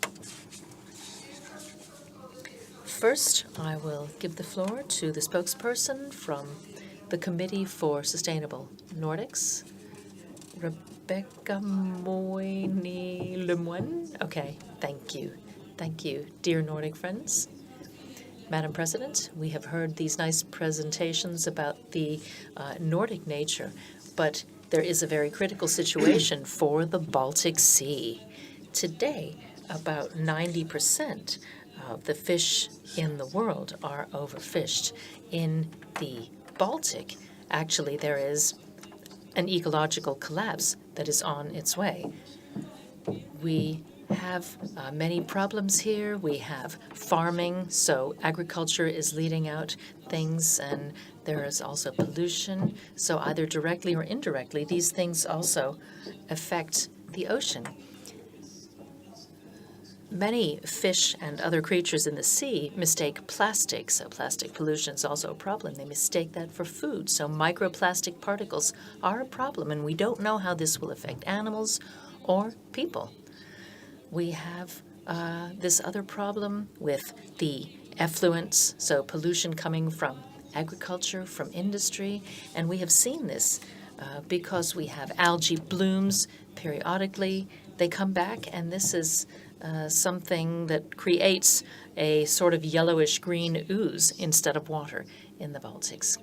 So there are also problems with oxygen in the water. So oxygenation, the Baltic Seas is actually one of the largest areas in the world with a dead seabed.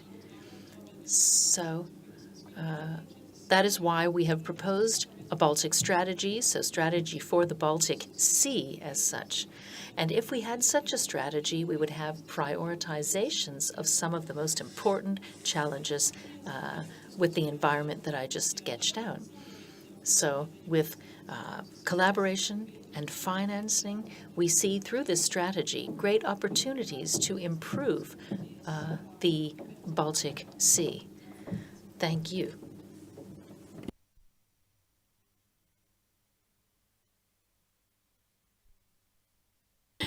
Thank you. We have no replies. We will now look at who we have on the speakers list, and these speakers have at most 2 minutes. First, we have Johan Andersson from the S Group. Then we have Marianne Bickham. Thank you so much, Madam President. I would like to begin by saying that we from the S Group, the Social Democrats, think that this is a very good proposal. The Baltic Sea, for many years, has been an important part of our lives for many of us here in the Nordics, a very important resource. So when we talk about fishing resources and other things, well, that's just one issue, but it is also a pathway for transport. It has also become important for our energy production, and that role will be increasing as we see the green transition proceed. Unfortunately, the ecological situation in the Baltic Sea is very bad. The nutrients that have been leaching into the water have been much too large. We have seen collapsing fish stocks, and this affects people, and it also affects biodiversity. All of us in the Nordics have a huge responsibility to make sure that we once again see a flourishing life in the Baltic Sea. So we can do it ourselves, but we will also have to have other countries join with us in these efforts, other countries in the Baltic region and elsewhere. Therefore, it is also important that we have our collaboration with our partners around the area, and that's why we in the S Group support the continuing work with this issue. Thank you. Thank you. Now we have Marianne Bigum from the Nordic Green Left, and after that we will see Staffan Eklöf. Thank you. I would like to do this. If anybody wants, well, I'll be speaking Danish. I'll be speaking briefly as well. Nordic Green Left will support this proposal, and we certainly hope that it is adopted. There are very few improvements, even though we have had the HELCOM collaboration since 2009, and none of the goals that we've set in the action plan for the Baltic have been achieved. We believe that through the Nordics, we can increase collaboration to reduce pollution, to make sure fisheries and the use of the seas become more sustainable. Also, improve the ecosystems and biodiversity in the seas. We believe this can be achieved through the Nordics. We also see that we may be able to work more closely and strengthen our collaboration in energy, transport, security, and defense. And that's why we bid this proposal welcome for a Baltic Sea strategy. Thank you. And now Staffan Eklöf from Nordic Freedom. You have 2 minutes. And then after that, Line Vestergaard-Helle. Thank you, Madam President. I work on behalf of Nordic Freedom. I support the report. The Nordic cooperation should give useful value, which the national work doesn't give, so-called Nordic useful value. The Baltic Sea is a shared resource and also a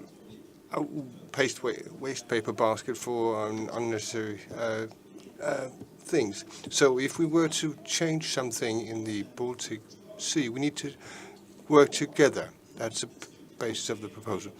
I'm glad that the final wording doesn't focus on a new strategy.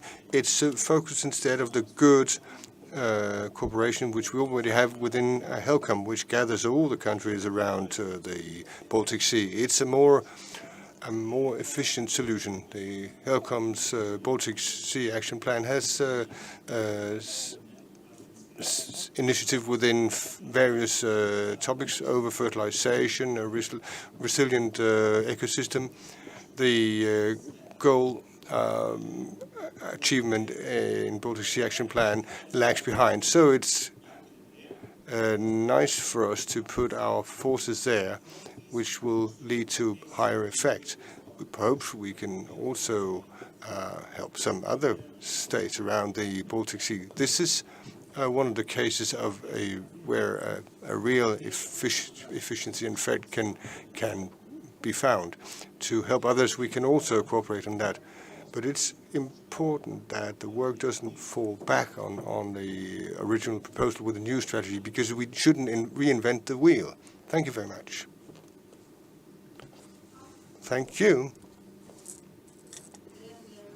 And then Line Vestergaard-Helle from the K Group. You've got the floor for 2 minutes. Thank you very much.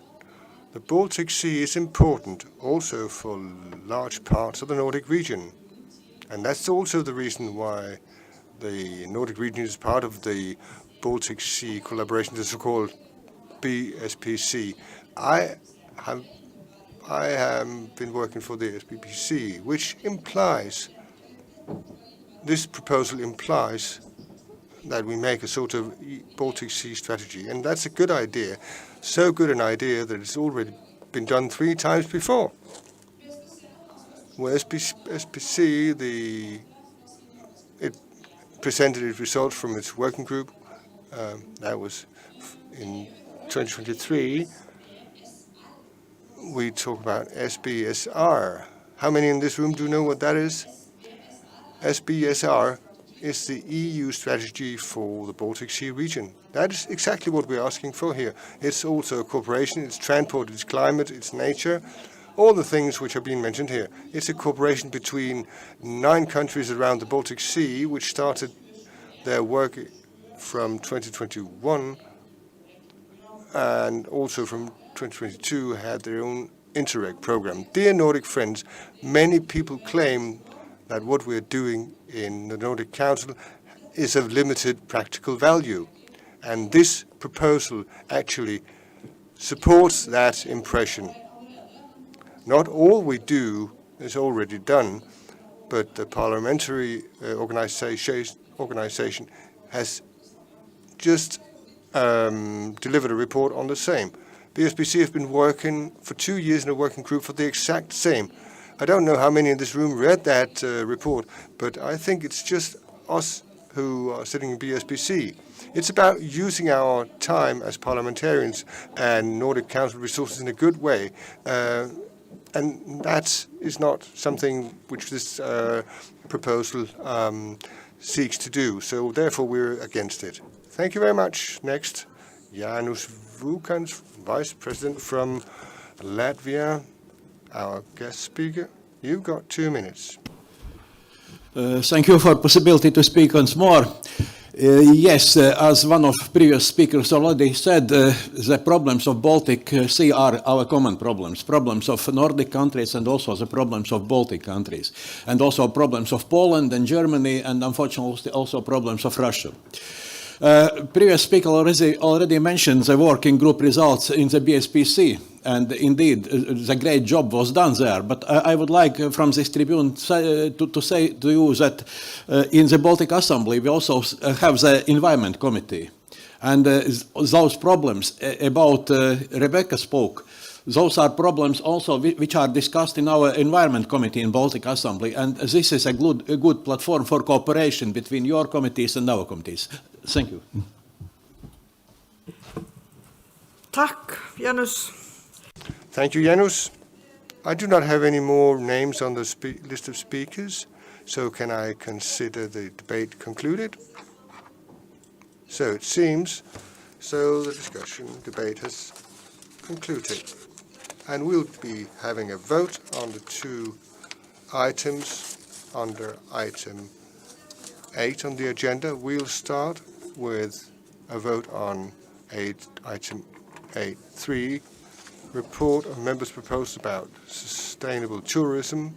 Those who wish to support the proposal, press the green button number 1, and those who wish to vote against it should press button number 2, no, for the new proposal, and those who wish to abstain should press number 3. Are we all ready to vote? So the voting starts now. Have you all cast your votes? Yes. So it seems, and the voting here is hereby ended. And the report has been adopted. The report has been adopted, yes. The last vote under item 8 is item 8.7, report of members' proposal about a Nordic Baltic Sea strategy. Those who wish to support the report, please press the green button number 1. Those who wish to vote against it should press the red button number 2, and those who abstain should press the yellow button number 3. Are we all ready to cast our votes? If so, the voting starts now. And have you all voted now? Yes. So is it, and the vote has ended now. And the report has now been adopted. With this, I declare item 8, the Committee for Sustainable Region, Nordic Region, for exhausted.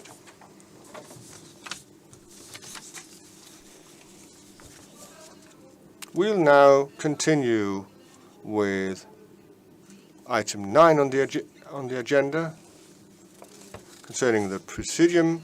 We'll start with item 9.1, report on members' proposal on Nordic recognition of the State of Israel and humanitarian aid for the war between Hamas and Israel. That's A1983. I'll first give the floor to the spokesperson for the Presidium. That is Heidi Grenny from the M Group in Norway. Please, you have the floor and for 2 minutes. Thank you, Madam President. I'll be brief. The Presidium propose that we do not proceed with the members' proposal about a Nordic recognition of the State of Israel and aid efforts to the war between Hamas and Israel. We refer to the recommendation saying that the Nordic Council recommend to the Nordic countries support the work of the states to create a peace agreement based on international rights and the UN the UN resolutions. Thank you very much, Madam. We'll proceed to other interventions from this list of speakers. The speakers will have a maximum of 2 minutes speaking time, and the first speaker is Christine from Utterstedt from Nordic Freedom in Sweden. You got the floor for 2 minutes, please. Thank you, Madam President, and I would like to start to urge that our proposal should be taken further. Nordic Freedom will go to vote no.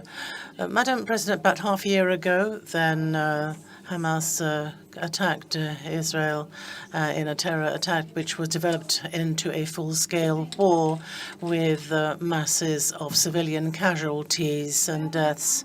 The anti-Semitism, which now unfortunately we see spreading, reminds us of the dreadful events that happened during the Second World War, and we must never again go to that kind of situation. We have to therefore stand against the Islamist dictations that give their support and make it possible for Hamas to continue their attacks and their war on the Jewish people and Israel. We have various differing opinions of the conflicts and motivations as to what we think is right and true in this issue. But because we live in democratic countries, in a democratic region, that is fine. However, let us therefore in the Nordics be joined in the fight for peace and freedom. Let us be united in that all you innocent people who are in the war zones in conflicts between Israel and Hamas, that these people need the Nordics joined help. For example, healthcare equipment, etc. Let us show our joint Nordic solidarity to the casualties. The best way we can do this is through a joint Nordic declaration and also of recognition of Israel and also of the recognition of the Jewish people and their existence. Thank you, Madam President. Thank you. I do not have any more speakers on the list of speakers. So can I consider the debate concluded? So it seems, and the debate is hereby concluded. We'll then proceed to item 9.2, report on members' proposal about promoting a free trade agreement between the Faroe Islands and the EU. I'll first give the floor to the spokesperson for the Presidium, Christine from Utterstedt, Nordic Freedom, Sweden. Please. You have 2 minutes, please. Thank you, Thank you, Madam President. And I would like to also tell people that I am the spokesperson for the Presidium in this issue. And we have two times have we discussed this proposal for recommendation, and we can, in a unified ways, be back the fact that it is important that the Faroe Islands and the EU can be agreement on a trade agreement which benefits both parties and which is in line with the times. And it is extremely important that the agreement is put in place as quickly as possible, and that we, from the Presidium side, have also participated and looked, or also have very good news from these, especially with the talks with Ursula von der Leyen earlier this spring, and that is very good to hear. The Presidium feels also, however, that this issue is a bilateral issue between the parties. Why the Presidium feels that the Nordic Council should not continue with this recommendation. Thank you. Thank you for the intervention. We'll now proceed to other interventions from the list of speakers. The speakers have a maximum 2 minutes. The first speaker is Henrik Møller from the S Group, and then we'll hear Annick Feldberg. Yes, thank you.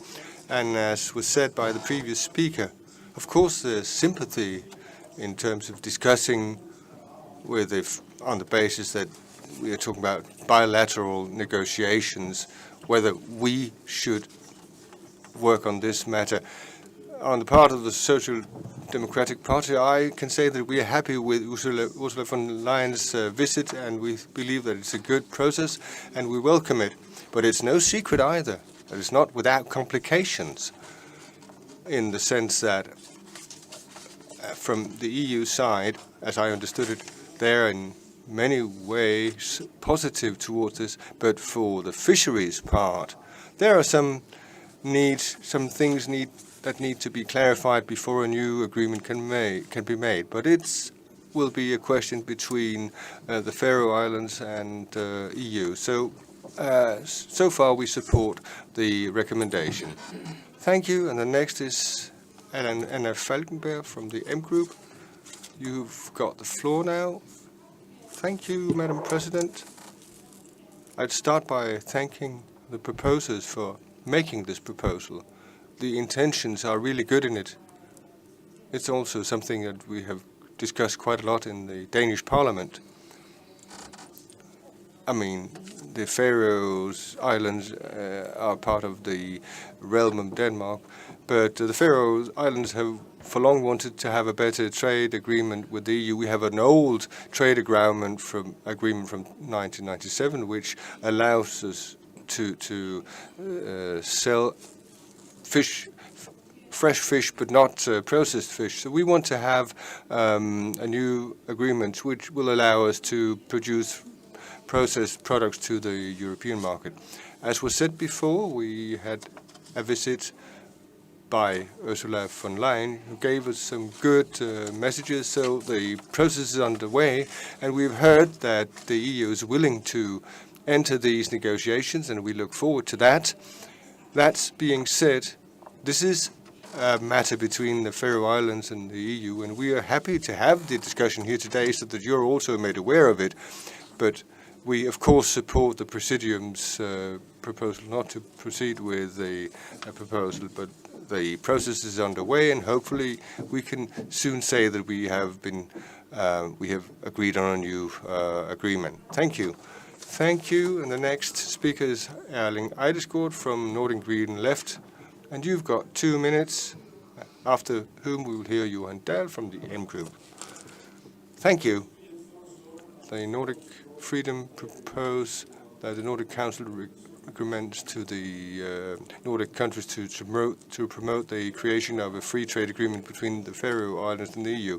The Faroe Islands have had a special relationship with the EU since 1993, when Denmark became a member of the EU, whereas the Faroe Islands did not become a member. We've had a special status as associated, but the existing agreement is limited and unbalanced. We are treated as a third country. We can almost only export fish as raw materials, not processed or refined product. Our exports to the EU have declined from 66% in 2005 to 53.7% in 2022. The main reason being that we find it difficult to sell our processed products in the European market. So it's a strong desire in the Faroe Islands to have an actual free trade agreement with the EU. And Nordic Freedom has taken a note of that, and we thank them for that. A real free trade agreement between the EU and the Faroe Islands is something that we need to work on ourselves. And it will create more symmetry in the trade between our areas. The current agreement is unilaterally for the benefit of the EU. We had a visit by Ursula von Leyen a month ago. Her signals were positive and raised hopes in the Faroe Islands that we will put action behind the words so that we can soon have a free trade agreement. So this is something that we want to deal with ourselves, but we do hope that our Nordic friends will help us, support us in the desire to reach a good agreement. Thank you. Thank you. Johan Dahl from the M Group. The next is Johan Dahl. You've got 2 minutes. Ja, tack för president. Thank you, Madam President. Like the previous speakers, I'd like to thank Nordic Freedom for making this proposal to make the other Nordic countries support our possibility of having a free trade agreement with the EU. But I know that the case is in good hands with the leader of the Faroese Parliament and others who've been working for a long time to agree on a new agreement with the EU. We are really happy about this proposal, but we want to take care of the negotiations ourselves via the candidates we have, via the channels we have in our system, and we expect that our Nordic friends in the EU will support us getting a good agreement with the EU when we get there. Because, as was said before, today we export whole fish, whole raw material to all of EU. It's a good product, but it's very important for us to also be able to produce and export processed products to keep workplaces in the Faroe Islands. So I would like to thank you for the proposal, and I hope that in a further discussion and consideration of this matter, that we will get the backing of our Nordic friends in the EU to obtain a sensible free trade agreement in the future. Thank you. Thank you. I've got no further names on the list of speakers, so can I consider this debate concluded? So it seems so. It's hereby concluded. We will move over to item 9.3, the report on the member proposal for a deepened collaboration between the Nordics and the Baltics, and I understand that it is the spokesman for the Presidium, Bryndís Haraldsdóttir from the K Group, who will be first. You have 2 minutes. Tack. Thank you. First of all, I'd like to thank the Presidium for the great support for this member's proposal.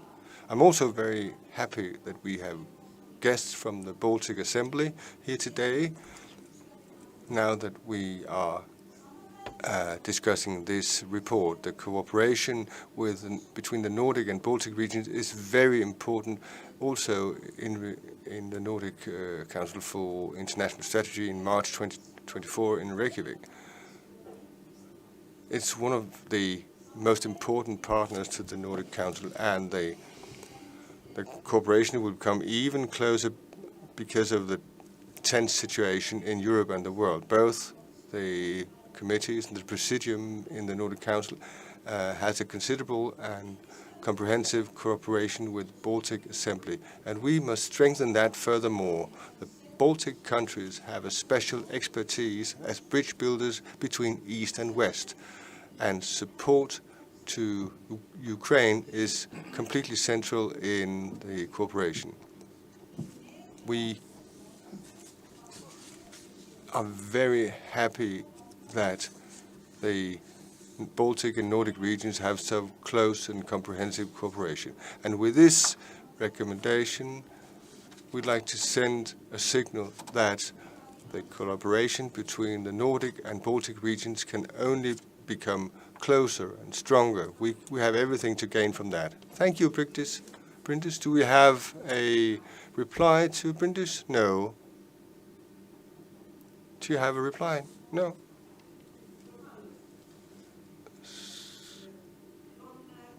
So we'll proceed to the list of speakers. And Lorena Delgado Varas, you've got the floor for 2 minutes. Thank you very much. I am for international cooperation, and this is such a proposal. Through international cooperation, then we will develop, we strengthen each other, and we can quickly act together in crises. The relations between the Nordics and the Baltics has always been important, not always peaceful, but if you look back at our histories, but now it is different times, and with the cooperation, it should benefit all the peoples in the different areas. Economic cooperation should also improve lives and not also all make, for example, taxation evasion easy, for example. And it's extremely important in these times, certain issues. But I would like to also think about students in particular, and also try to increasing exchange of education. Then we'll get a positive strengthening of societies around the Baltic region. And also, at the same time, we have to look at the important environmental work, which should continuously be worked on to save biological diversity and to save the Baltic Sea from pollution. These are fundamental for the lifestyles and lives that we have. And this proposal focuses on economy, freedom, and self-determination. I wanted to expand the issue a little bit because things do hang together, especially when it comes to the issues of economy. Thank you. Thank you. Helena Björklund from the S Group. You have the floor, and you have 2 minutes, madam. Thank you, Madam President, and thank you for the proposal. I just want to briefly state that in the Social Democratic Group, we support this proposal, and we think it is good with cooperation, which not least focuses on that we in the democratic West are unified when the world is as restless as it is.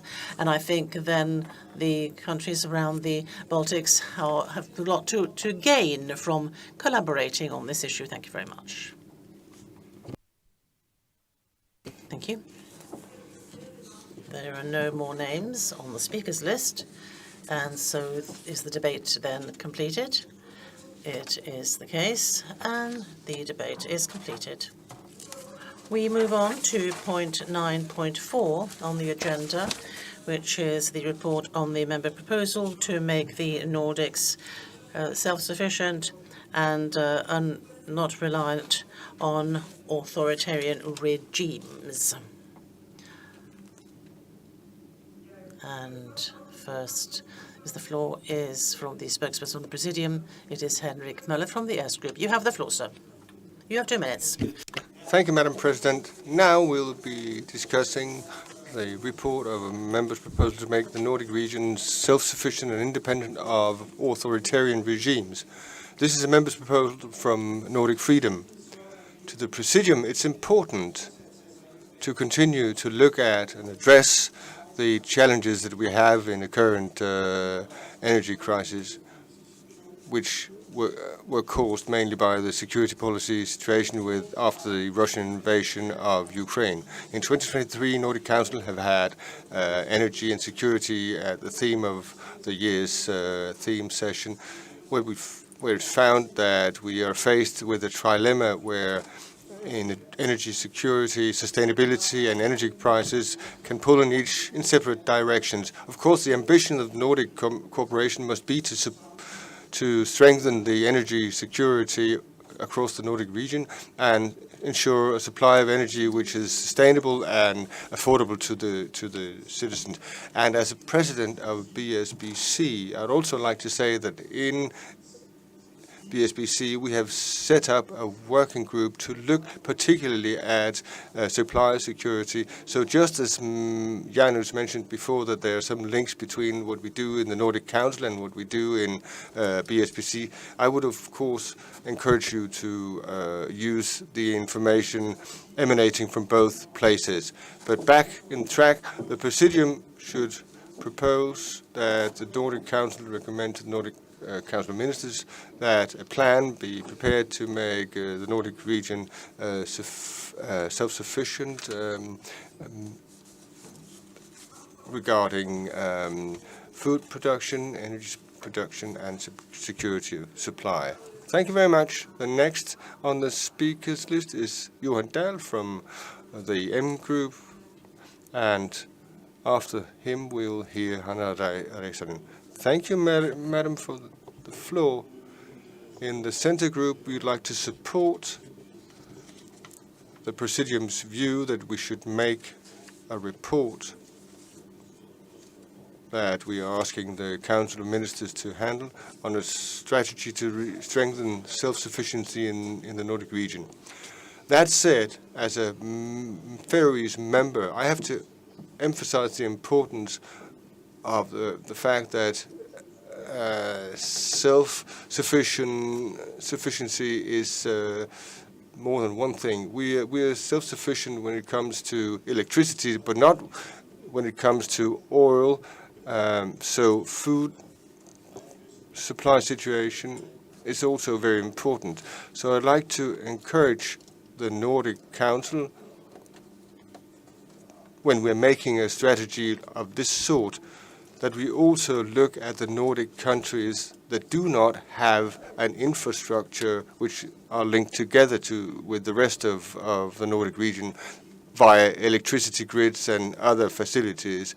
In Iceland and Greenland, we're completely isolated. So it's important when we look at those strategies that we make them in such a way that we're included also. For instance, we've got 6 weeks of supply time if we have if a war should hit us. We also need to look at foods and medical supplies. So my wish and hope is that we also include these things when we address those strategies. And I would also like to appeal to us, together with the other autonomous countries, that we are also made part of the Haga Corporation, which is a civilian corporation, as I mentioned before. Thank you. Thank you. And Hanna Reisanen from the M Group. And after that, Lorena Delgado. Thank you. I will speak Finnish. The subject is very important, and it is necessary to continue the conversation after this meeting. As I have said before here, I come from the eastern Finland, from northern Karelia, and as a forestry engineer in Finland, we have strong or a lot of forestry. We have also metal ore and a lot of other natural resources. But of course, we also want to process, refine these and put them to the world. And 2 years ago, the Russian attack was a very concrete effect on us. We also have goods that we send along the Saimaa Canal, and it is an exceptional canal. It is 43 kilometers long, and of 20 kilometers of that from Russia through land rented from Russia. And you can imagine that after the war of aggression, then of course people do not want to take goods to the Russian side, even though it has been rented. exported for Russia, or at least for Finland rather, and all of those goods that those now has to be packed into trucks or has to be transported by rail. And there we noted where the weaknesses are that we also need nationally. Also, when it comes, we need a network also of roads and rails also in the West. And it's extremely important that in discussion we also take into account this road and rail network aspect. And these are all linked to each other. Through NATO, we can have some kind of funding when it comes to military transport, but when it comes to I would like to say that in order to have also maintenance, security, for example, apart from that, we should also have other solutions for us. But I'm very excited to hear where we take this issue further. Thank you. Thank you. And Lorena Delgado Varas from the Nordic Green Left. You have the word, but now I'm going to close the speakers list because we're running out of time. Lorena, you have 2 minutes. This is a question which I've spoken about a lot, and sometimes one is called protectionistic, but there are a lot of positive consequences of trying to increase self-sufficiency. When you think about climate, you also cut down on transport, and also if you look at human rights, for example, there are a lot of things that speak for that our exploiting of other countries is negative for local populations, but also good for certain transnational companies and dictatorships. I usually look at also mineral supplies. We have larger opportunities to produce material in a more sustainable way without breaking against human rights, and that means that environmental impact, of course, but we need to take more responsibility for our own consumption.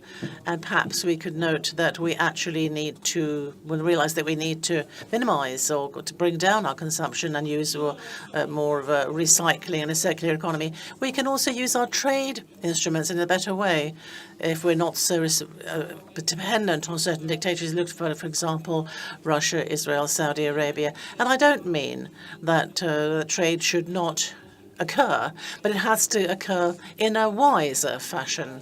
When it comes to energy, it isn't sensible that we risk leaving such important structures in the hands of undemocratic countries. We as a group, the Nordic Green Left, are for the proposal. Thank you. Thank you. The debate is hereby concluded, and we will proceed now to item 9.5, Presidium proposal about an addition to the work scheme, paragraph 72. I'll give the floor to the spokesperson for the Presidium, Lorena Delgado Varas from Nordic Green Left. Please, you have 2 minutes. Thank you very much. This is a good change. We're a parliament consisting of 8 different countries with different times of elections. So making a structure which ensures continuity is very important. And therefore have we proposed that the Nordic Council adopt an addition to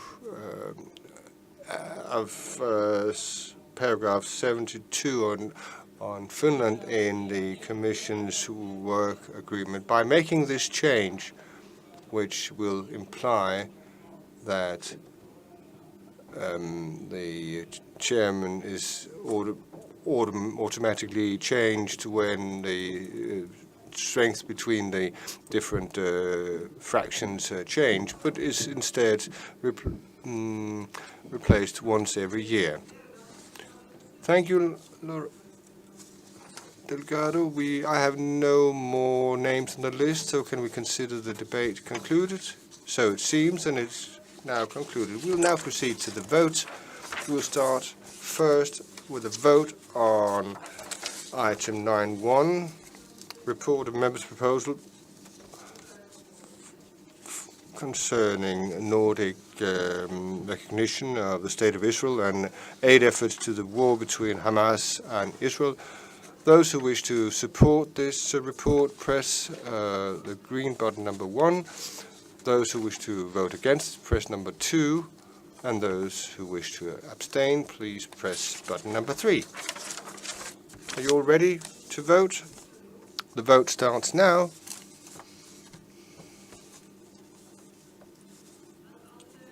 Have you all cast your votes?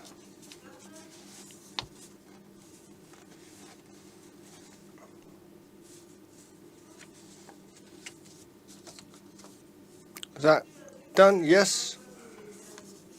The vote has ended and the report has hereby been adopted. We then proceed to vote on item 9.2, report on members' proposal to promote a free trade agreement between the Faroe Islands and the EU. Those who wish to support this report, press button number 1 for yes. Those who wish to vote against, please press button number 2. And those who wish to abstain, please press button number 3. Are you all ready?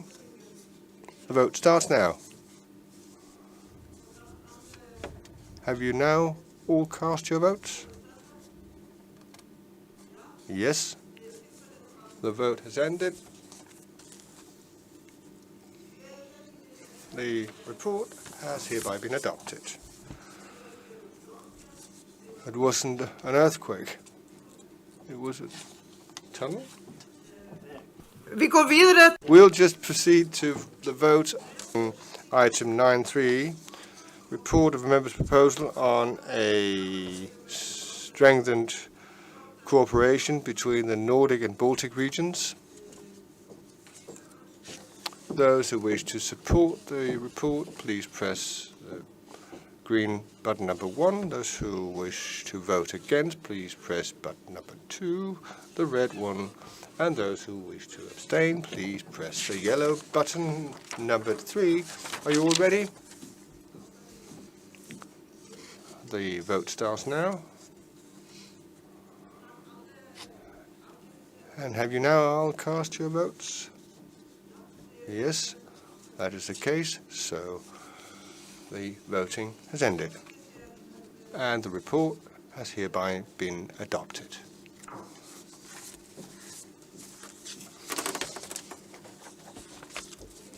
And we now proceed to a vote on item 9.4, report on a member's proposal to make the Nordic region self-sufficient and independent of authoritarian regimes. Those who wish to support this report, please press the green button number 1. Those who wish to vote against it, please press button number 2, the red button. And those who wish to abstain, please press the yellow button number 3. Are you all ready to vote? The vote starts now. Have you all cast your votes?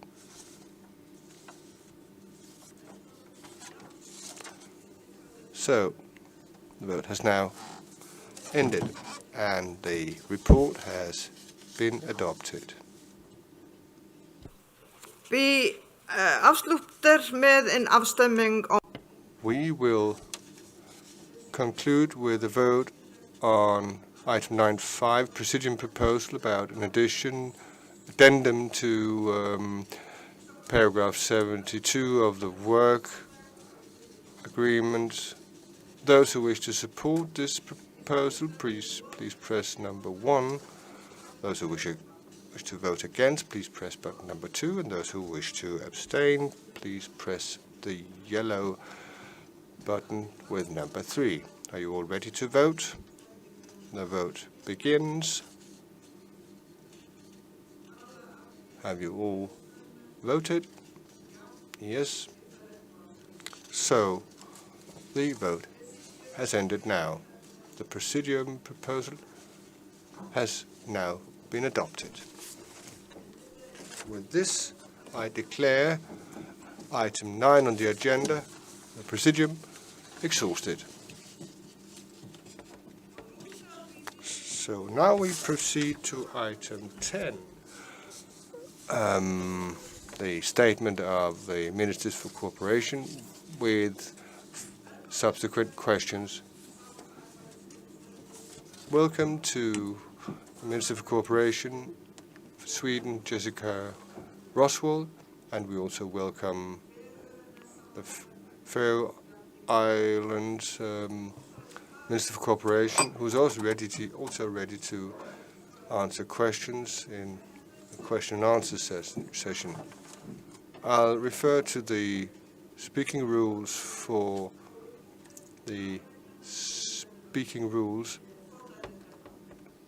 this debate. The Minister for Cooperation from Sweden has 5 minutes for an oral statement, and there'll still, for replies, be a 1-minute speaking time for members. Government representatives are given 2 minutes to reply to a reply, and the member will also be able to follow up on a reply within 1 minute. So, and the answer time is 2 minutes. We'll start the question and answer session with the Minister for Cooperation from Sweden. Jessica Roswell, please, you've got 2 minutes. Thank you, Madam President. Nordic parliamentarians. Nordic cooperation is unique. We belong to each other's closest cooperation partners, and together we form a significant political and economic power. The fact that all Nordic and Baltic countries now are members of NATO is a decisive change of the security policy situation in our region. With Sweden, NATO becomes stronger, development in our close area more predictable, and we in our neighbor countries are more secure. Against the backdrop of developments of the security of the situation in Europe, it is in particular urgent now to be able to have a dialogue, often about Nordic and Nordic-Baltic Circle. Strong ties and a capacity to learn from each other's experience has never been as important as now. Madam President, it's an eventful time to be chairperson in, and there is great consensus in the Nordic countries around that our cooperation is essential, able to deal with common challenges in our countries, for countries, companies, and citizens. This cooperation happens at different levels and different fora, not the least at the Council of Ministers. The vision is our guiding star, and together we work continuously to ensure that the Nordics will be the world's most sustainable and integrated region 2030. As you know, that all the Minister Council constellations during the last year have worked at for full throttle to form political prioritizations that are described in the drafts of the cooperation program to be given to the Nordic Council, and this dialogue has happened in the committee meetings yesterday. And I hope when you look at the cooperation program that they also reflect the efforts that you have made from September last year, also when it comes to the forward-looking visions work and your priorities. From the Council of Ministers, it is clear that our priorities are very common, which creates good preconditions to get to our goals in 2030. In the Council of Ministers for Cooperation program, we strive in particular for even stronger cooperation to be able to contribute and deliver Nordic solutions and a strong cooperation which is over several sectors. In order to achieve this, especially to prioritize the work of our countries and to strengthen also our work in the border areas of the Nordics. This is also a clear prioritization also for the Swedish presidency. We have a renewed and forceful grip of our political work with eliminating border obstacles both for people and for companies, to make it easier for companies and people to work over borders. This is extremely important for our competitiveness and growth, and also for us to be able to reach our vision. And also this requires cooperation. This is an area which myself, as a Nordic minister, will do as I can in order to drive forwards on the Nordic, bilateral and national levels. We will have mobility and freedom of movement issues on the agenda at all of these MSM meetings during the year. In our first meeting in February, we had an informal political discussion around how we can improve and make more efficient our work when it comes to border obstacles. There's a strong engagement from the corporate ministers when it comes to the border obstacle work.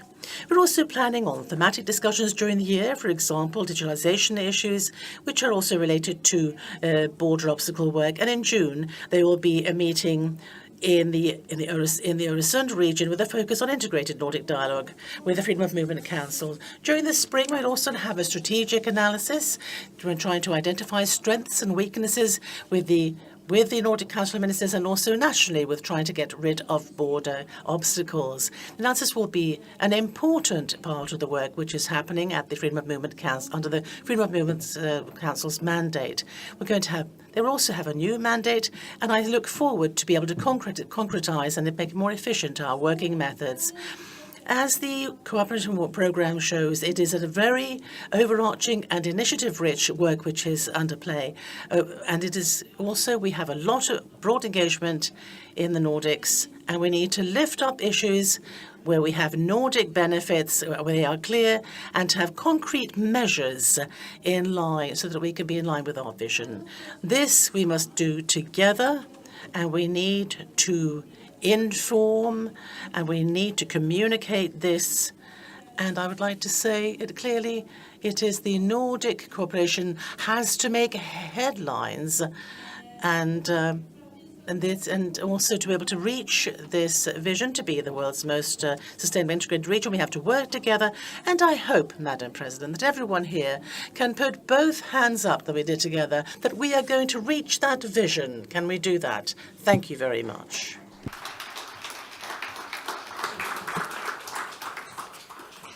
Thank you very much, Jessica Roswell. And we go directly to questions from the members. And you have to say who the question is put to. And Eva Lind from the S Group, you have 1 minute. And then Stein Erik after that.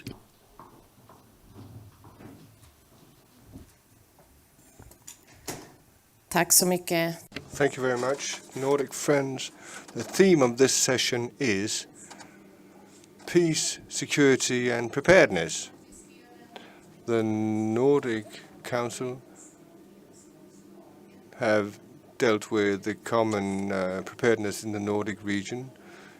We have found that it's important that we do this together, but we haven't gotten a response from the government. We thought that it was important the entire Nordic Council stood behind this proposal, that we should strengthen the preparedness. This provides Nordic benefit, and it's also a precondition for us becoming stronger together. And I think I should ask someone else, but I will ask the question to the Minister for Cooperation for Sweden, please. Thank you. I will give the floor to the Minister for Cooperation. You've got two minutes. Thank you very much. Thank you for the question.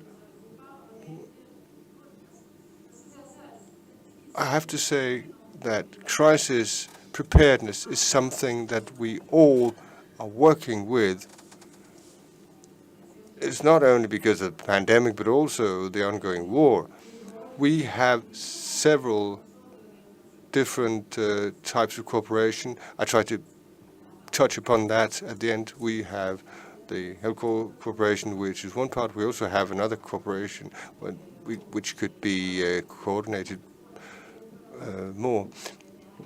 But defense is also on our agenda, but it's to be worked with. Thank you. Please, Stein Erik Lauvås from the S Group, Norway. Please, you've got 1 minute, after which we'll hear you in Hulberg. Thank you, Madam President. My question is to the Minister for Cooperation. with the vision that we should be the most integrated region by 2030. Mobility is important to achieve that, and we need to work together to achieve those goals. But then we do see now that the Minister for Cooperation is actually working against the Nordic Council in such an important case as establishing a Nordic Council of Ministers for Transport, with reference to the fact that they have informal meetings. But we want an open democracy, so how can the ministers say that informal meetings are better than open formal meetings? That when it comes to transport across the national borders. Tack, och jag giver ordet. Thank you, and I give the floor to the Cooperation Minister, and you have 2 minutes. Thank you. Thank you for the question. It's not the first time that I answer that question, I can say, but I'm not sure if we're sort of talking past each other. I think that we do have so many issues which are so important that for us to be able to reach our vision, so I hope you could focus more on that. But my thoughts from the panel that I had a few hours ago was that to try to take on board the report that Gunnar has written. And because what I'm trying to achieve as minister is try to put this into practice, whether it happens formally or informally in the Council of Ministers. It's not the most important. The important is that we make results. We heard about LKAB. That's what they want. That's what our citizens want, and that's what I want as well. And what results from that, and we have a good collaboration between our Nordic ministers, also informally, and they have meetings 6 times a year, which I already mentioned today. And I'm working towards trying to get things into practice, and also trying to look at who has written a report and what, and I hope that we all do. What can we learn from it? How can we develop this? Because as we also had on the agenda, there were many issues here which are very urgent when it comes to preparedness, when it comes to getting our infrastructure, making it resilient. Thank you.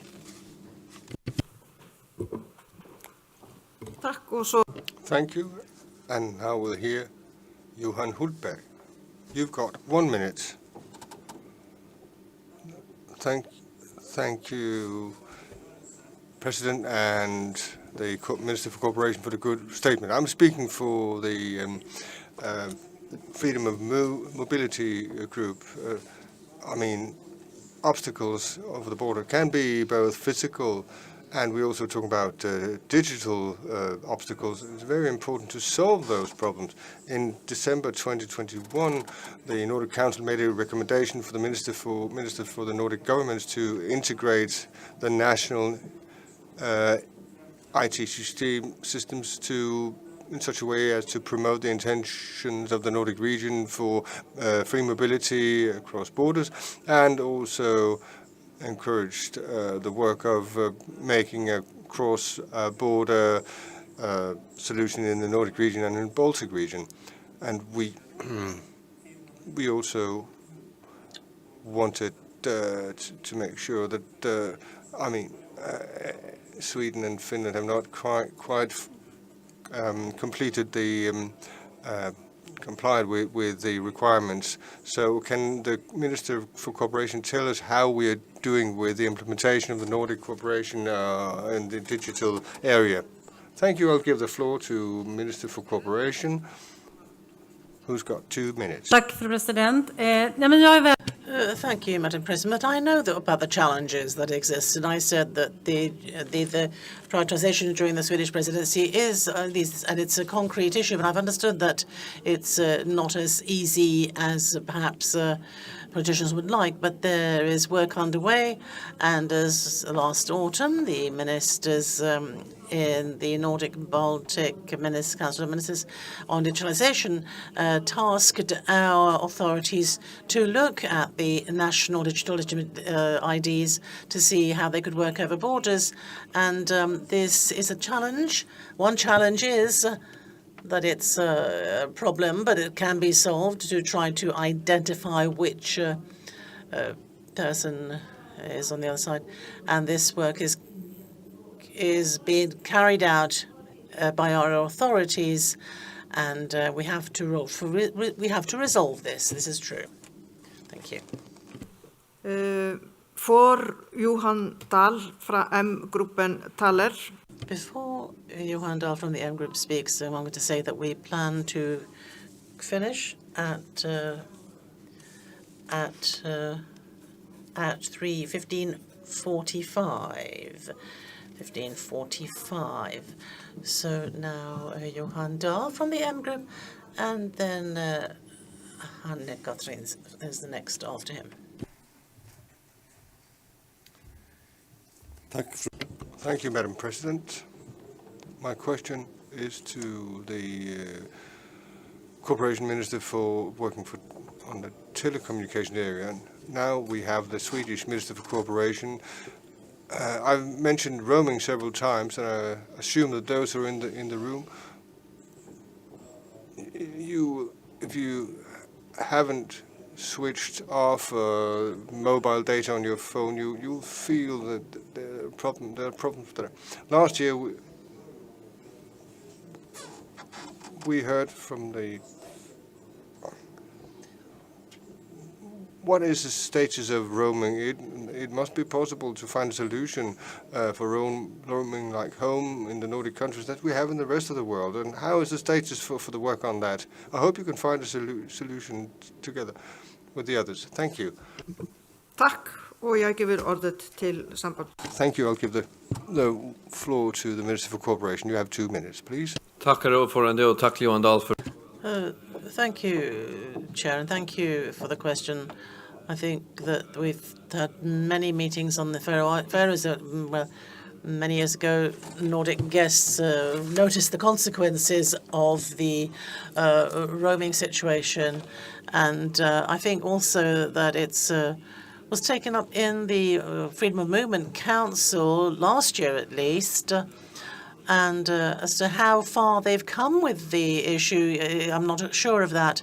But I know that there have many different challenges, among others, because you have to have a dialogue with private operators that have to carry out new kinds of methods or policy or agreements which would make access to roaming services universal.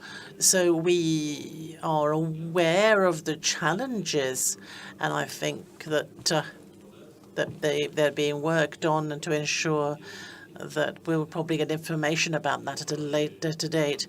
But I think it's very important that that this is the way to work on it as well. Thank you. Johan Dahl, you have 1 minute. Thank you very much for the reply to the Minister for Cooperation. I can tell the Minister that yesterday from the Finnish Telecom, we received a memo with a recommended proposed solution, and I've asked Claes to send this to our members, and I hope we can distribute it to everyone so that we can make an arrangement like the one Faroe Telecom recommends to resolve this challenge for all of us. Will I give it ordet? Can I give the floor to you? Thank you. Thank you. And also it happens to be that I'm also responsible for the Faroese telecom company. So I know that many people have an opportunity today to go on an excursion to the place where we can get more information about the technical solutions which are being proposed, and also we can put questions there that those answers to questions that perhaps we can't answer. Thank you very much. Takk. Thank you. Hanne Katrin Fredriksen From the M group, please, you've got 1 minute, and then we'll hear Mikael Lindholm.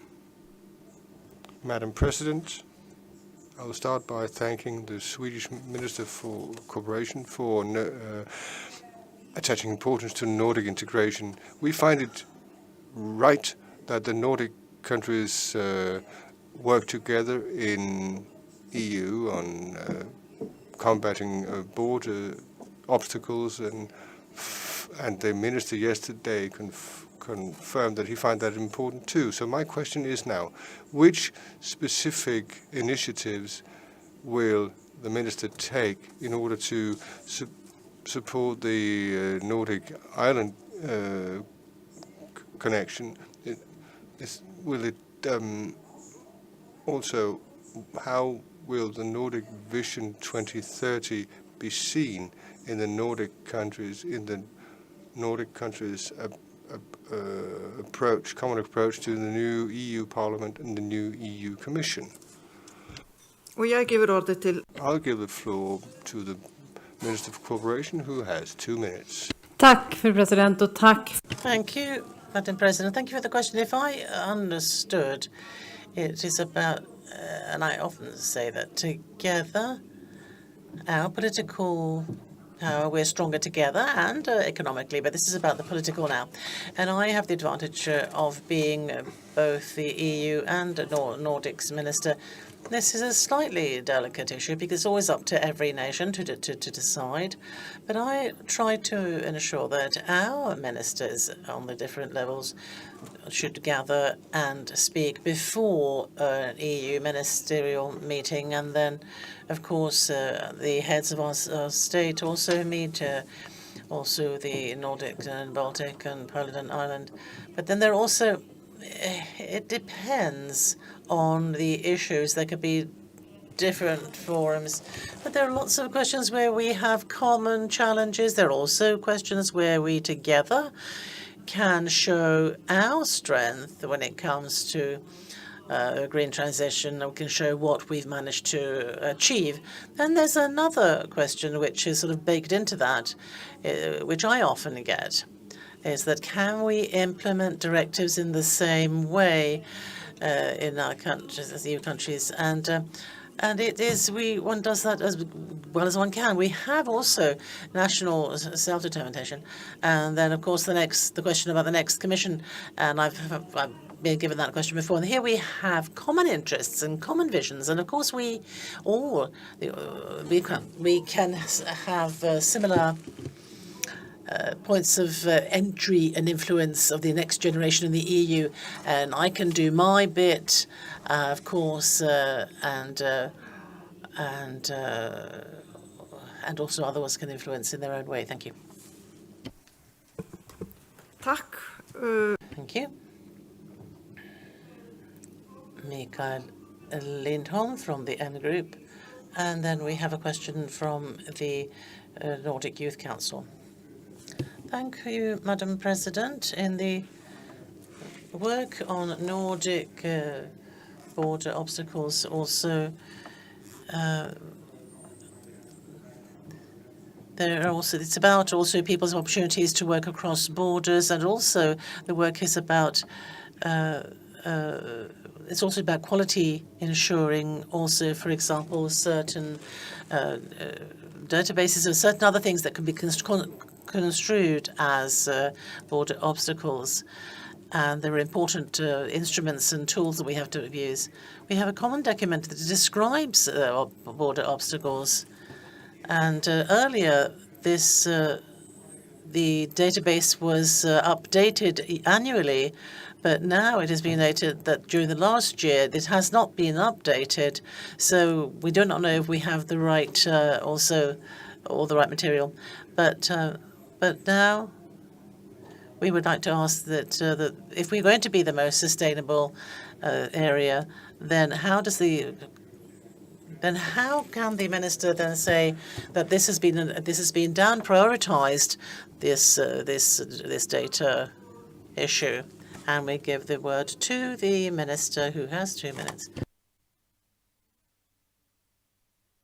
So when you put the question, it doesn't sound good at all when you put the question that way, but I would like to say that one of those things that I think that we should see concrete results. You can also have different points of view that you try to solve 5 or 6 border obstacles per year. Is that enough? Maybe. Someone might say that is enough, but there are lots of difficulties left. But perhaps something others was brought me here that we had a discussion, an informal discussion, both about the working methods which the Freedom of Movement Council has and what the Council of Ministers have, and our respective national governments and how they work. And I think this is going to be important when we talk about the next mandate for the Freedom of Movement Council. I want to see results. I'm not sure if I'm open for discussions that we're analyzing it now to see how we can give perhaps more instruments or tools to the Freedom of Movement Council to be able to solve more border obstacles. But I believe that we're going to, or if we work on it together, we can achieve results.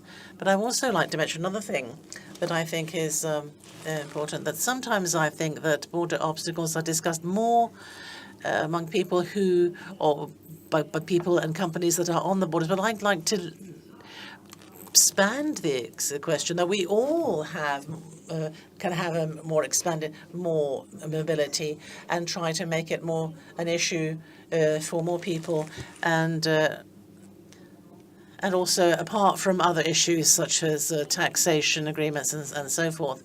But I don't want to just stare at a list. I'd like to find ways to resolve concrete and sometimes difficult questions. Thank you. I've got 2 speakers left on the list of speakers, and I have to close the list of speakers now. First, we will hear a question from the Nordic Youth Council, after which we'll hear Lorraine Delgado. Please. Thank you very much. There's always a lot of talk about Nordic region becoming the most integrated region by 2030, but it must also be integrated between generations. So youth should have a vote in society as well. It's very important for us to work on climate and biodiversity. How will the ministers ensure that the voice of youngsters is heard in the Nordic region, especially when you're dealing with topics as important, which are so important to us? Jessica, please, you got the floor. Thank you for the question. Thank you, Madam President. There are 2 questions which were prioritized, and I agree, and I know that many others say that it was saying earlier that there are not many years until 2030 we have to put in a higher gear, and climate and sustainability and environment are priorities for the Nordics and for all the Nordic governments, and we've had discussions on that. We're working on that, and a lot of work ongoing, and a lot of innovative companies that are working out. The other part is extremely important, how we can ensure to promote young people's participation in democracy, where we have a lot of challenges, and many of us say who are going to be the 9th of June. We have the elections, and my role is to try to get people to vote more in Sweden, for example. And it's a challenge trying to increase the numbers of young people's participation in voting. That usually we have a priority that young people and children is one of our priority areas when it comes to our part of the work, and also democracy work is part of that. And of course, there are a lot of things that the Swedish government is doing about increased democratic participation in schools, for example. But thank you for the question. It's extremely important. And we cannot take democracy for granted. This is something that we have to take responsibility for together. Thank you. Tack. Thank you, and please, Lorena Delgado Varas from Nordic Green Left. Do I have to go over there? You can stay. It doesn't matter. Okay. I will see if I can have time to cover everything. But I'd like to give a recommendation about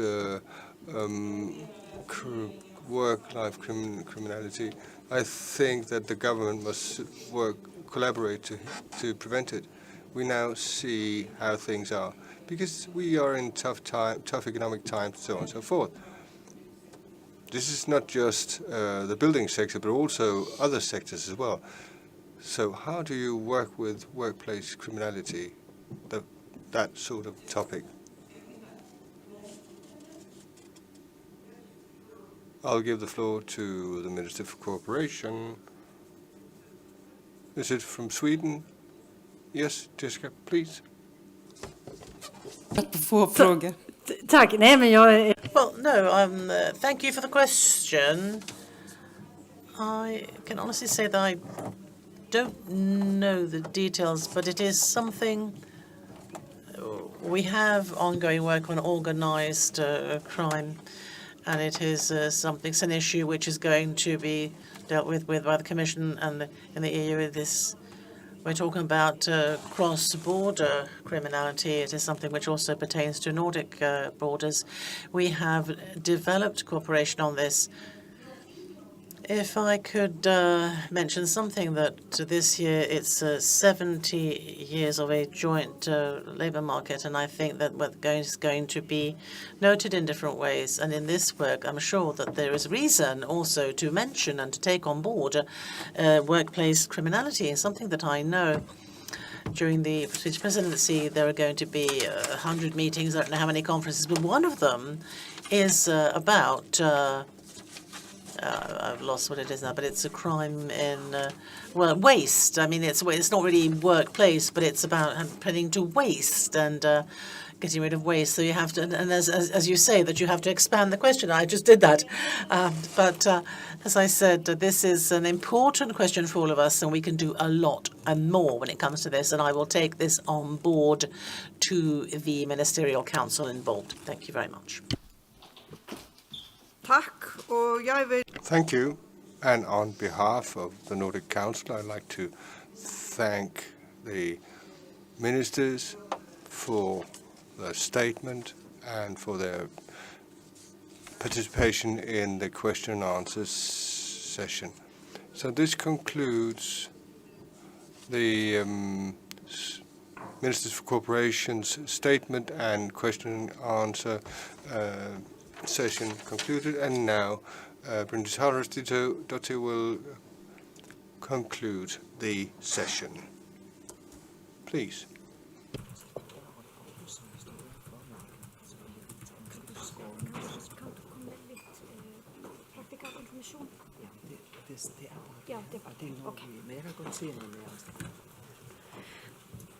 Tack, Oddny. Men jag ska också säga att det är... I have to say that it's the President's birthday today. Congratulations on that. Så nu kommer vi i punkt 11. So we have reached item 11, the conclusion of the session. Dear members and participants in the Nordic Council session, we have reached the last item on the agenda. And now I'd like to speak in Icelandic for the last time today.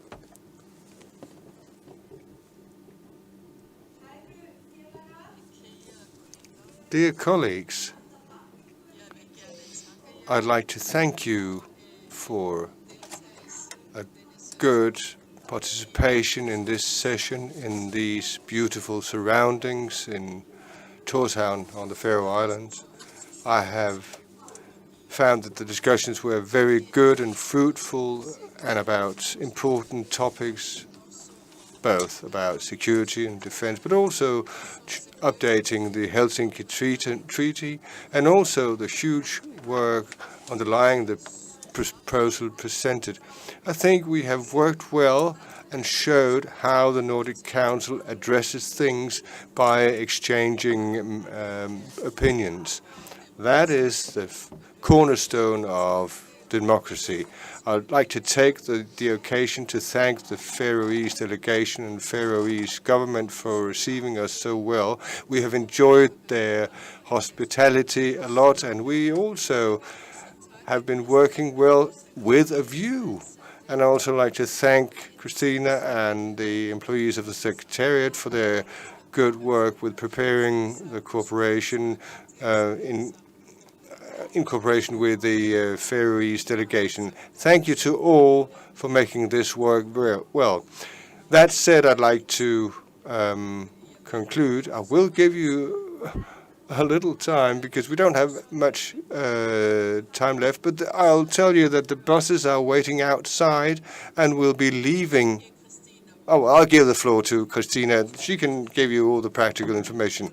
Okay, I'll take the occasion to thank the members and the colleagues for a really good debate and good days together with you. It has been incredible to be together with you here in the Faroe Islands, and we hope that you will have another interesting experience by going on the excursion and get a better impression about the Faroese society within telecoms and infrastructure, all things which have been themes of this session: critical infrastructure,